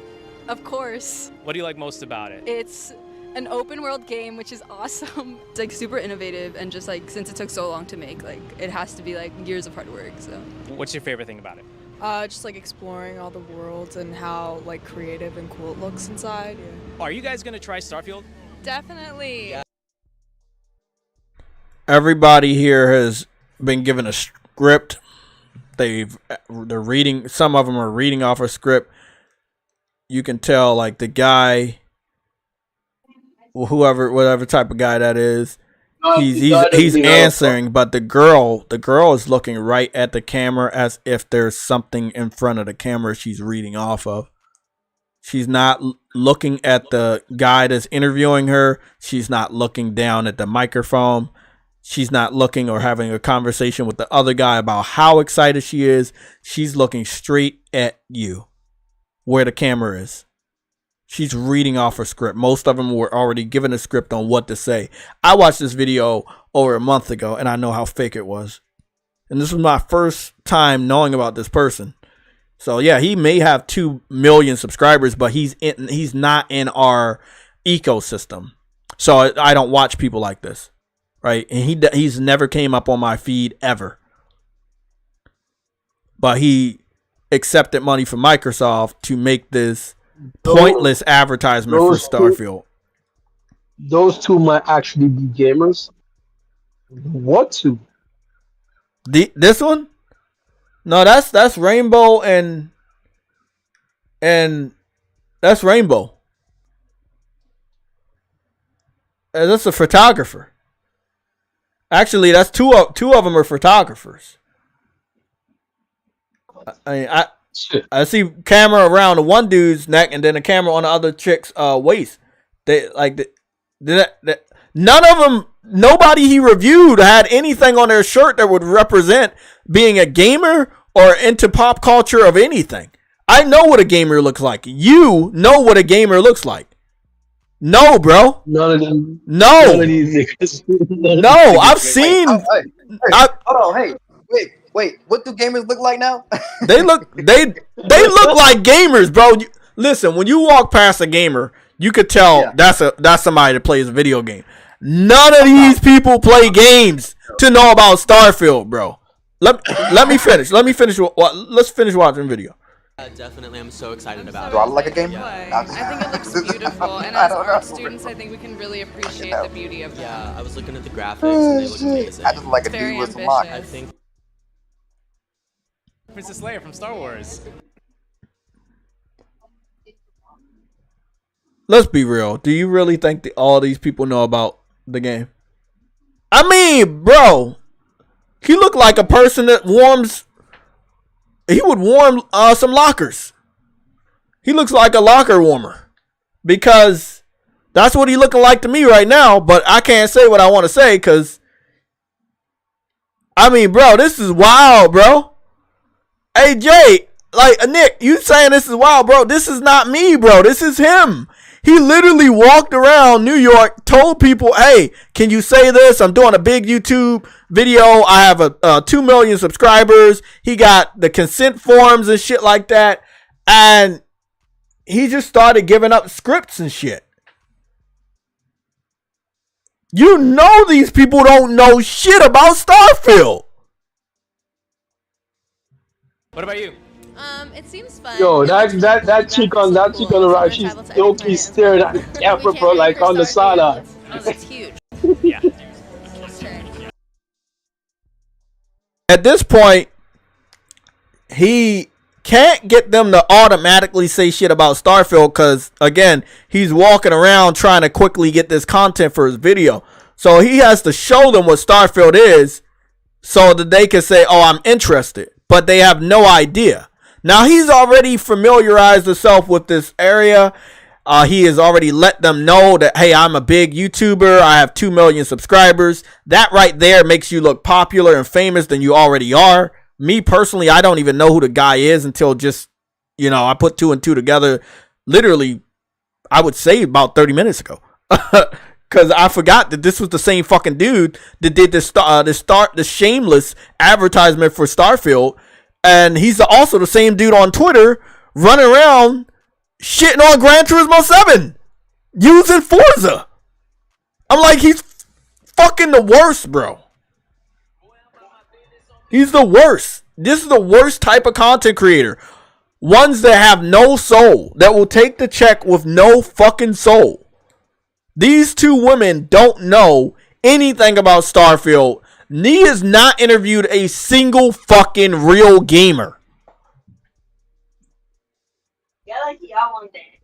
Bullshit. Well, but to be quite fair, when you trying to make your video look great and give positivity to a platform, you don't want to interview real gamers because real gamers will tell you this yeah, to tell you I'm not interested, I'm not buying it.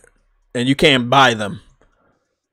You can't buy a real gamer. That's why he goes to these random people on the street and give them. No, this was like 3 days before the game came out. That's what he claims, but I can't even confirm that because he lies so much. It's incredibly detailed. This video could have been made weeks or months in advance. Yes, I would play Starfield. I'm very excited for it. I'm gonna try Starfield, and I cannot wait. I can't wait to. I can't wait. Now this Awesome. So you dude. gonna try it? Of course. It's coming out this Thursday, actually. Oh, okay. Starfield looks awesome. Check it out, guys. Starfield. Wait to enjoy it. So Starfield sounds cool too. Yeah. Okay, hold on. Look at this So you part. gonna try it? Of course. It's coming out this Thursday, actually. Oh, okay. Starfield. Okay, I'm gonna tell y'all something about like pretending and being real. When you look into the camera and you say something, you're already being directed to say something. So they already told him what to say, and when you normally told what to say, you're gonna look right at the camera and say it. So he is advertising Starfield because he was told to advertise Starfield. He's a part of the whole shit. This dude right here, he warms lockers. He needs to warm new lockers. He needs to. He has a locker warmer face. He looks like that person. He looks like someone you punch. Like, honestly. What's going on, Dez? Nick, you say he went to the park and recruited people. Exactly. He recruited people to be in his little YouTube video. Which, again, people do this shit all the time. It's an easy, cheap way to do your content. And he's very smart. He's smart enough to know that. Because he can go to this park, right? Who's heard of it? Hold on. He can go to this park, right? This in New York. You know you always got to have a different rotation of people. Because there's different tourists, shit like that. I think that's New York. I only assume that's New York. I'm not sure if it is New York, but it looks like it's New York. He's smart. He's smart. 9 out of 10 people would have said, "What the fuck is a Starfield?" Exactly. Most of those women don't know shit about Starfield, bro. Fuck out of here. True Witty didn't even know about Starfield. They would think they were getting fucking invaded by a black hole or something. You asked them what Starfield. Nelson Laming. What's going on, Nelson? What's up? Man, it's been I just 85 finished years. KOTOR. You just can't call this man I got my Laming. KOTOR rinse because I don't know if I'm ever gonna see that remake. So. Oh fuck no, not gonna see that shit. That shit's in development hell. Too many things are getting canceled right now, and too many things are getting. Yo, Embracer Group. I don't know what they're at now, but when you look at, they have no experience managing all these things, and they bought up everything. They had 16,500 employees. Now, if you want to compare that to like, Sony has like 4,000 to 5,000. Think about that real quick here. Who has 4,000 to 5,000 people? Is Sony. Sony? That's how many employees they have for like PlayStation? No, development. Oh, okay. Game development. Okay. That's believable. Altogether, they have like, I don't know, 40,000, 80,000, a lot. You know, that right there, you are right. Tatsu, you're right, 100%. What? He's Katsu, whatever. Tatsu. What he said, why do XBOTS have to go these lengths? Oh, that's the thing. He's not an XBOT. He's just your high level content creator. Listen. No. Oh, you're talking about him, the YouTube guy. Yeah. Look at him, right? Okay. Let me tell you, if I was gonna go out and I'm going to a gaming store, right? You know what I'm gonna put on that day? I'm gonna put on something that a gamer will wear. If I'm going out to eat and I know it's fancy, I'm gonna put on something you go wear to a fancy restaurant. You see what I'm saying? If you go to an interview, you know you're gonna make sure you look good. I wear a gaming shirt almost every day unless I'm going out to dinner with my wife or something. Exactly. Okay, so example. We know what we'll wear as a gamer, right? What is he wearing on his shirt? The guy with the microphone.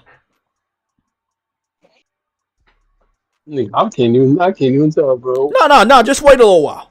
I'm gonna make my peanut butter and Game Pass sandwiches. So just you'll catch up soon. When you catch up, everybody in the chat help True Woody out because his internet's later than Game Pass. What is the guy wearing on his shirt? Cooper Clips in the building. What's going on? What is the guy wearing on his shirt? He's talking about a video game, but what is he wearing on his shirt? Come on, True Woody, catch up, man. If they beat you to this fucking punch, I'm gonna be really fucking disappointed. Yeah, I already caught him, but I can't see what's on his shirt. Just keep waiting. It's a white shirt. Exactly. It's just a white shirt. It's nothing there. There's nothing there. There's literally nothing else. So you're going out on the street to talk about Starfield. This is how lazy he is. He's going out on the street to talk about Starfield, right? But he doesn't even have a Starfield shirt. He's going out on the street to talk about an Xbox game, but he doesn't even have an Xbox shirt. Heck, he doesn't even he doesn't have shit on his shirt.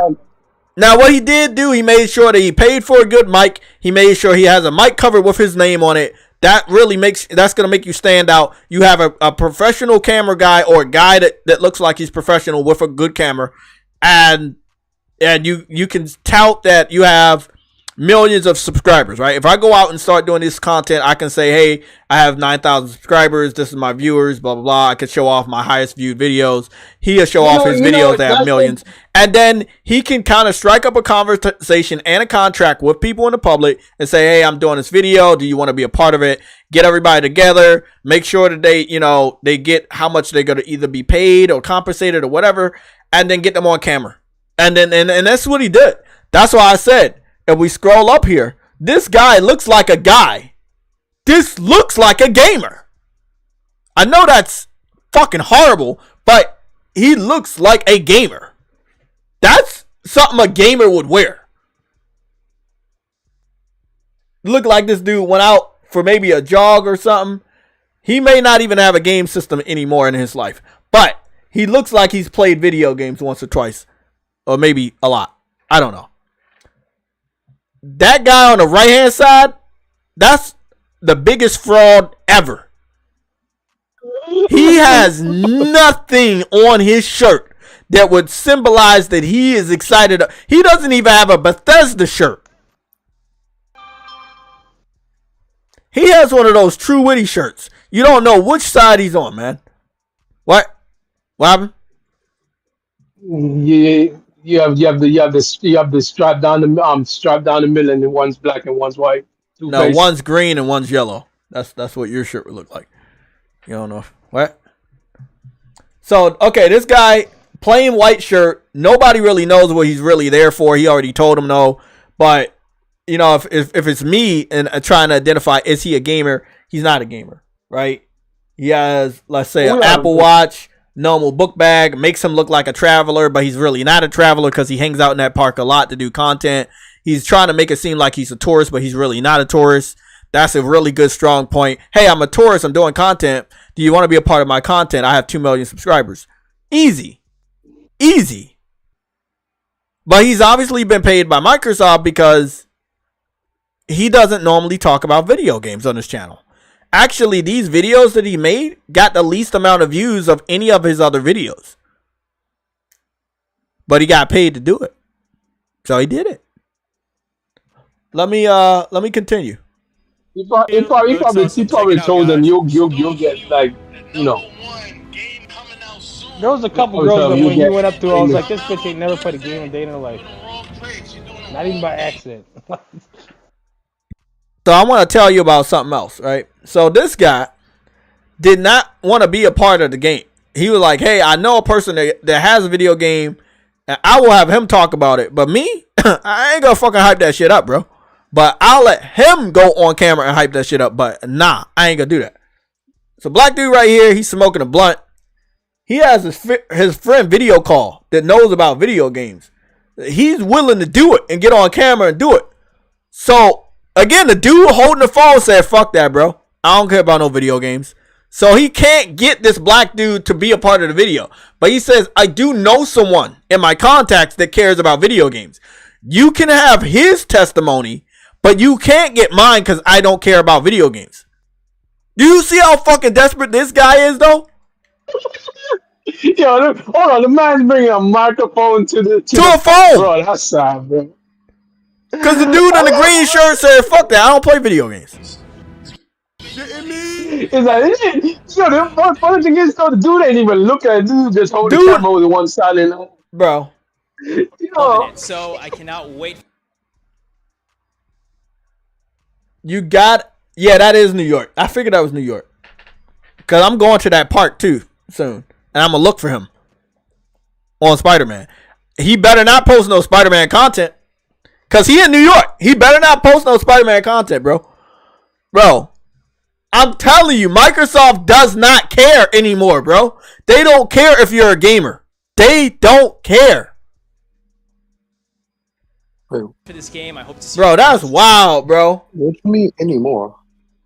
Hey, shut that up. I know what I'm talking about. But they truly, these days, you don't have to have any video game content on your shit at all.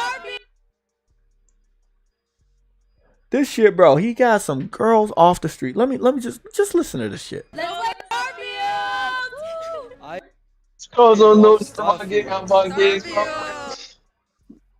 Look at how confused they are.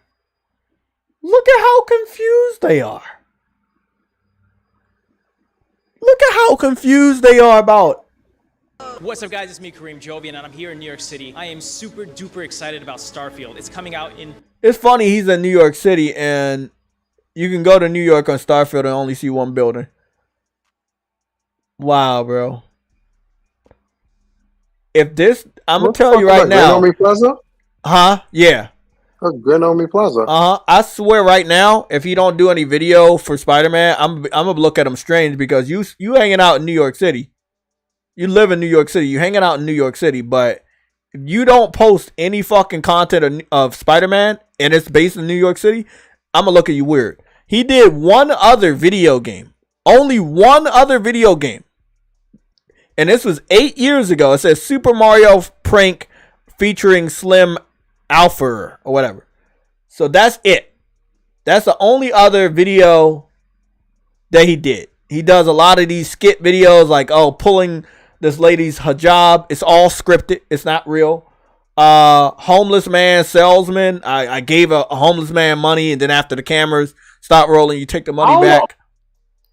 You know, I find that amusing because half of that stuff homeless Muslim experiment, pretend to be a homeless dude and try to get some views for your YouTube channel. Like, these are all very scummy ways, very scummy ass ways of being a content creator. I will not sell my soul to do this type of shit. Never.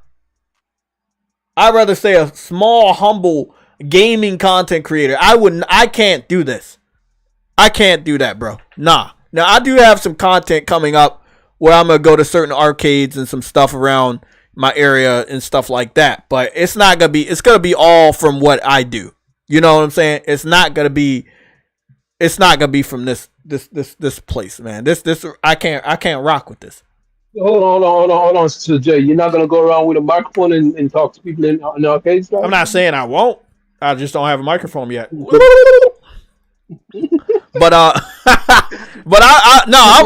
definitely working on getting a mic. Actually, I have a microphone around here, one of the small ones, but I gotta go get a big, like one of the ones you hold like that. But I want my content to be about part of the content that I cover. Like, I don't want it to just like, oh, okay, I'm gonna cover. Example, I'll cover some fucking makeup. I'm not a makeup content creator. What the fuck I'm doing? Hold on, I have an idea. Maybe he did wear maybe he did wear a white teacher for talking about Starfield because half the planets are empty. So hey, what's the point of somebody get that guy out of here? Yeah, that one right there. Yeah, get him out. Yeah, he doesn't deserve to be here. Yeah, fuck that guy. Let's go to my history and go check this video. There was a video maybe the show's playing. Maybe the show's playing because he's trying to prove a point. I don't know. All I'm gonna say, man, is I'm gonna go to my channel until the other video goes in the history. So I'm gonna play this video over and over again, and then y'all hear that stuff. So let's talk a little bit about this video while I finish these sandwiches. Spartan, you're very smart. You know what New York is and who New York is. So can you tell us where New York is? On the East Coast. Wrong. It's on the coast. It's on the coast. That's what I said. No, you said East Coast. I said A coast. There's B coast, C coast, and D coast. It's on A coast. I didn't want just what? Shut up, bro. Let's get your real opinions. There's definitely a memory problem, right? Because how are you gonna go into the replay and you don't know where the cars are supposed to be positioned? The game doesn't remember where the cars are supposed to be positioned in the replay. I don't know if you saw the Forza Motorsport 2023 replay glitches, but they're all the rage right now. So what I did is I got the same. I paid for the same car. I got a similar livery, and I did a similar race. Not on the same track. I did a city track because I wanted it to have even more detail than the stupid ass desert that had absolutely no detail outside of the main track. Outside of the main area of the track, there was just nothing out there. When the car flew up in the sky, you could see there was nothing there. It was a flat image of what a real image is supposed to look like. Nick, I see that video you sent me. Big shout out to you, bro. Nick, I see that video, bro. Oh shit! Hey Nick, I see that video, bro. Oh my god. Oh my goodness. So you sure it was 2 minutes in? Cause what I'm seeing, it looked good, bro. Like, I like that he zoomed in like that. Like, that's the shit Digital Foundry do. I'm happy that other people about to do that. So what's the thought of the chat, right? Obviously, we talked about a content creator. We talked about the Metacritic score for Spider-Man. It's just I would ask him, how do you feel about Starfield? I would ask his question with another question. Like, fuck that shit. Yeah, I forgot that shit existed. And it's not shade. There's no chubby asshole. No. It's a very forgettable game. It's very forgettable. I didn't even know it came out last week until we saw it. Carrying the game. Like, Forza came out, right?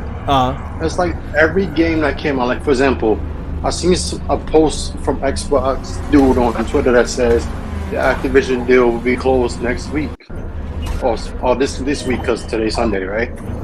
So I'm like, so y'all worried about that, right? You're getting games you already own, or probably never bought, because y'all cheap motherfuckers. Illegal. Every game that's come out, Medium, Forza Horizon, Halo, Starfield, Forza, y'all forget about all of this just because you want it to be better than PlayStation. The optics. That's all they care about is the optics. That other people acknowledge that we're better. Not that they actually are better, but people start to believe that they're better even if they're not.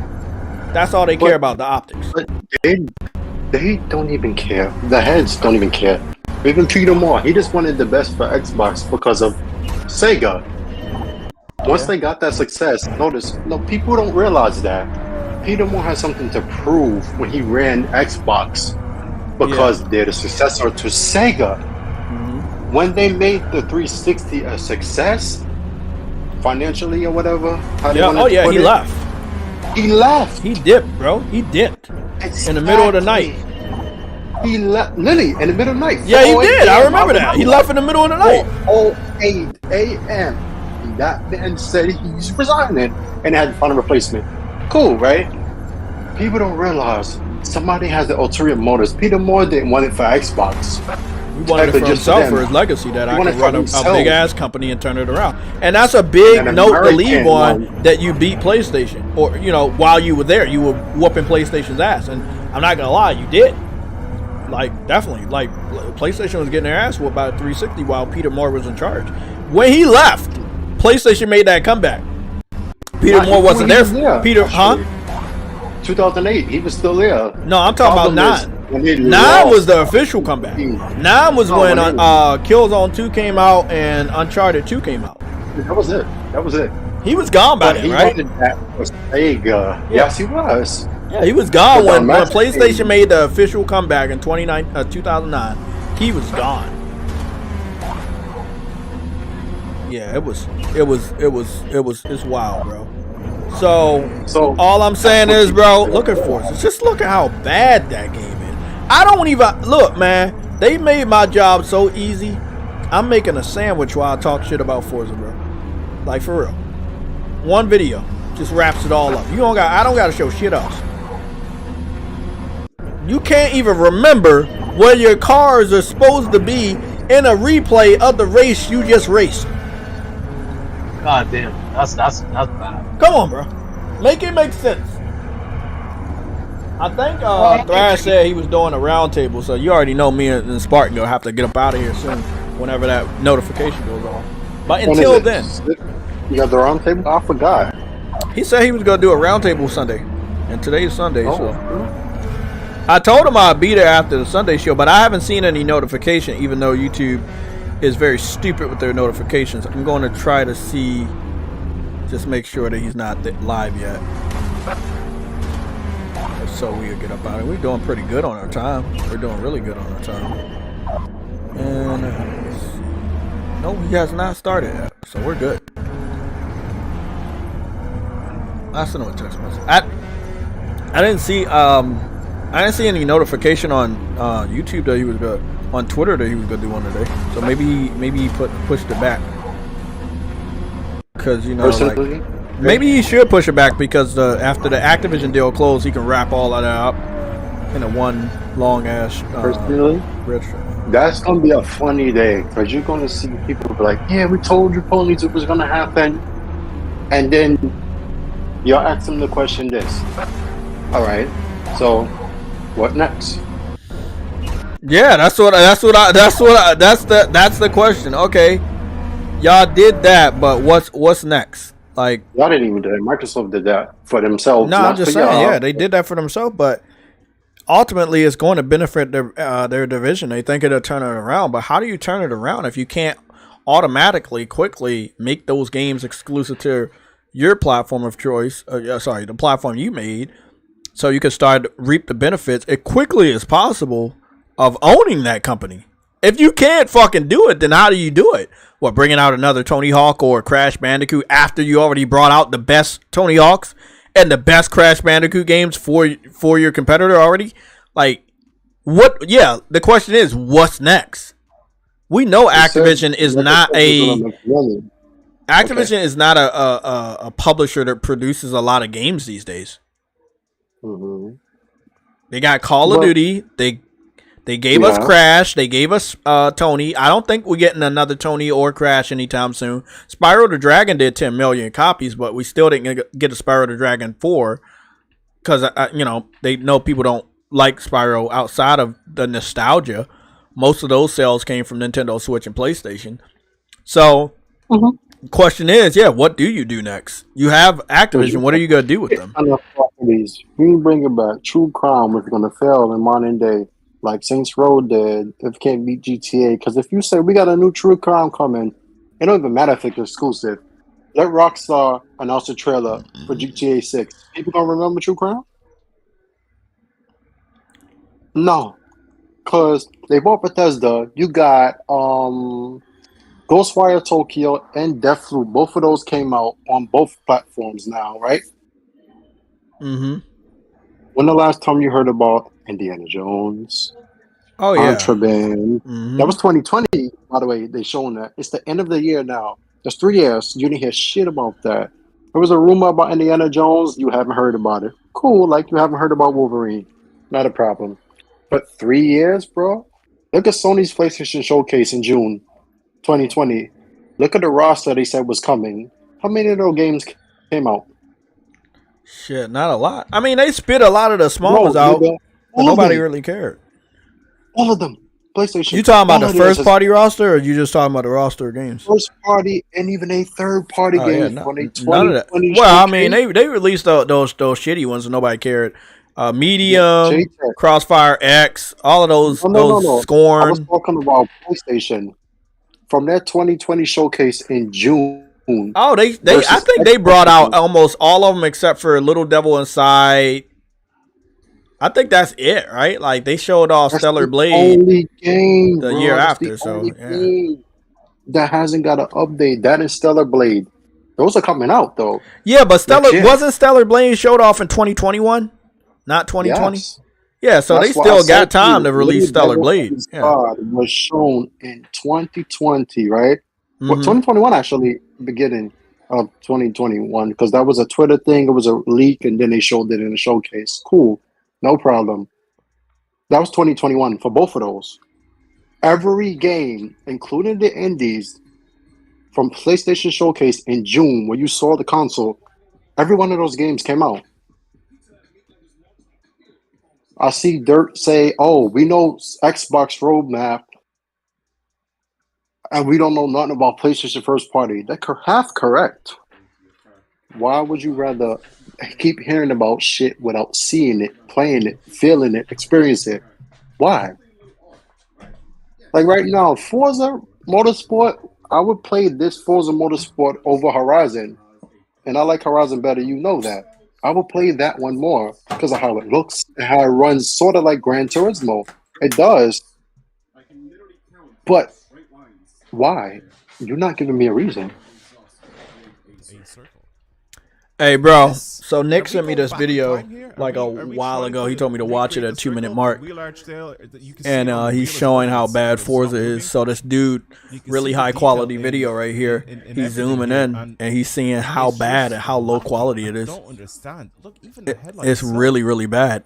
I just don't understand. Why are the AI so much worse than your car? And oh man, look at them jaggies. It doesn't even line up. It's just it's bro. You know what? I didn't see like an insane amount of detail. You can see how straight the line is. There's nothing wrong with it. So he's saying the AI cars look way worse than your car. So your car looked good, but everybody else's car looked like shit. When the time comes, and you'll find that out. Digital Foundry gotta have a lot of work ahead of them to do this comparison, Well, and they have to be honest. Because other think people are already Valve people are already exposing the bullshit, so they have to make sure that this is in their comparison. They can't look away. They exposed Forza Motorsport in their analysis itself. They didn't really expose it. They just said basically they went through every mode on screen without lying, and I was proud of them for once. They legit talked about everything in that analysis, everything, the cars, the background, the fucking sounds. It sounds better than Gran Turismo. I can't give it that. It does. You can't argue with me. It does. It sounds better, more accurate. It does. That's the only thing it has over GT7. The sounds. That can be fixed with a patch, though. Like it did Gran Turismo Sport. So that's not even a matter. But yeah. There's nothing they could do. They lost to every single thing. Every single thing they lost. This was the last game. I agree. I want to say Gears, but no. By the time Gears come out, they'll be gone. Because if Gears is like 3 years away, that'll be 2027. Did you see the repost I did from Aduegos on Twitter or X, whatever it's there? No. Okay, so I will send it to you via DM on Twitter, right?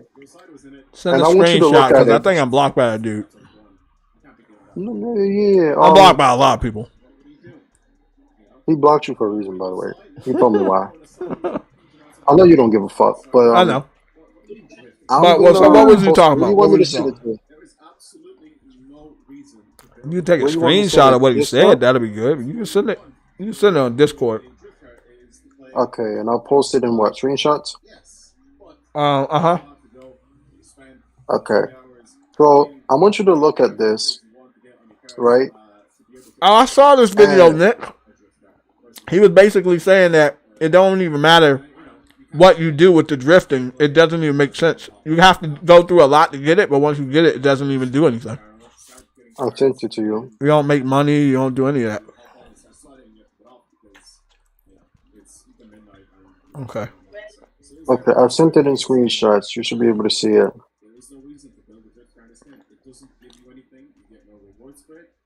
Let me see. Let me see. Where is that?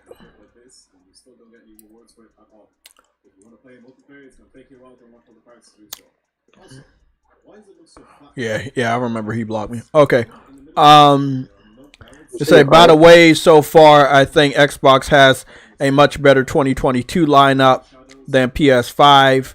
In my view, Starfield better than God of War, Redfall better than Horizon Forbidden West, Stalker 2 better than Forspoken, Forza Motorsport better than Gran Turismo 7, Crossfire X better than Sifu.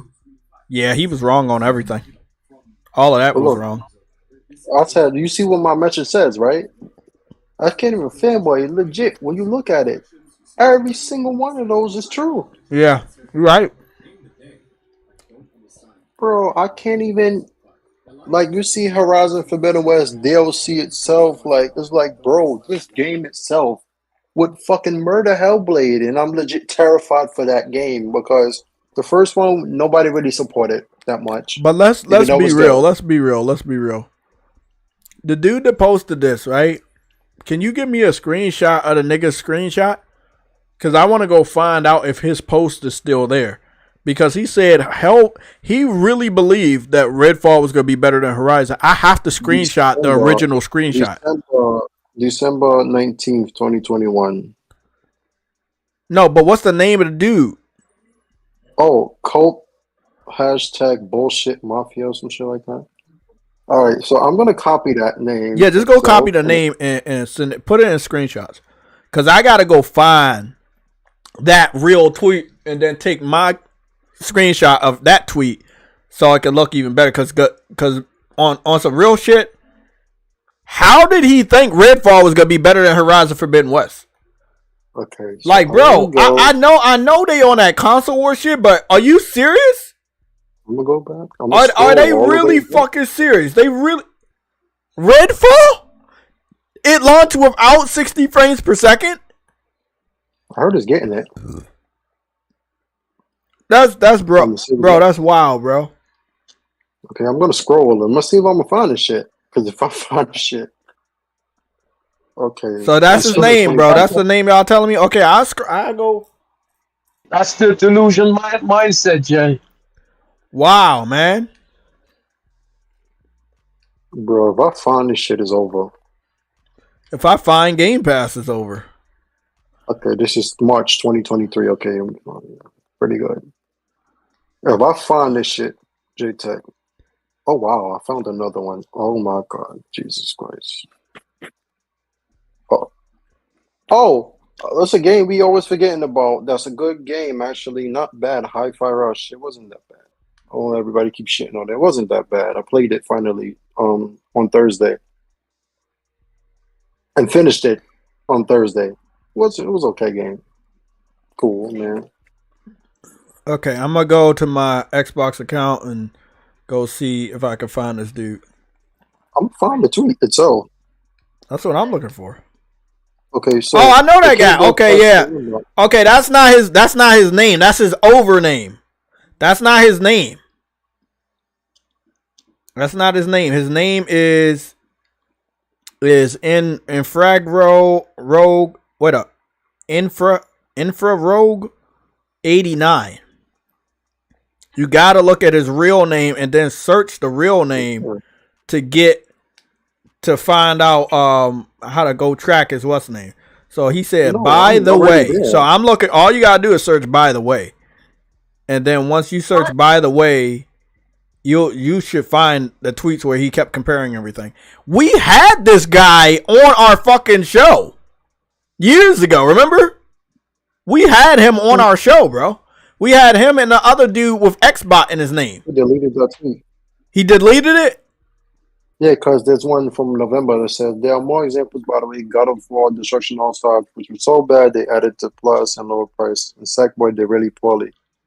Sackboy did poorly? Since when? Didn't know that.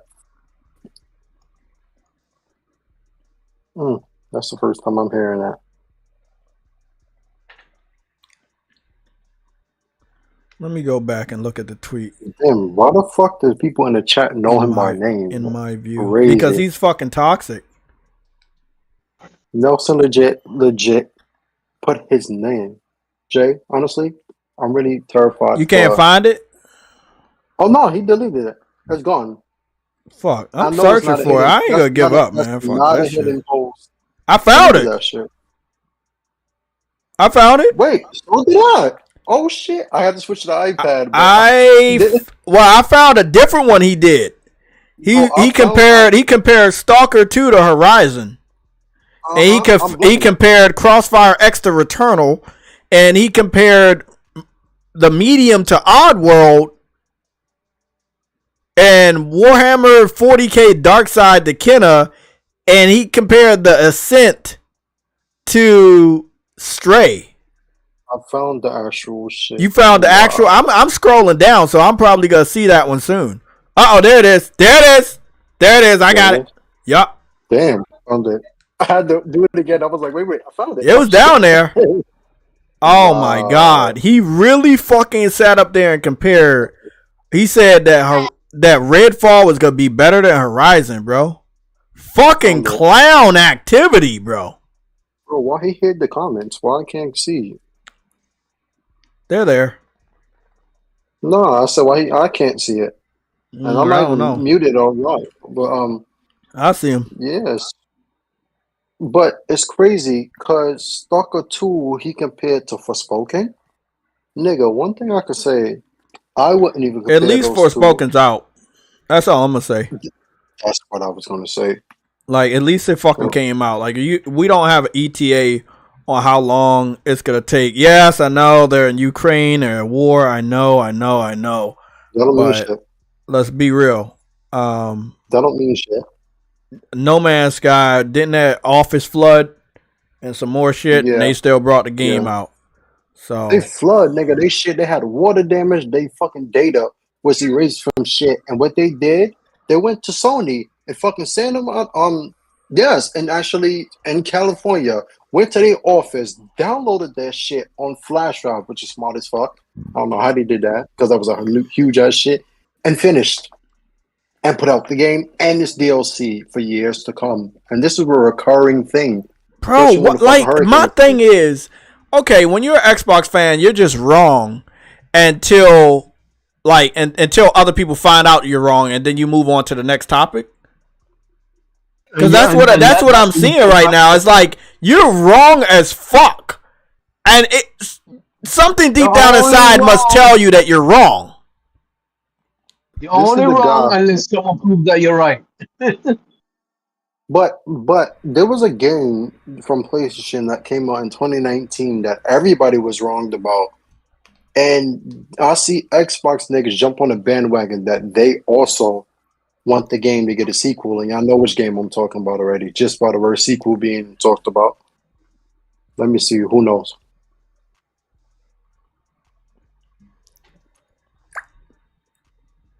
These niggas really thought. This dude sat over there and he really thought that Redfall was a better game than Forspoken.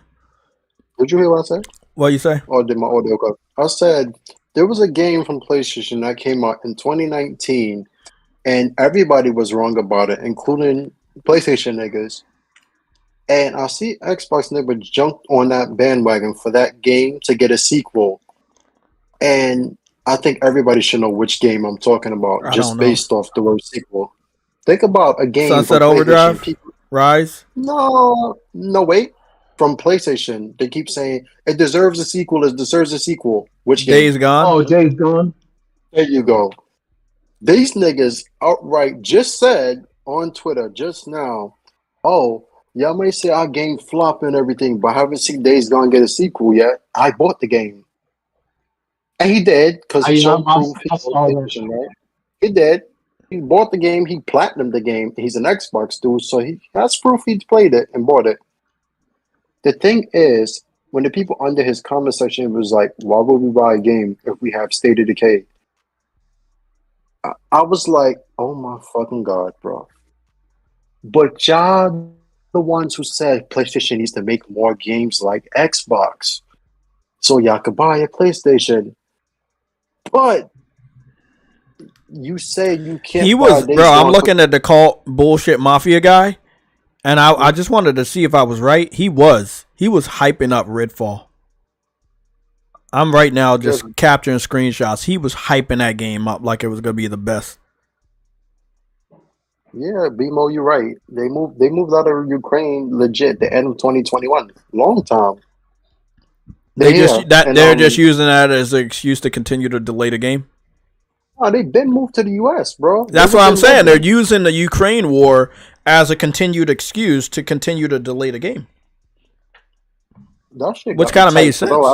Because I could have swore that if they was still in Ukraine, they probably wouldn't still be with us because it was getting bombed and shit. So there's no way that they would still be in the war zone.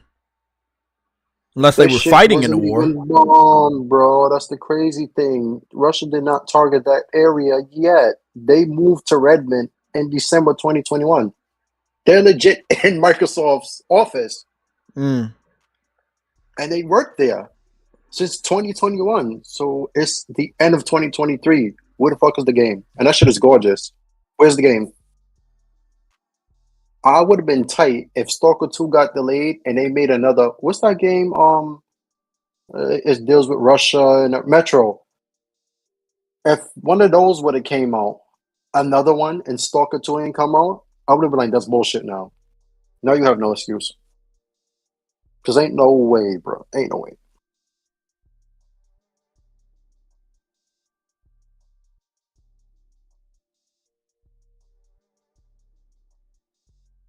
What the fuck is True Eddie? He's there. Can I ask you something? What is the next big game? What is what? What is the Xbox ecosystem itself? What is their next big game?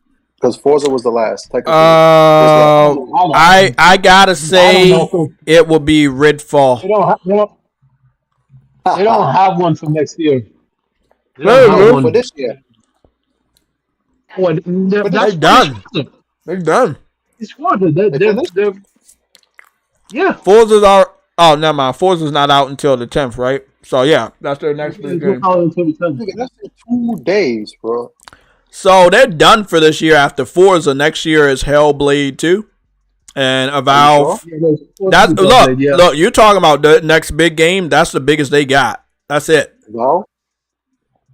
Well, so PlayStation, not even first party with the games. They got Final Fantasy VII, the next part, fucking Stellar Blade coming out, Helldivers, which is fucking RPGs games, a multiplayer game. Grand Blue. Who knows what the fuck else we got? Grand Blue Fantasy. Oh, really? Wait, which one is coming? I forgot which one. Grand Blue Fantasy Relink, the RPG, the fighting games Okay, coming it is this. Relink. Okay. Yeah, the fighting Okay, games so coming this winter. that's 5 already. And then remember, they have partnerships with the fucking Chinese, Korean people too. I'm not splitting them both. You got that shit. Lost Soul Aside is supposed to come out next year, but we'll see. Wulong, that game was nice, right? But that shit too. I'm like, bro, I just listed 7. I can't say the same. And that's without their first party. Because who knows? Insomniac likes to be like, oh yeah, guys, guess what? We have a remaster collection coming to PlayStation 5 on this day. Experience the past and all that shit, bro. I don't know. Because right now it's weird because they talk about this PS3 native emulator Sony working on for the PS5. And I'm like, it's funny because fucking the people they bought that with the PC ports specializes in that emulation across different architectures and shit, Nixes. So I'm like, I don't know. You might fucking have that next year where you could fucking put your PS3 disc in a PS5 and that shit work. Like, there's That's so the much dream, shit next bro. year. That is the dream. No, because that is the 30th anniversary. I know, but I'm saying that's the dream. The 30th anniversary next year needs to be a celebration of PlayStation. I don't want them lacking. I don't want them slacking. I don't want them to rely heavily on PC. I don't want them to rely heavily on games as a service because that's not what you are. That's not what we love about you. What if that's why they rising the prices of Plus just to cover the licenses? Because it's not that expensive increase. Well, you saw what happened this week with the Sony Bravia shit, the streaming service that they integrated with PlayStation Plus, and if you have premium, you get to watch 100 movies. So some people, I saw one person online, they believe that they're going to be adding Crunchyroll as an incentive into Plus. Again, I think that years ago we said that shit. Yeah, I know. I feel like if that actually happens, that justifies a price increase. It does. Definitely. Anime, fucking movies, the Uncharted movies. Bro, if you have movies on your PlayStation with their own service they own, and all you got to do is have Plus and then have access to everything from that they own. Oh, yeah. And if you get on top of the emulation across all 4 previous PlayStations, how the fuck can you not justify that? Because you get movies day one in a service from Sony. They gotta do it. They gotta do it up, bro. And that's why, like, October. October's good. Like October's good. October is gonna be as good as possible, right? But next week, next week about to be crazy this week about to be crazy. The reason why I'm saying this week is about to be crazy is because you have Spider-Man about to come out, right? Yes, but we're almost at the halfway point of the month. That means we about to get the PlayStation catalog games. And you know they go crazy when they give out those catalog games. In the holiday season, yes. Mm-hmm. I'm waiting for some more PlayStation portable games. Is in January? Huh? Oh, Helldivers come out next year in January? Helldivers is a February game. It's the beginning of February. The beta should start in January or at least December. But their little in-game celebration, like Outbreak Day, is called Liberty Day, and that's on October 26th. So I'm expecting some sort of an announcement for their Outbreak Day. It'll be their 10-year anniversary of Outbreak Day.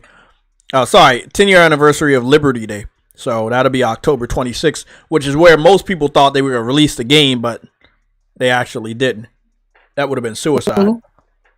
No, because I could see them bringing out the multiplayer next year for The Last of Us, but then you have to think about, if that's supposed to be a longevity game, then you got to worry about when you bring it out, and if it comes out in, say, around Outbreak Day or before, you get to celebrate in the game, you know, different costumes and shit like that. But then you have to think about, if that's a continuous game, how do you launch it in 2025 without that game? If it's really good, it's its own game and it has a story, if that shit keeps you in there, how do you launch games in 2025? And when? I think that's why they still didn't bring that shit out.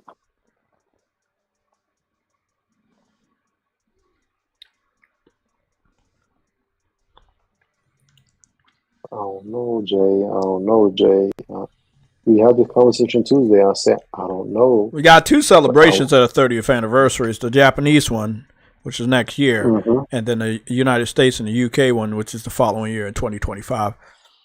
I'm going to tell you right now, though, Sony ain't going to go quietly into the night. And anybody on Xbox side, you think this Activision shit means shit's over. It's not over.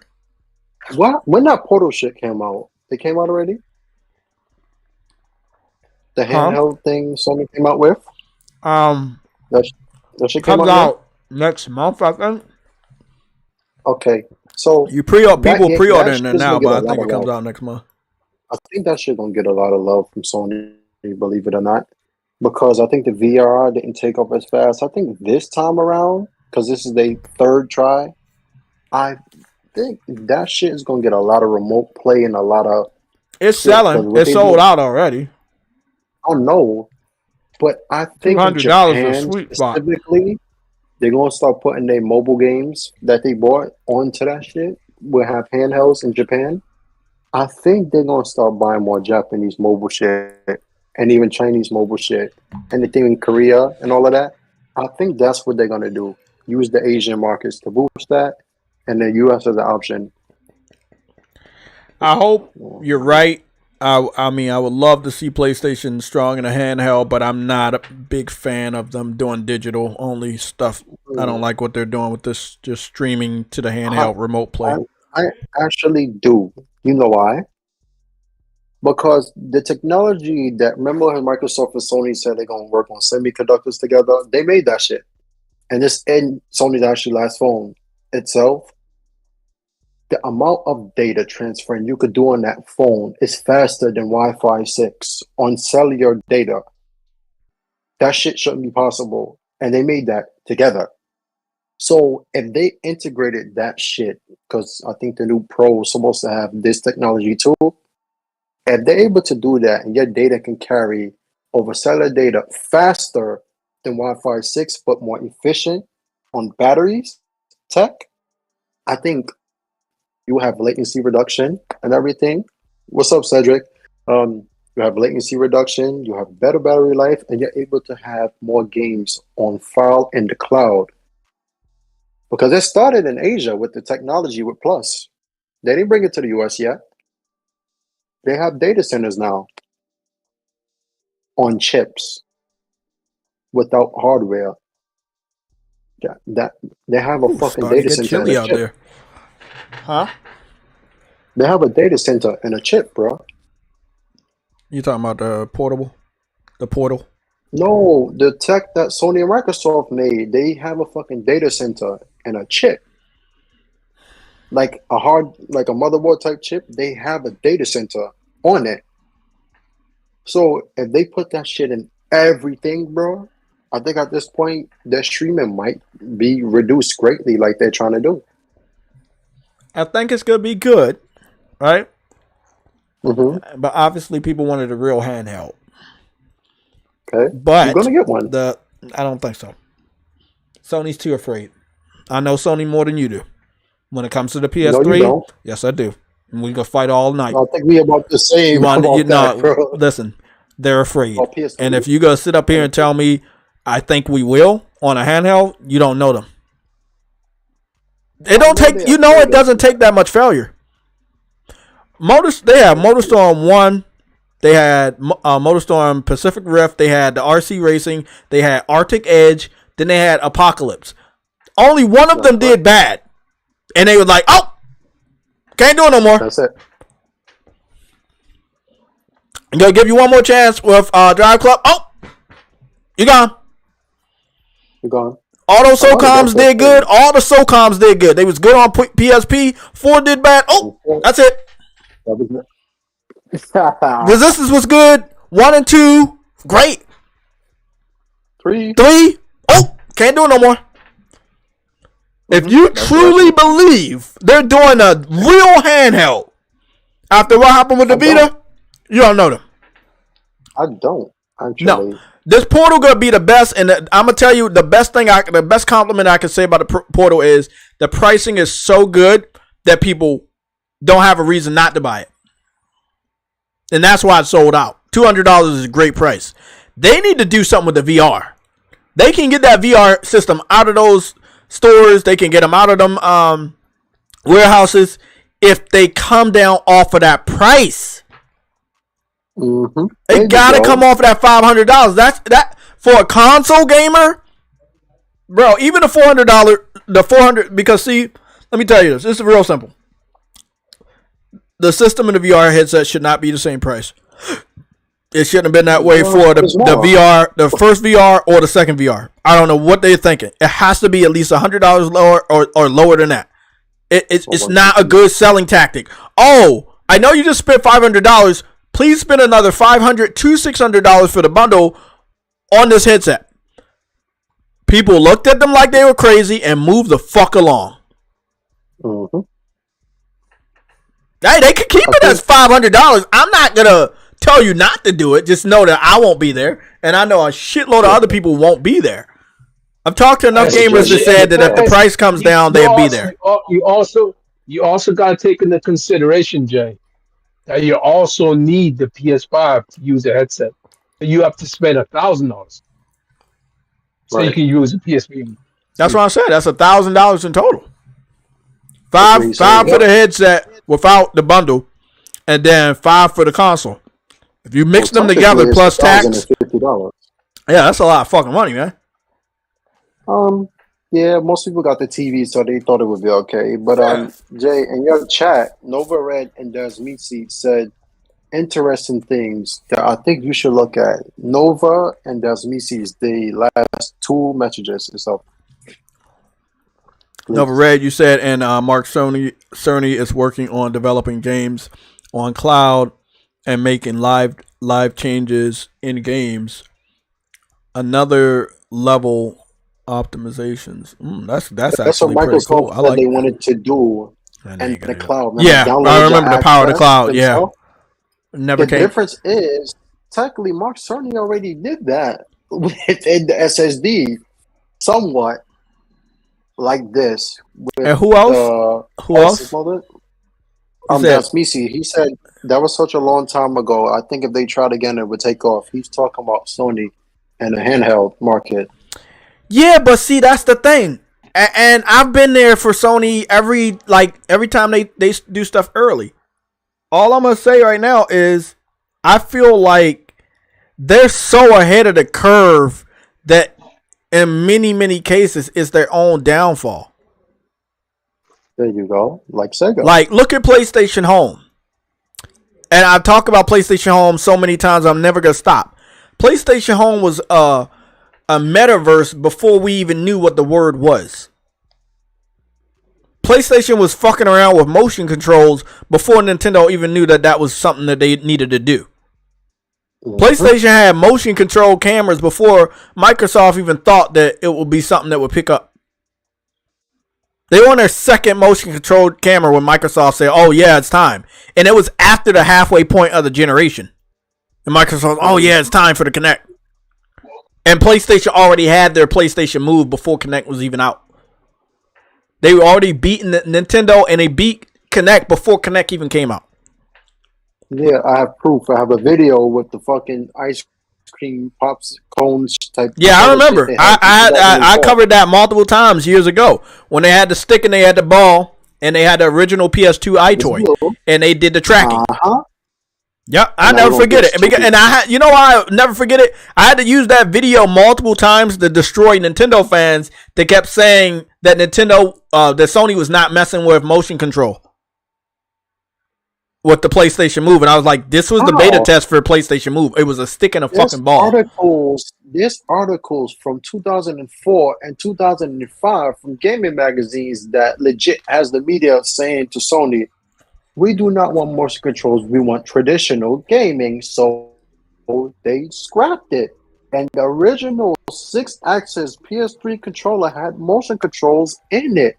And you had the regular one. So tell me how that system launched with a motion controller itself. How it came out in 2006 just like the Wii. So how the fuck could they not been doing it if it launched day one? That makes no sense. But I'm just saying, bro. I'm just somebody who knows history.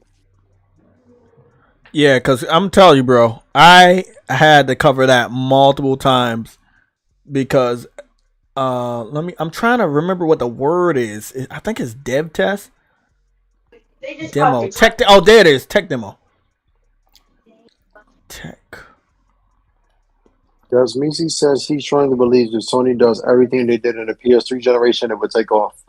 I agree. But are they brave enough to do it? Are they still afraid to do it? Well, technically they did. Are you guys one thing they did? There's one thing they did do. They're loud because they're kids and they stink. They're loud because they're kids and they stink. Hey, bro, guess what? I found a video. It's called the Sony's Wand on PS2. And this is the video I was telling people about when they was like, "Oh, PlayStation Move is copying off of the Wii." How is that even possible? How is that possible when they were messing around with the fucking what the PlayStation Move was going to be back in the day on the PS2 before the Wii even was a thing? There we go, right there. The camera, the tracking. And it's crazy because Sony owns the patents for all the tracking technology. Nobody can use that unless they pay for it. Sony has dumb shits, and they've had them since the 90s because they made fucking cameras. So, you know how your lens can track where you at to image optimization? And iPhone lenses, that's Sony, by the way. So, I don't get how. But if Sony did everything they did in the PS3 era, which they did with the PS5, because technically the system is over $400. They said the sweet spot was $400, the highest, and they went above that. So they already did one thing, and they're messing with motion controls again. That's what I think. If they can get that VR headset at $400, they can price it back. If they do it, it'll start picking up, but they're gonna have to hurry up because it's. That's easy on the road. It's about to be on the market for a whole year, bro. And I'm not saying it didn't do good. The reviews were good. The technology is awesome, but the pricing, a lot of people, including myself and many people, everybody here, I would assume, don't have the headset. Oh yeah, I don't have it. I don't have this one this time. Yeah, and Afro got the headset the first time, and he was like, nah, I'm doing that shit. You know what I'm saying? Bro, one of my things about it is I don't think I'm gonna be in the VR so much. You know what I'm saying? That I'm gonna be like, okay, that's a great investment, $500, and I barely use it. Like, if it came down off that price, I wouldn't be so frustrated with myself if I don't get to play it all the time. But yeah, PlayStation was doing VR they were doing like PlayStation Move type of tech demos many years before anybody even knew what it really was. Like, PlayStation was so ahead of its time with the iToy and everything. It was just they were on it. PlayStation was always ahead of its time. But it gets worse because here's the thing with that though. The fact that you're always so ahead of the curve, when you give your opponent like an advantage because they realize, okay, that does work, but it's too early. By that time, you Yeah, already messed but up the I game. will say, Truity, in their defense, most of them never really tried to do it, though. Like, if it worked or it didn't. It's like, you know, like, did Nintendo know about the tech demos? No. They didn't know that that shit was going to catch up. I mean, it was more of an exercising type of thing. Right place, right time for the Wii. I don't feel like they had a winning strategy. It was just like a weird stroke of luck. I can tell you the ton of videos that I didn't give a fuck about on my YouTube channel that just hit gangbuster views. You know what I'm saying? So I don't think that they were ahead of a time and then they given the competition a winning strategy. Nah, because the competition never did what Sony was doing. There's not a single one of them doing anything with VR. Nintendo did a cardboard box VR bullshit, bro. I mean, and what Nintendo, what Sony, what Microsoft do? They tried to continue with the Kinect and they failed. Remember? Does failure still count or no? No, it don't count because PlayStation had the PS4 camera that was better. It had more features. Bro, hold on. Let me go see if I got the thing. No, I'm trying to see if I got some footage, cause it should be like JayTechTV PS5. What was it called? Is it called PS4 Playroom? I think it's called PlayStation Playroom. That shit low-key was fun as hell, bro. Yeah, bro. Huh? PS4. That's an adult. Yeah, the PS4 Playroom. Yeah. There's some old JTech videos from like 9 years ago. Let me go see what this shit was. Let me go see. I got a whole bunch of JTech videos. This was like fucking this 9 years ago as well. So after I went to that one convention, and I had the different banners and shit all around the room and shit, like holographic banners of the different images and shit. I mean, they were really doing some wild shit.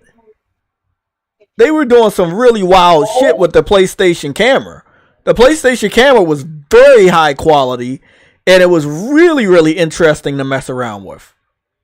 It tracked you very good. It tracked my controller. I had the Hellgas mask on, and the Hellgas little gas mask part would hook onto my controller, and if I pulled the controller too far, it would snap off. I'm telling you, bro. Yeah, I watched those videos. Yeah, PlayStation was so ahead of its time with their camera, and it was so much better. It lasted longer. Most people was playing. They do have the best camera. Look at what I was doing, bro. It was just way better. Best camera technology. Exactly. I mean, you got to prove that at this point. Nah, but that's what I was trying to tell Truity. Truity, you do have a point for other businesses, right? And you definitely don't want to give those secrets away. And Sony knows that, right? That's why they're so secretive now. But they also know that other people can't do what they do, whether they fail or succeed. No one's doing the camera shit like Sony. Nobody's doing motion control as accurately as PlayStation, because now they've evolved to VR, which is something Nintendo won't be able to catch them on. So they've transcended all of that. And when it comes to handhelds, Nintendo's still trying to catch up to the Vita. You know, no, I'm serious. The Switch doesn't have a back touchpad. The Switch doesn't have a camera. You don't have Skype on Twitch. On the Switch. I mean, it's so many things that the Vita had over top of the Switch that the Switch don't have, bro. It's not even funny. Like, they trying to catch up and they still haven't. Jay, it gets worse because the Switch doesn't even have the shit that the Nintendo DS had. That's what makes it worse. Fucking DS had all of that. You know, the Bing yell shits together to do like multiplayer with your friends and everything. The Switch. Wait, you said a dude dressed up like Batman sniffing coke and drinking Windex. What the fuck are y'all talking about in the chat? Oh, Nick, what? Nick, what is going on, bro? Bro, you said you was sniffing coke and drinking Windex? You're challenging some wild shit, Jay. Y'all wow, bro. It looks like a thing that cleans glass. Y'all wow, bro. Y'all wow. You're trying so much, Jay. Who you talking about?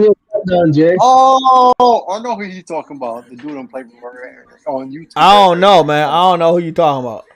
I know who you talking about because the dude used to do them videos in 2016 and 2017. Yeah, I remember. Yeah. Because I was confused at first. I'm like, wait, what the fuck are you talking about? Oh, I forgot his name, but he was white. Send me that because I need to see what happens when people drink Windex. So look, I'm gonna show y'all another video, right? So do you remember when the camera came out and everybody was like going over people's houses to mess around with the camera, and the babies was messing around with the VR, with the augmented reality camera on PS4, and everybody was just having fun. You never seen videos like this for Kinect. Not a single one was enjoying Kinect like they were on PlayStation 4. Oh man! What about the little girl Connectimals? She looked pretty happy. It says, kick him out. You know, people were still waiting for that years later. This channel has they got an animal here too. Damn it. No videos at this time.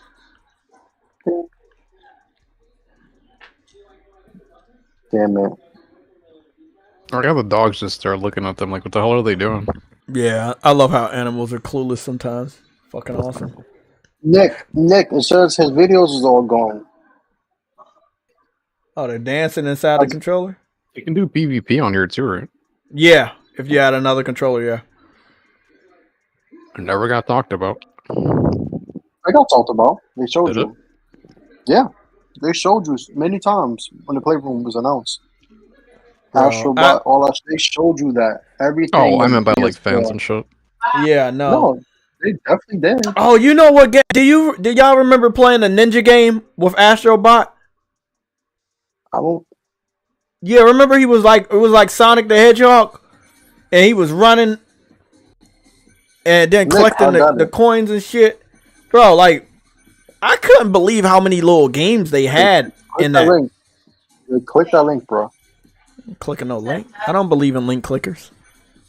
Nick sent you to you. What happened with Batman?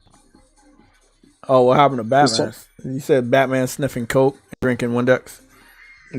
Can we even show that though?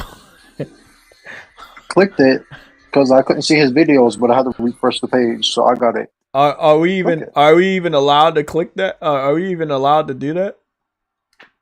Yes, you can show somebody else shit. That will probably come on there like for that. That's drugs. So that's drugs. So I don't know if that could even go on YouTube. But why is it on YouTube though? 9 years ago? Why they weren't that strict 9 years ago. Come on. Yeah, but I've had multiple videos they go back on and try to get rid of. Like,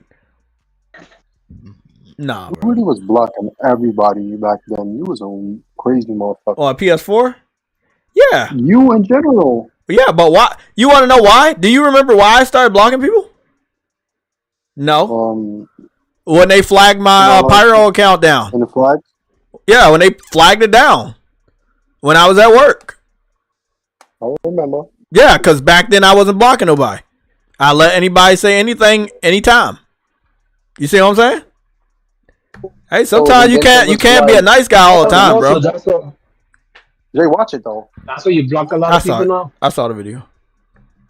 Yeah, because you'll have certain people in the chat just saying crazy ass shit all the time. Like, nah, bro. Like, if they want to advertise how much they hate me, they'll make a video. And maybe when I search for my content, I might see their shit sometimes, and then maybe I won't. So at the end of the day, who cares? So this is hypothetically, right? You see, I seen somebody in the chat say Sony can't do a handheld because they don't have the resources to support both fronts, right?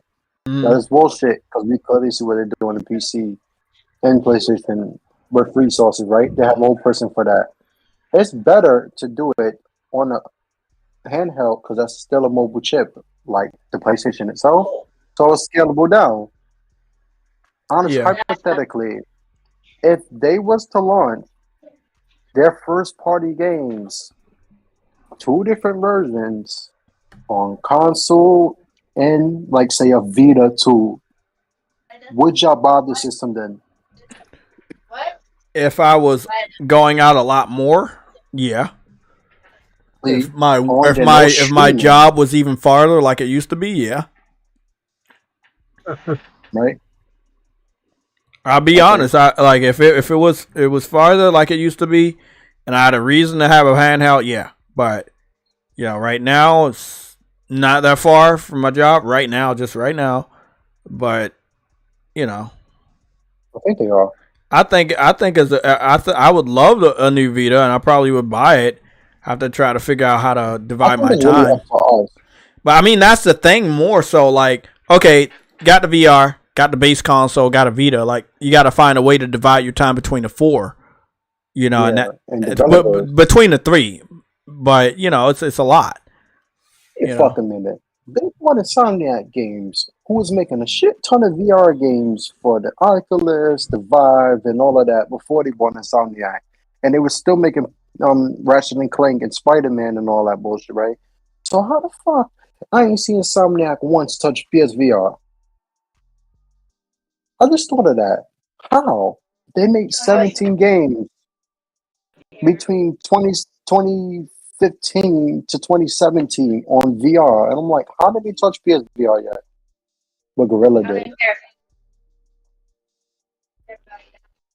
Huh. I would love to play Horizon on a handheld. I'm a big holiday fan. Like when it comes to Christmas and shit, I do hate sometimes our culture when we skip literally. We don't even celebrate Halloween before we start talking about Christmas. I'm like, what are y'all doing, bro? Like, fuck Halloween. I hate. I mean, they skip Thanksgiving. They skip everything. Well, it's a holiday for me. If you gang affiliated, you know that. So that's a holiday for me. Halloween was based off racism, so I don't really celebrate that shit. Thanksgiving I'll celebrate though. I love Thanksgiving. That's my favorite holiday. Yeah, I like Thanksgiving too. I don't give a fuck about see kids happy. By the way, True Witty, I finished that song. So Jay, anime. No, I finished that anime for Cyberpunk. It made me love Cyberpunk even more. Are you gonna dress up for Halloween? I'm gonna dress up as an XBOT this Halloween. Now Jay is a punk. I can't do that. Jay is a punk. Yeah, thank you. You're punk. Yeah, I know. Yeah, thanks. Yeah, what you say, Sam? Yeah, what you say, Sparring God? Yeah. I said what's up first off. I said what's up, Sparring? And then secondly, I was just asking y'all all together because Sam is here and Sam is very critical like me. What do y'all think would be a killer app for a Sony handheld?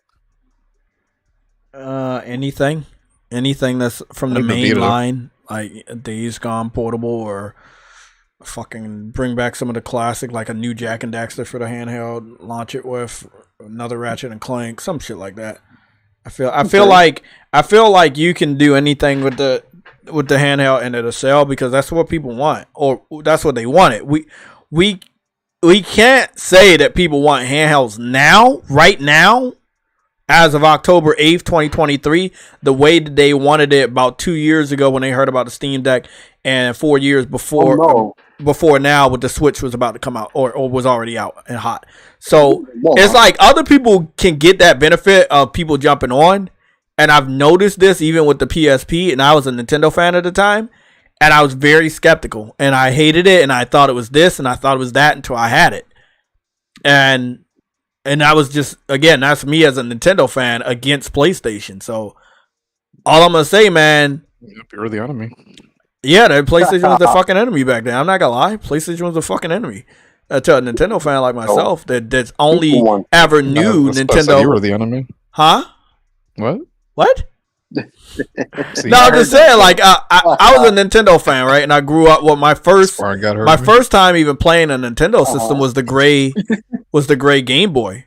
So that's all I knew. That's OG. Yeah, that's all I knew is that Nintendo. Yeah, you had a game system for the TV, but I've only knew of them for handhelds. And obviously, when the PSP came out, I had already had an experience with Game Gear, which ended up dying. So it wasn't that much of a threat for me as a Nintendo fan. Bring that up, bro. That nigga, oh my God, that 8 batteries, bro. I don't know if I told y'all about that trip I had to New York. Don't bring that shit up. I had that trip to New York when I was like young, right after the 9/11, and we was going to New York, and we ended up stopping past the Wax Museum. It was very nice memorial for 9/11 back then.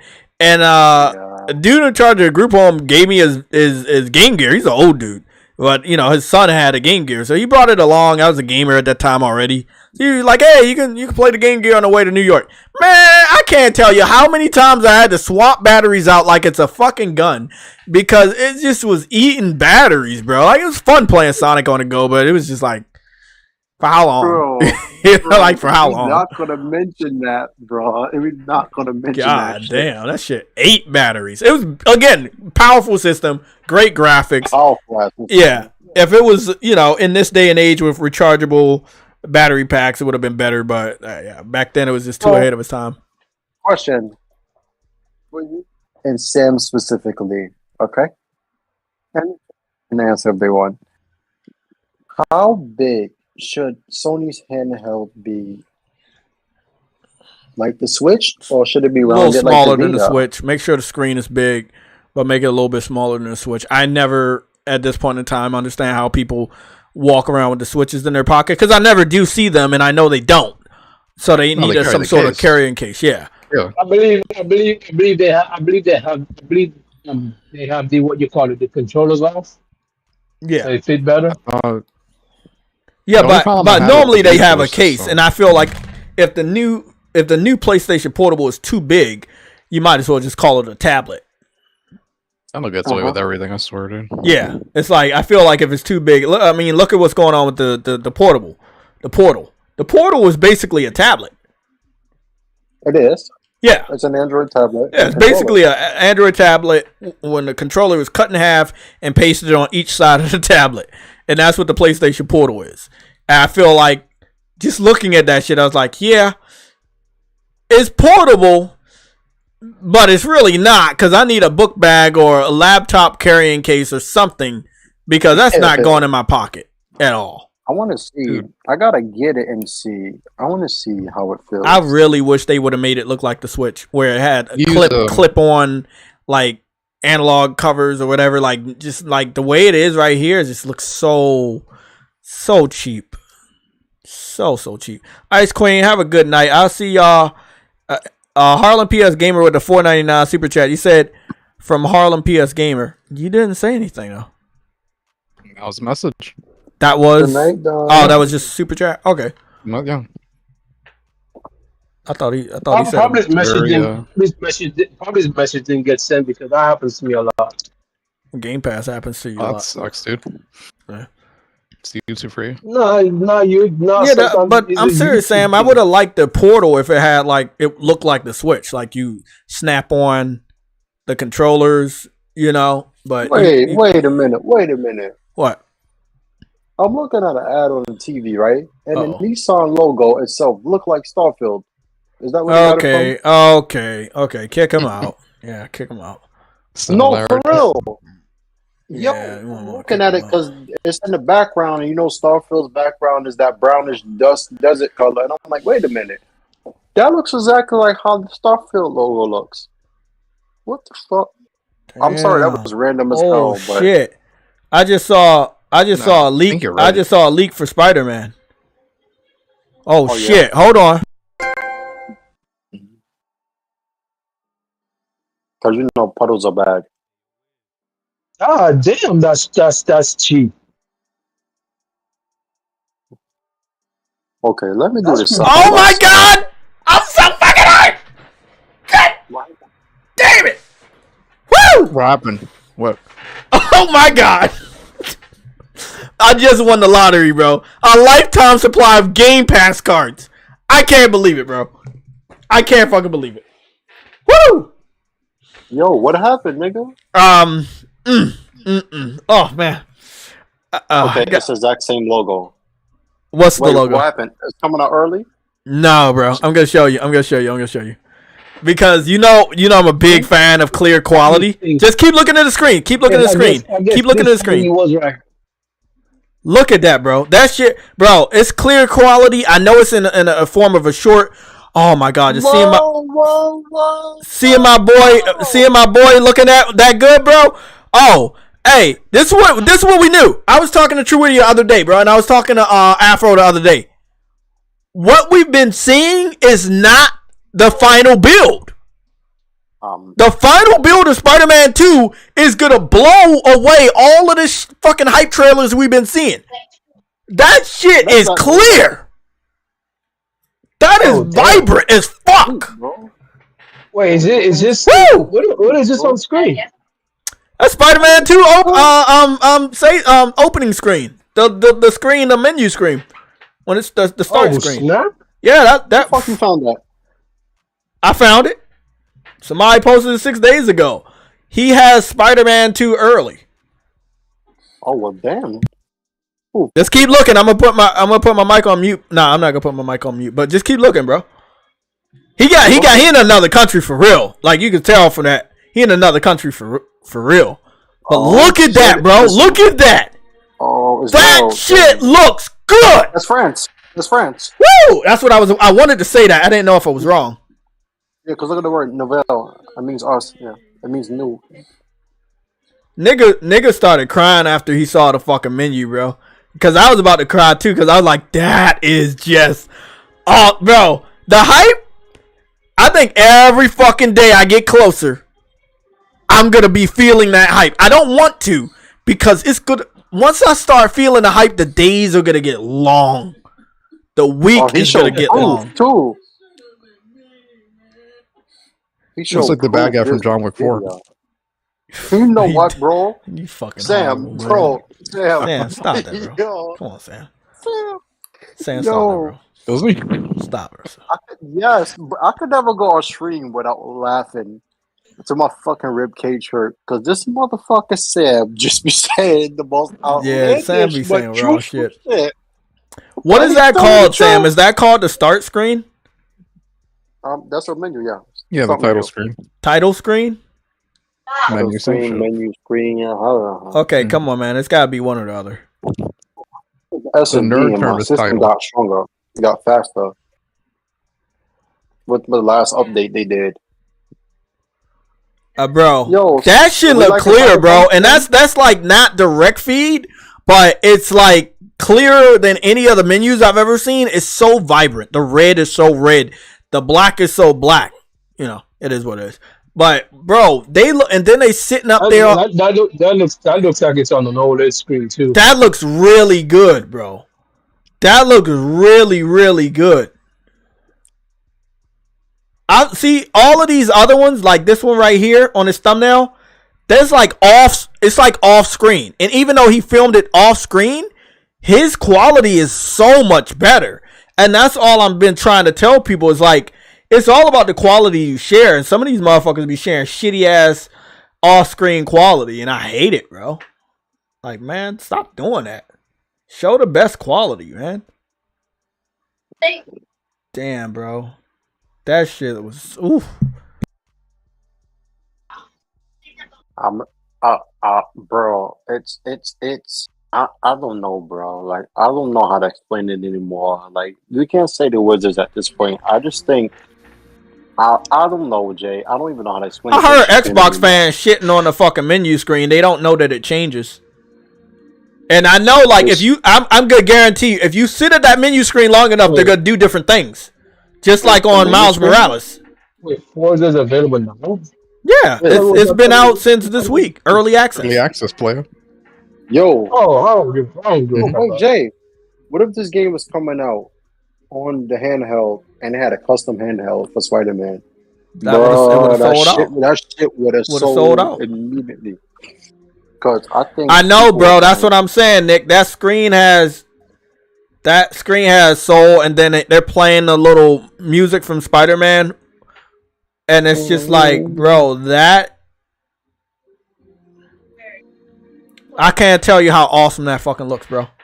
I cannot tell y'all how awesome that. Yo, look fucking at shit bro was. hair though. Like I know, bro. I was like, oh, did he get rid of the shape up? Nah, he got the little. He's starting to grow his dreads like games, but he got the shape up too, man. I was like, oh my god, that looks so clean. That's the cleanest of the menus I've ever seen. I've seen a lot of the menus, but that shit looks so clean. God, that looked clean. Oh, I cannot wait to play that game, bro. Yo, Jay. Huh? I told my shorty, right? I said, when this game comes out, right? If you break up with me, I don't give a fuck. At this point. So she was like, you and your fucking Spider-Man, bro. How you love a nigga that just shoots webs? I was like, he shoots something white at his fingers. I'll shoot something white in you. So and then she shut up. Oh, shit. And she was like, she had blushed and shut up. Bro, she need to tell next time. You need to tell her, first of all, that's a national treasure of New York City. You gotta fucking respect Spider-Man, bro. Like, come on, bro. You know what she did after that? I don't want to hear, but I already know. I figured something. What she you do? know what she did after that? Probably some PG-13 shit. What's going on, man? She bought me the bundle. That's PG-13 shit, and the game is rated T. She bought me the bundle itself. So now I'm gonna have 2 PS5s. Well, you need to give one of those away to one of them homeless Xbox fans in the streets, because I'm not giving them that shit. Because they are thirsty. They do a lot of thirsty stuff. This is little boy in Jersey that I see on Twitter who got cancer, right? And I'm thinking about giving him that one. Do it. Because same thing I did with when Microsoft gave me the 2 Xbox One X's, I gave one to some dude in I think Kansas or some shit who had cancer. I actually shipped it to them. And I still talk to their mom to this day. And that was what? That's nice, man. Valentine's Day 2008. Mm-hmm. So I just do things like that. But I think I might give it to this boy in Jersey because he's 10. He wanted the PlayStation. His family is having trouble, with medical bills, but they got a good ass house, and they can afford the house. But the PlayStation, they're trying to worry. So I'm thinking about giving them that. Do it. Once you get the new one, definitely. I did the same thing with my PS4. When I got a new PS4, I gave away my old one for $50 too. That'll be awesome though. You started laughing when I told you that. I was like, think about it. You telling me I'm hyped over a guy who shoots white. Oh my god. Oh my god. Now I understand. Oh, how was Assassin's Creed? Mirage. Hold on, bro. Now I understand what's going on with Assassin's Creed. Assassin's Creed is set in Baghdad. And they're currently at war. Oh. Wasn't the first game about the Crusades? I know, but they're like the Israel people were in war, and I was like, bro, maybe that's why people hate. American people are picking sides now too in the war, even though they shouldn't be doing that. But they not gonna go over there, but they picking sides. Which war? Of course, we're idiots. Yeah. Huh? What's going on with the Israel and Pakistan and? Oh, bro, if you pick the fight that never ends, any country that speak Urdu, bro. Fuck you, bro, because them niggas is legit racist against their own kind and have been targeting fucking Israel, even Iran. Listen, Spartan, no offense, but that's already been that's something that's been already. It's gonna. No, it needs to see and it needs to be said though, True Witty, because you have people out there right now picking the wrong side because they think that Israel is the one that's hurt, and it's really not. They're doing the attacking. Israel has been legit the foundation, the most open of the Arab world itself for fucking 200 years. In the 90s, they opened up to the United States so they could further trade in the region and had to go to fucking war with their own people because they were open to foreign advancement. Because the U.S. got some shit, I want to talk to you about foreign advancement. It's been confirmed that you can't play Forza without an internet connection. If you get the physical disc, you won't be able to finish installing the rest of the game without an internet connection. I just wanted to let you guys know the guy is going to do the test right now in front of you. He's doing the test right now. They only let him download 45 gigabytes. And after Gaza that, is prison this city. is what he said. It says, check your connection. Test it in settings, general network settings. Test network connection. If you do not have a connection, your game might need an update. Try launching it again or go to your games and apps and then check updates. No, I'm gonna start with So the you, Gaza. Or, so you can't even play Forza without an internet connection. So if you get it physical and you just want to pop the disc in and play Forza, you can't. Now, from what I'm hearing, there are multiple Xbox games that are doing this, and I think Starfield may have been one of them as well. It was. Yep, Starfield. At the end of the video, he shows off all the games. Flight Simulator, Forza Horizon 5, Halo Infinite, Redfall, Starfield, Forza Motorsport. But Flight Simulator, really? That one itself. Yeah, that makes sense. Yeah, that one makes sense. Because they have to get the assets. they're streaming the assets every single second, and they don't change while in gameplay, which is impressive on the Series S too. Because it's the power of the cloud.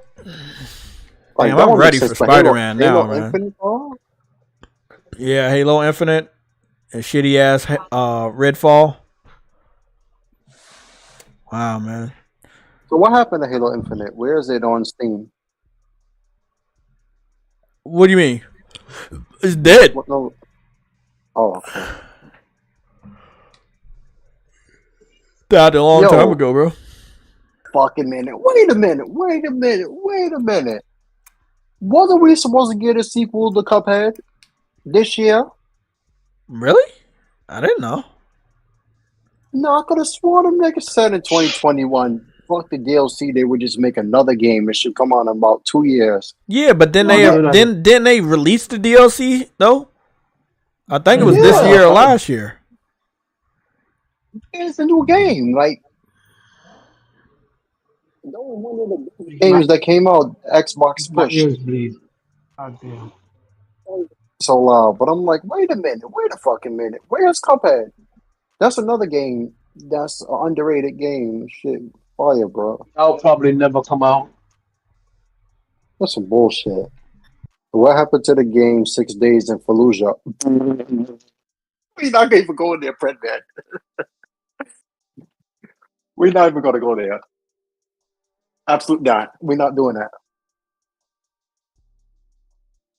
Hey, Jay. Yeah, what's up? Rockstar is going to give Sony back that game for Agent in 8 days. You ever think Sony will go back to that? Because that was PS3 too. You say what? Do you think Rockstar will ever make up to Sony for the game Agent? And will Sony? They're gonna have to give them a pretty damn good contract for Grand Theft Auto 6. Whatever Sony wants, whether it's marketing, whether it's exclusive content, doesn't matter. At this point in time, it does not matter. You gotta give it to them. Because technically, they wait up. Did this nigga just compare fucking Redfall's draw distance to Spider-Man 2 from a fucking trailer? And the trailer looks better? What is he talking about? 6 Days in Fallujah, I'm fucking dead, bro. What is wrong with the like the Xbox fans be wanting to compare everything until the game come out and it's in our hands, and then when we start flooding the internet with fucking proof, then they want to fucking retreat and shit. They need to stop that, bro. They need to stop. Like the Forza people. Oh, they quiet now. They ran away. Jay, I'm gonna be honest, Jay. They get overconfident. I know. That's what I'm saying. They need to stop. Every fucking game, bro. That's all they do, bro. They can't help it. They're in the console war. They want to fight, but the fact that they're fighting a losing battle. Because at the end of the day, Microsoft doesn't care about quality at this point. They just care about quantity. They should understand that by now. The name of the box is called DirectX Box. Bill Gates openly got on stage and told you the reason we're launching this console is to draw more people to gaming on Windows platform, our PCs, and that's when they started officially licensing out the right for Windows with Dell, HP, and all of that. They legit told you what the start was to bring everybody to PC gaming with Windows, live fucking from Windows, Xbox Live and Windows, and all that shit failed. So they kept the system. Now you don't need just the system. They figured it out a different way. It's not that they don't care about quality. Their community don't care about quality. Their community don't care about the brand. Yeah, but they don't care about quality. Microsoft cares about Xbox. Don't get it twisted. That's their baby. They care about Xbox, the name, which is they keep telling you is the brand name. They don't care about the system itself because they don't. Here's the thing, though, Spartan. I get what you're saying, but if they really cared about quality, they would not release their flagship Halo the way they did. They would not Why? release their Why? They would not. What do you mean why? Oh, they not Halo 5 complete. And look what happened at it. They made fucking 400 million in 3 days. And then fucking their same community. That's okay to release Halo like that? No. That makes sense to release Halo like They that? released Halo 5 complete and brought the I'm multiplayer not, I'm not talking. I'm not talking about Halo 5. I'm talking about. I'm giving you an example of why they launched that game complete. Single player, multiplayer, 400 million made in 3 days. And their same community was hyped. Yeah, I got Halo, the custom Xbox. Then Black Ops 3 came out. You still miss. Wait. I made your point. I'm telling you why. Then Black Ops 3 came out, and that same community left to play that and forgot about Halo until the next game came because PlayStation had all the marketing. Their community left the flagship for Call of Duty, just like they did in the 360 era. So now they're like, we're putting out games that's falling off. Fucking Forza, Horizon 3 was gorgeous. The Hot Wheels DLC and everything. They kept putting out shit, and they weren't buying it, even at a cheaper price, discounts with Xbox Live. So what they did was the next year Game Pass entered. And then you saw them say, okay, we could do these full games. And they tried. They tiptoed, just like PlayStation did with Plus. Then they started putting full games in there. And you know why? They didn't buy the shit. Gears 4, Gears 5, Forza, everything was full fucking games. And their community did not buy the fucking games. So what they did was stop making full games. And they said, okay, let it be. State of Decay came out. Was a full game. Didn't have much content. Cool. Fuck it. They marketed everything else. I didn't buy it. So now, when they half-assed, they're still making money. So why would they stop putting out bullshit when they're making money while doing that? That makes no sense. Because you should have pride in the work that you do. They did. They don't have any pride.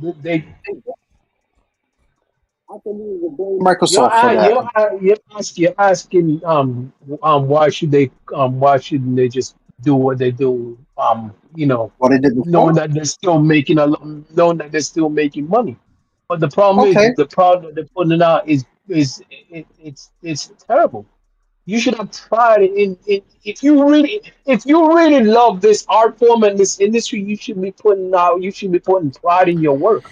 Well, Master Chief is going to Rainbow Six, so I guess he's going to live on. He did do it for 3 fucking generations. Listen, Spike, I love art, right? I used to paint, I used to draw, right? I'm not gonna go half-ass on my artwork. I've never gone half-ass on my artwork. Because you have it in your work. I go all out on my art because I want my stuff to be the best that I can make it. If I never loved it, if I never loved art, I would never put down that much effort in. You see what I'm saying? Truly, they did. Yes, they did because it was making them money in the past. But now that they realize the community doesn't give a shit, they don't give a shit. Truly, they actually didn't make a lot of money. This is the most they've made money by doing less. Microsoft. So that means, as I said, the only reason they'll give a crap if to doing quality if they make money. Mm-hmm.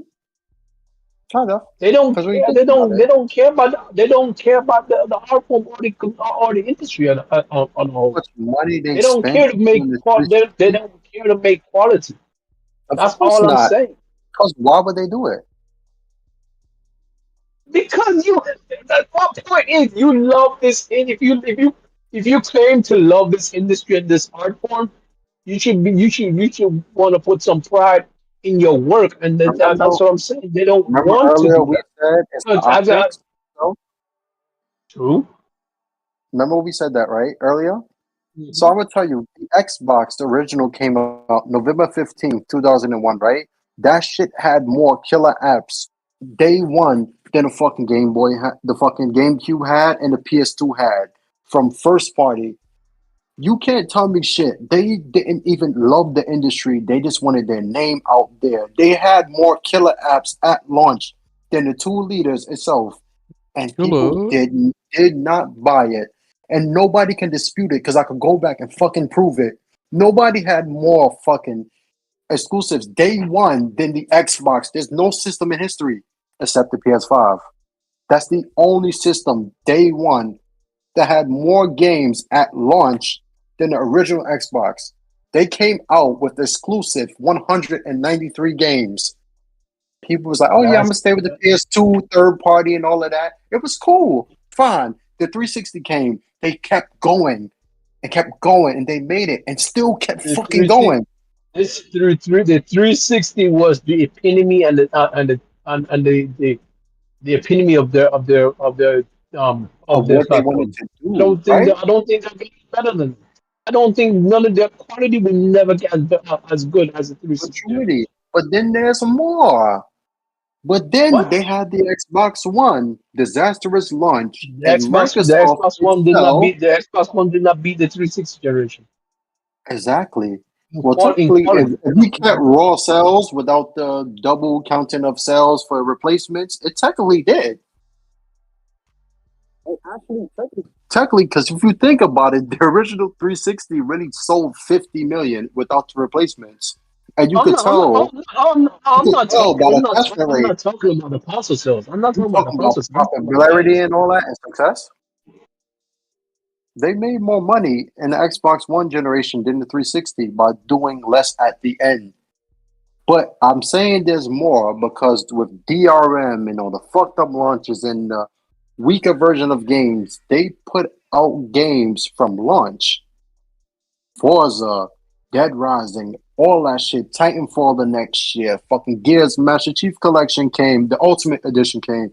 They marketed Fallout 4. They got Halo 5. They got Forza. They had so much shit. Just kept going and going and giving and giving and giving. You gonna keep giving your shit to somebody who is not appreciating it? That's like being with a woman that's unfucking grateful. You gonna keep doing that? You're not putting time and effort into anything. Even if you're not asking for it back, you Then will at why? least suspect. Then why are you still in this industry? Why don't You you know just leave why they out? Why still don't you here. just leave? If you're not gonna put the effort in, why not leave?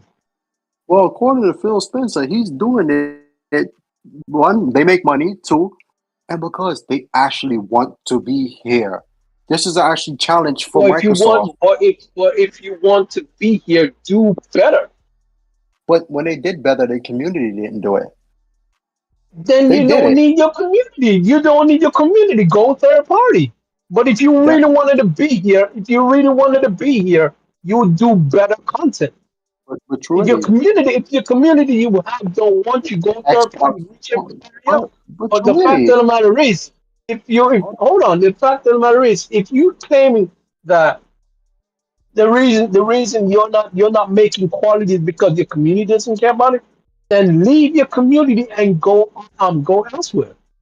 But the fact of the matter is, if you're gonna sit here and just produce um trash content, then what's the point of you being here?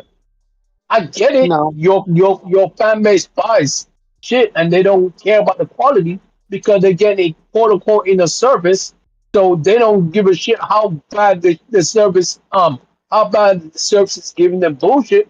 But It's not because even they'll just get it that. in the service and they don't gotta pay an extra penny, that's okay. But it's not even just that. You said then you don't need your community. Their community is the Xbox hardware owners themselves, right? They've been telling them this.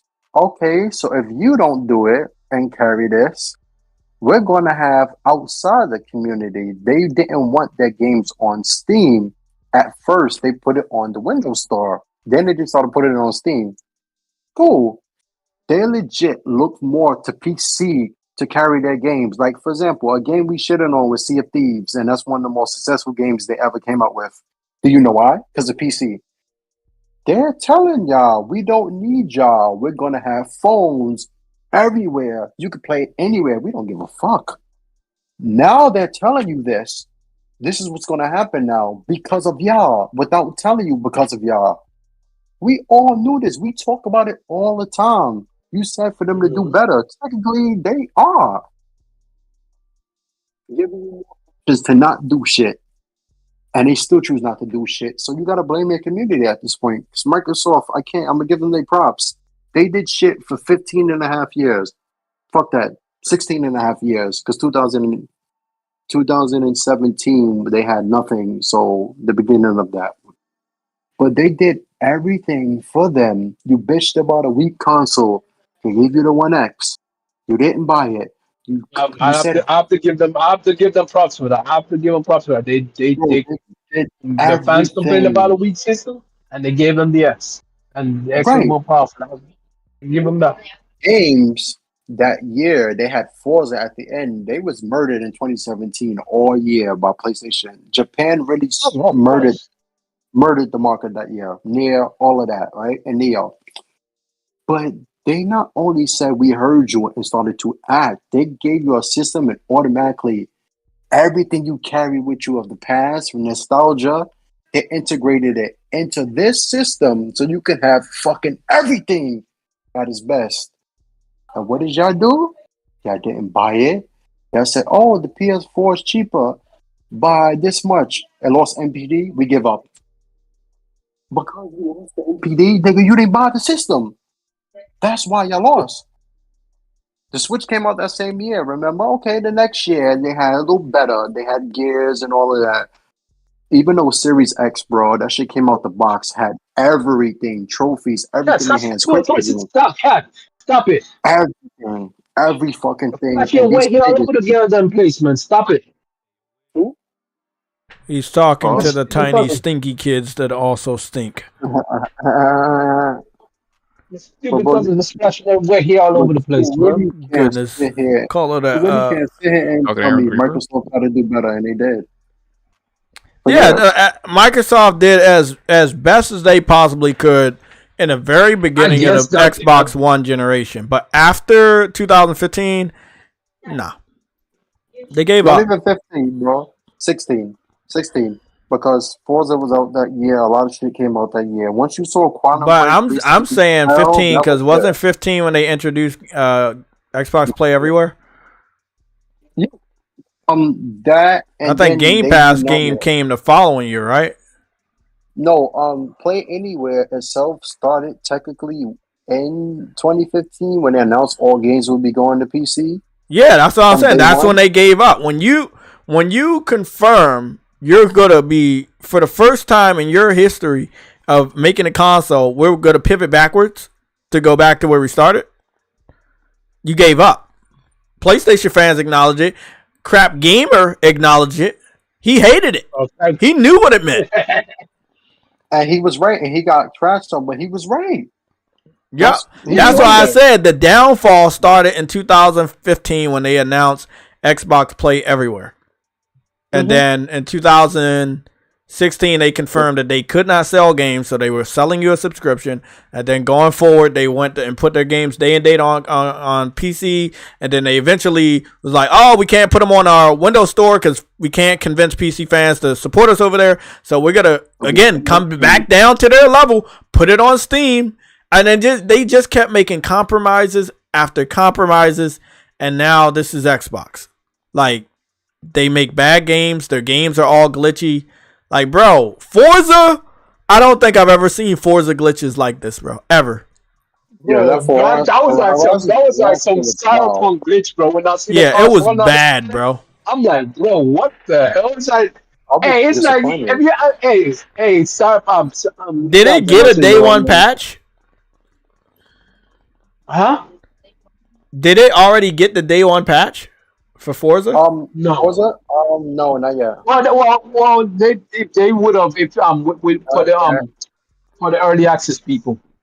Forza Horizon, I mean, yeah, last year got a day one patch and they got it fixed, but it was still bugs there. But truly, to answer you, it makes no sense to put your heart and soul into something.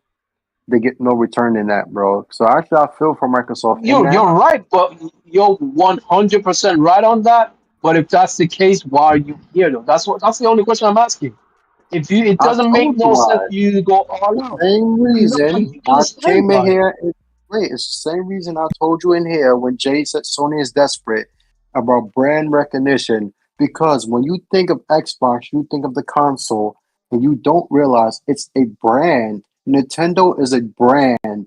PlayStation is a brand. Xbox is a name brand. But remember, it's attached to the console. PlayStation is attached to the console, but they've had handhelds. They have VR. They have fucking movie studios now. So it's like they're branching, and Xbox are just stuck on just the brand, the hardware. They're there to branch that out, but the console is the scapegoat to branch out. Like Bill Gates said, Xbox is here to migrate people to PC. How much people from the PS3 generation, 360 generation went to PC and didn't go to PS4 and the Xbox One, to the point they made mid-gen refreshes because of that. So that's what they're here for. They're here to make the money sustainable, yes. But what you do after that, you own shit, integrate it so you make avenues of revenue everywhere. So if they go third party, if they was to self-publish Halo today, Halo, the rest of the old Halos on the PlayStation today, they would make so much money, and they know it. What's Sony? They would make the 30% though, and their store, Microsoft gets the majority. But at the same time, you want all of that. The subscription service, you have to sign into that. You don't get a cut of that. That's why they're here. Like when they bought the Havoc engine and thought, okay, everybody uses this. You got to pay me to use this now, even though it's free. Sony said, okay, Uncharted 4 will be our last game using this. And every one of their studios built up their engine. Decima engine. Everything was already up running. You don't see people use the Havoc engine no more. Does anybody know about this Assetto Corsa? You know, that's actually hilarious. Because everyone was using the Havoc engine and then Sony stopped using it. Anybody know about Assetto Corsa? That's the best PC racing game. Corsa, they say, yeah, that's one guy was just saying, he was like, it's the best PC racing game. Why don't the comparisons I've been seeing, why haven't anybody compared this to Forza? I just now heard about it. Literally just now. Just heard about this, bro? I mean, I've seen it. I've seen it about, but I haven't really like heard anybody like vouch for it until just now. Huh? It's gorgeous, even on the lowest tier cards. I see it. It looks really good. I saw what the dude was showing off. I was like, photorealistic out the ass. I was like, why isn't nobody? So is that the 2016 version? I don't know. Because the 2023 version don't look like that, and the one that I saw that's from 2016, they discontinued it on PlayStation. It's no longer on the store.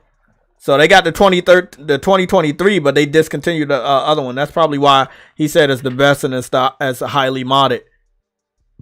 Yeah, I can't even buy this one no more. So this must have been the best one. Then they discontinued it. Wait, that's not the Gran Turismo type thing, isn't it? Like it is. It's sim racing. Yeah, I don't see why nobody compares it. That's weird. Huh. Forza Motorsport recycled cars. Forza Motorsport still recycling outdated car models 4 hours ago. Ooh, that should be good. Yeah, I know. That's actually legitimate. They are recycling car models. Listen, man, the real people are gonna speak up at the end of the day. The real people who like that game are gonna speak up. The people who don't give a crap and they're just fanboying, they're not gonna speak up because they don't want Microsoft to look at them. Bro. Remember when FORZA was winning Racing of the Year? Racing Game of the Year? When in the Game Awards, Racing Sports Game? Remember that?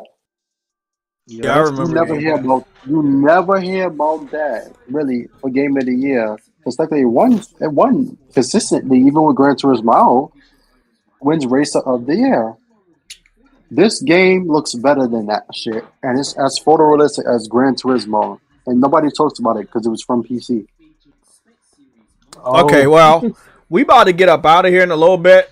We'll definitely talk about this like after the show, but before we get up out of here, I will say the only reason why they probably don't talk about it on PC because it's a PC game now, and it's really their responsibility.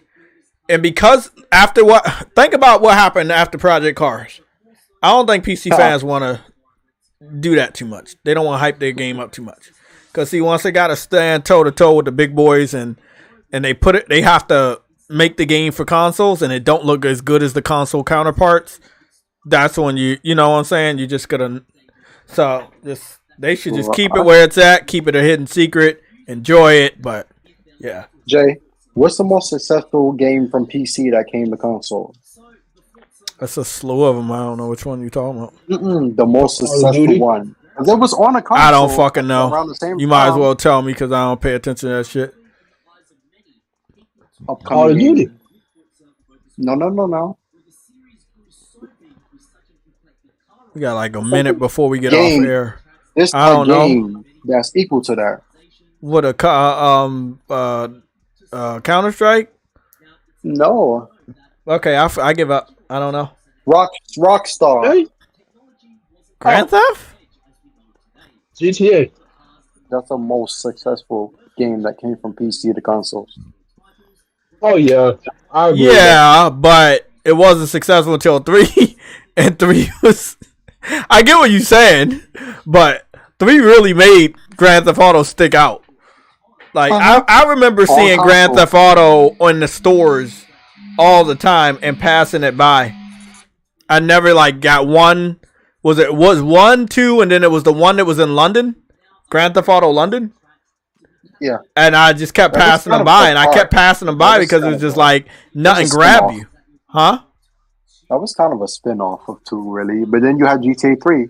Yeah, and then 3 was the one that put it on the map. 3 put Grand Theft Auto on the fucking map. And which console brand did that? PlayStation. I know. Oh, shit. Wait a minute. PlayStation did something else? Oh. Do they have Auto Vista on this new one? I don't think they do. Damn. They do? Call of Duty, Battlefield, Grand Theft Auto, all them shits came to PlayStation and boosted, especially Battlefield, because Call of Duty was on Xbox. Goddamn, Jay. I give up. I have no argument for them. Fuck. Tell your Xbox niggas. Good luck next year. Good fucking luck. They need more than luck. I'm just saying, even for Nintendo niggas, good luck. For niggas that got PlayStations and y'all love your wallet, good fucking luck. Y'all gonna be broke. Y'all gonna be broke. This gonna be like Sony PlayStation 4 in 2017. That shit was just rude as hell to our wallets, bro. I done got Neo, fucking shit from 2015 on sale on Uncharted Nathan Drake collection. I got again, fucking what? Ratchet and Clank. I got another one. Got Hellblade. I got Tomb Raider. Shadow of the Tomb Raider. Shadow of the Tomb Raider. I got that year. Call of Duty World War II I got that fucking year. Star Wars I got that year. Battlefront 2, Destiny 2 I got that year. That shit was that was 10 games, bro, at full price. Well, 2 of them was deals, but that was insane, bro. I feel like a homeless person that year. All I'm gonna say is if Xbox fans was enjoying the prosperity of Forza being better than Gran Turismo, that shit ended this year. And I know it was never the case, but if they were just talking about Metacritic and like people were taking the piss out of Forza because they are pissed off. I mean, they rightfully so. After Forza Horizon 5, you should be pissed off. Like it's wow, that's Xbox all the way, man. A level of disappointment. You said it ended this year? Like I'm talking about the Metacritic. As far as the fanboys bragging about, hey, we got a higher Metacritic racing game. Well, this year you didn't. And I think going forward, because the budget is obviously cut, and it's not just going to be for Forza Motorsport. It's going to be for the next Forza Horizon. I guarantee you, bro. That shit's going to be a little bit more cartoony. Huh? What's their score? 87. What they got? 87? Yep. And Forza is what? 85 right now. Unless it gets any more mixed scores. Oh, that's not bad. I know, but that's only because you had a high level of Xbox. A high level of Xbox websites that are like gave it like 10 out of 10s and shit. What is Halo Infinite score again? 80, 86? Fuck, I don't know. It's something in the 80s. It's not too high though. They have an 85 for Forza? Yeah, Forza Motorsport is at 85. Yeah, I thought y'all was trolling. You dead ass? For real? Yep, it's at 85. That's the end right there. GT done because this is like significantly lower than the original Forza Motorsport that came out many years ago. Nigga, I told you, I see the end of days when Uncharted. This was their big one, like Forza. What is it? Halo, Gears, and Forza. Halo, Gears, and Forza. The ironic thing is though, Jay, Forza's always gone in the 90s. So Halo Infinite is an 87, and then Starfield is an 83. Forza is an 85. And I think Gears is something up there like a 80. What is Gears? That's the average of 85. That's the average of 85 so far. That's not bad for Xbox so far. Gears 5 is an 84. 84. Yeah, I remember that one. So, Returnal. What was Returnal at? Returnal. That's some shit. Returnal is up there at a 86. So Returnal has a higher score than most. Well, it's higher than shit. It's higher than Gears 5. It's higher than Forza. It's higher than Starfield. It's higher than Redfall. It's higher than everything that they released this gen. What the fuck, bro? I told you, Jay. To me, it was over the day I saw an Uncharted game outsell a Halo game. To me, that was the end. What Halo game were you referring to? You see how they put out Halo 5 in 2015, which was the launch, and then they bought Rise of the Tomb Raider rights to compete against Uncharted 4, and that game failed, and then it came out May 10th, 2016, and Uncharted 4 has sold over 16 million units. No Halo game has reached that. The highest is 13.6. That was the end for me, honestly, because 5 was not reaching 3 and 4. Reach and ODST didn't sell that high, but they sold really good millions, right? I think that was the end, the moment Uncharted 4 happened. And I think when Horizon came out, and that shit is a new IP, and that shit reached 10 to 20 million now as a new IP, that was it. I think that was it. And when Guerrilla got back popping because the Killzone, y'all made fun of them, now they got a heavy hitter now with 20 million sold. And then you have Insomniac that made Spider-Man, which is not new, but they got over 20 million now. So now you have 3 that's over 20 million. No Xbox game has sold that much. Right there. Storybook games outselling games with multiplayer. Possible. Damn, bro, Jay. See, you done made me into a devil again. But Spawn, it's a one and done game though. That's what I'm saying. How is that selling more than a multiplayer game? Bro, Uncharted 4 had a multiplayer aspect, and people bought that shit for the story and kept buying it for the multiplayer. That shit outsold the Halo game. How? Halo, bro. Like, I'm just saying, that was the end for me, for Xbox. Quantum Break couldn't And then save them. everyone blamed 343. And then remember how Destiny was attached to PlayStation 4 so much. So that shit low-key killed Halo as well. And then Call of Duty was attached to Halo. That was I over. mean, That's what really killed Halo is that shit Bungie killed Halo. leaving home, not wanting to go back home, and then just making an overall better product. And I'm gonna be honest, a marathon might be something. We'll see. I'm not on it. I'm probably not gonna pick it up either because I'm not a marathon player, but it may be something. It may be something. Personally, man, I think Bungie did it. And then they joined PlayStation. Sony is like, damn. Not even creators of Halo under Sony. But they did say games would be third party. They didn't say all of them would. Because Bungie can make that decision to make an exclusive game. So, gotta remember that. It's not just Bungie. Remember, Sony could also contract them to make a game. Uh-huh. He had that final Is say that- of purchase. Yeah. So if Sony wants a game Sony could say exclusive, they want them to make an exclusive game. Bro. Bungie will be like, okay, to do it. Contract sales states independent. You can make third party, so they're not breaching the contract at all that they signed.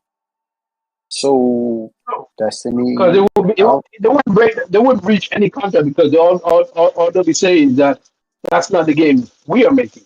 We're making a contract game with Sony. That's their exactly. game. And we're still making our games. We're still making our games most of Exactly. You know what I'm saying? So it wouldn't be a breach of contract.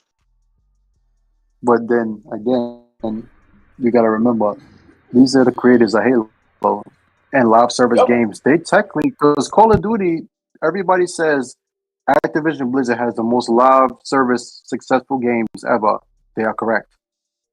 The most independent live service game technically is still Bungie with Destiny, because even though it was being funded by Activision, when they broke away, they took a loan out for 100 mil and then was working on shit on their own and was doing that for fucking 5 years on their own without funding. 100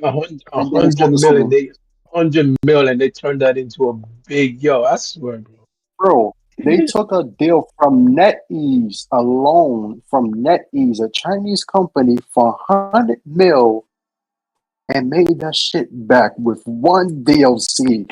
It was independent ever since for 4.5 to 5 years before joining Sony. And they making all that money off of that cell phone game for Fate. It's called Fate. Based off of that anime. Big brand order Sony's IP. Yep, that's the Sony IP. Oh, now that comes from the anime. Yep, and they own the shit originally, and now they studios over there in Asia bought it fully. The studio that makes it, so it was like they own the studio now. So it's like you have a live service game on PlayStation or mobile that makes $3 billion a year in profit, not revenue, in profit. So Activision Blizzard say they made $3 billion. A lot of people don't know that though. A lot of people don't know that. But in profit, not revenue. So that's isolated from Sony reports in gaming. So you ever heard Blizzard say they got a game that makes $3 billion in profit each year? Call of Duty don't even do that across platforms. So when I tell you, Sony don't need to do shit on that grand scale They got a game, one game on based off anime makes $3 billion in profit, not revenue, profit every year. That's a lot in profit for one game. Okay, that means that's all money coming into their pocket. Exactly, it goes directly to them. And y'all think Sony don't got money, bro? I'm telling you, bro. The fucking Europe, the old world itself, Europe and Asia has the most money makers in the world in gaming, not the US. It's Europe and Asia, especially fucking Asia, because they got mobile. If Sony was to buy up every hit game right now on mobile, they'll be fucking rich. They'll be making me more money. They won't even need to fucking offload shit from their TV. I've always wondered if they really wanted to go to mobile route, why not pick up game lock? Because, True Witty, Sony's always seen as the bad guy from they came to America and started doing shit. So they kind of seen as a trader in Japan, if that makes sense. So if they wanted to buy certain people and certain companies, even if it's in America, they still under the whole Sony Corp, so they would have to sign off on it. So not really. Insomniac was a hit because that was supposed to be a crossover anyway, movies and shit going on with MCU showing in China and all that. That was that. That's why that was a done deal. All that, but Sony could buy a lot, a little bit. I know that. And they do not. They bought Fate for a reason. I have a feeling they just won't buy them. But they have Animeplex, which they make a lot of anime, so there's a lot of the biggest purchase in Japan. Bandai Namco. Oh yeah, purchase ever in Japan because that shit will cost them at least 15 to 18 billion US dollars. Because that is the second largest third-party publisher in Japan. It's the second or third because Nintendo exists. But they're the third. They make toys. They publish shit for From Software. They own most of the assets and From Software plus Tencent and Sony. So if Sony was to buy that, they print money because they get money just based off toys, fucking magazines, all of that. Game Pass. I would love that for the gaming side because Tekken is my favorite freaking fighting franchise, to be honest. Yeah, they will own that. Yeah, I would love Tekken. They said Sony bought Tekken and bought back all those PS2 games and fucking Soul Calibur and all of that shit. Like, people don't realize Xbox had a hit on the 360. Not just they hit games, but they had live arcade. That shit put you on to so many JRPGs that you was like, damn, they got diversity. They do. PlayStation didn't go back to that yet, which is what somebody was saying in the chat. If they did what they did at PS3, it would be a hit. If they come back with an arcade and have all of these games besides PlayStation now, and plus whatever now, it's going to take off. I'm telling you, man, y'all niggas don't know what can happen. Like when I told Jay, Sony is going to buy Bungie in 2021. And he was like, I don't believe it. You may be right. And then what happened in January 31st last year? Sony bought Bungie. Damn, I just learned that. I did not know that Christian Bale played Thomas in Pocahontas and was the main character in what was it? Howl's Moving Castle. I did not know that. Wow. Goodness. Okay, that's fucking awesome. That's fucking awesome. Okay, guys, we got to get the fuck up out of here, man. I got work in the morning. Y'all know it's almost Game Pass time. You know, Trick really got to get out of here so he can play his next Game Pass title. What time you got to be at work? Whenever True Woody wakes up to play Game Pass. So that'll probably be like 10. He was doing that the whole stream. I know, right? Yeah, I'll be on stop on the whole stream. On Game Pass. I have to eat dinner, bro. I had fun this morning. We all gotta eat dinner. But everybody, I hope y'all have fun during the stream. Thank you for showing up. We will be back to our normal morning schedule for the PlayStation Legion news and updates on Tuesday and Thursday. I have no idea what's going to happen this week when it comes to this Activision deal, but people seem to believe it's going to close this week. So if it closes this week, we'll cover whatever that means. I would expect that they want to close the deal before Spider-Man comes out to make that little, what's that thing that they did? The round table. They want to do a round table with Activision leaders when they finalize it to like hype it up.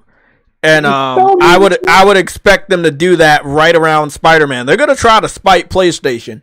I don't know if that's gonna be the best thing to do, but we're gonna see. Do you really think this deal is going through though? I don't know what to believe anymore. So I'm just gonna wait and see. So I have no idea. We're gonna see. I ain't gonna say yes or no because I could be wrong. So we'll see. But wait, so if they make any deal with this Activision deal versus Spider-Man, keep in mind who used to make Spider-Man games. I know, Activision. Think of them back then and think of them now. You could despite them basically being like, this is the people who make the best Spider-Man games, past and present, and have sold this much. That right there is a slap in the face because they used to make them shits and all that, and we about to get access to so many other Marvels like Wolverine and everything that is related to Wolverine. Activision used to make those. Yeah, I know. That's what I'm saying. Everything that's going on with Marvel right now, Activision is excluded because they had fucked up so much. Their management sucked, and the quality for those Marvel games started to diminish. And that's why Disney took it back. If it EA did better than Activision. Yeah, what's up? Jay, someone's asking to be invited to the Discord. No, bitch. Yeah, that was quick. Yo, this nigga said no, bitch. Oh my. We got to definitely. We got to check you out. So you got to add me on the PSN, JayTechTV 4K60. I'm gonna have to check your status and see what's going on. We're not really taking any invites from people we don't really know. Sorry, that just again out of abundance of caution. We're in lockdown mode right now. There's too many spoilers. Too many people out here. Actually, you're right. No, fuck that shit. Because we're gonna see. So when you get a chance, just add me on the PSN and I'll check your stuff out and see. They take time to leave. Yeah, I'm trying to get up out of here. So we're all good. Cool.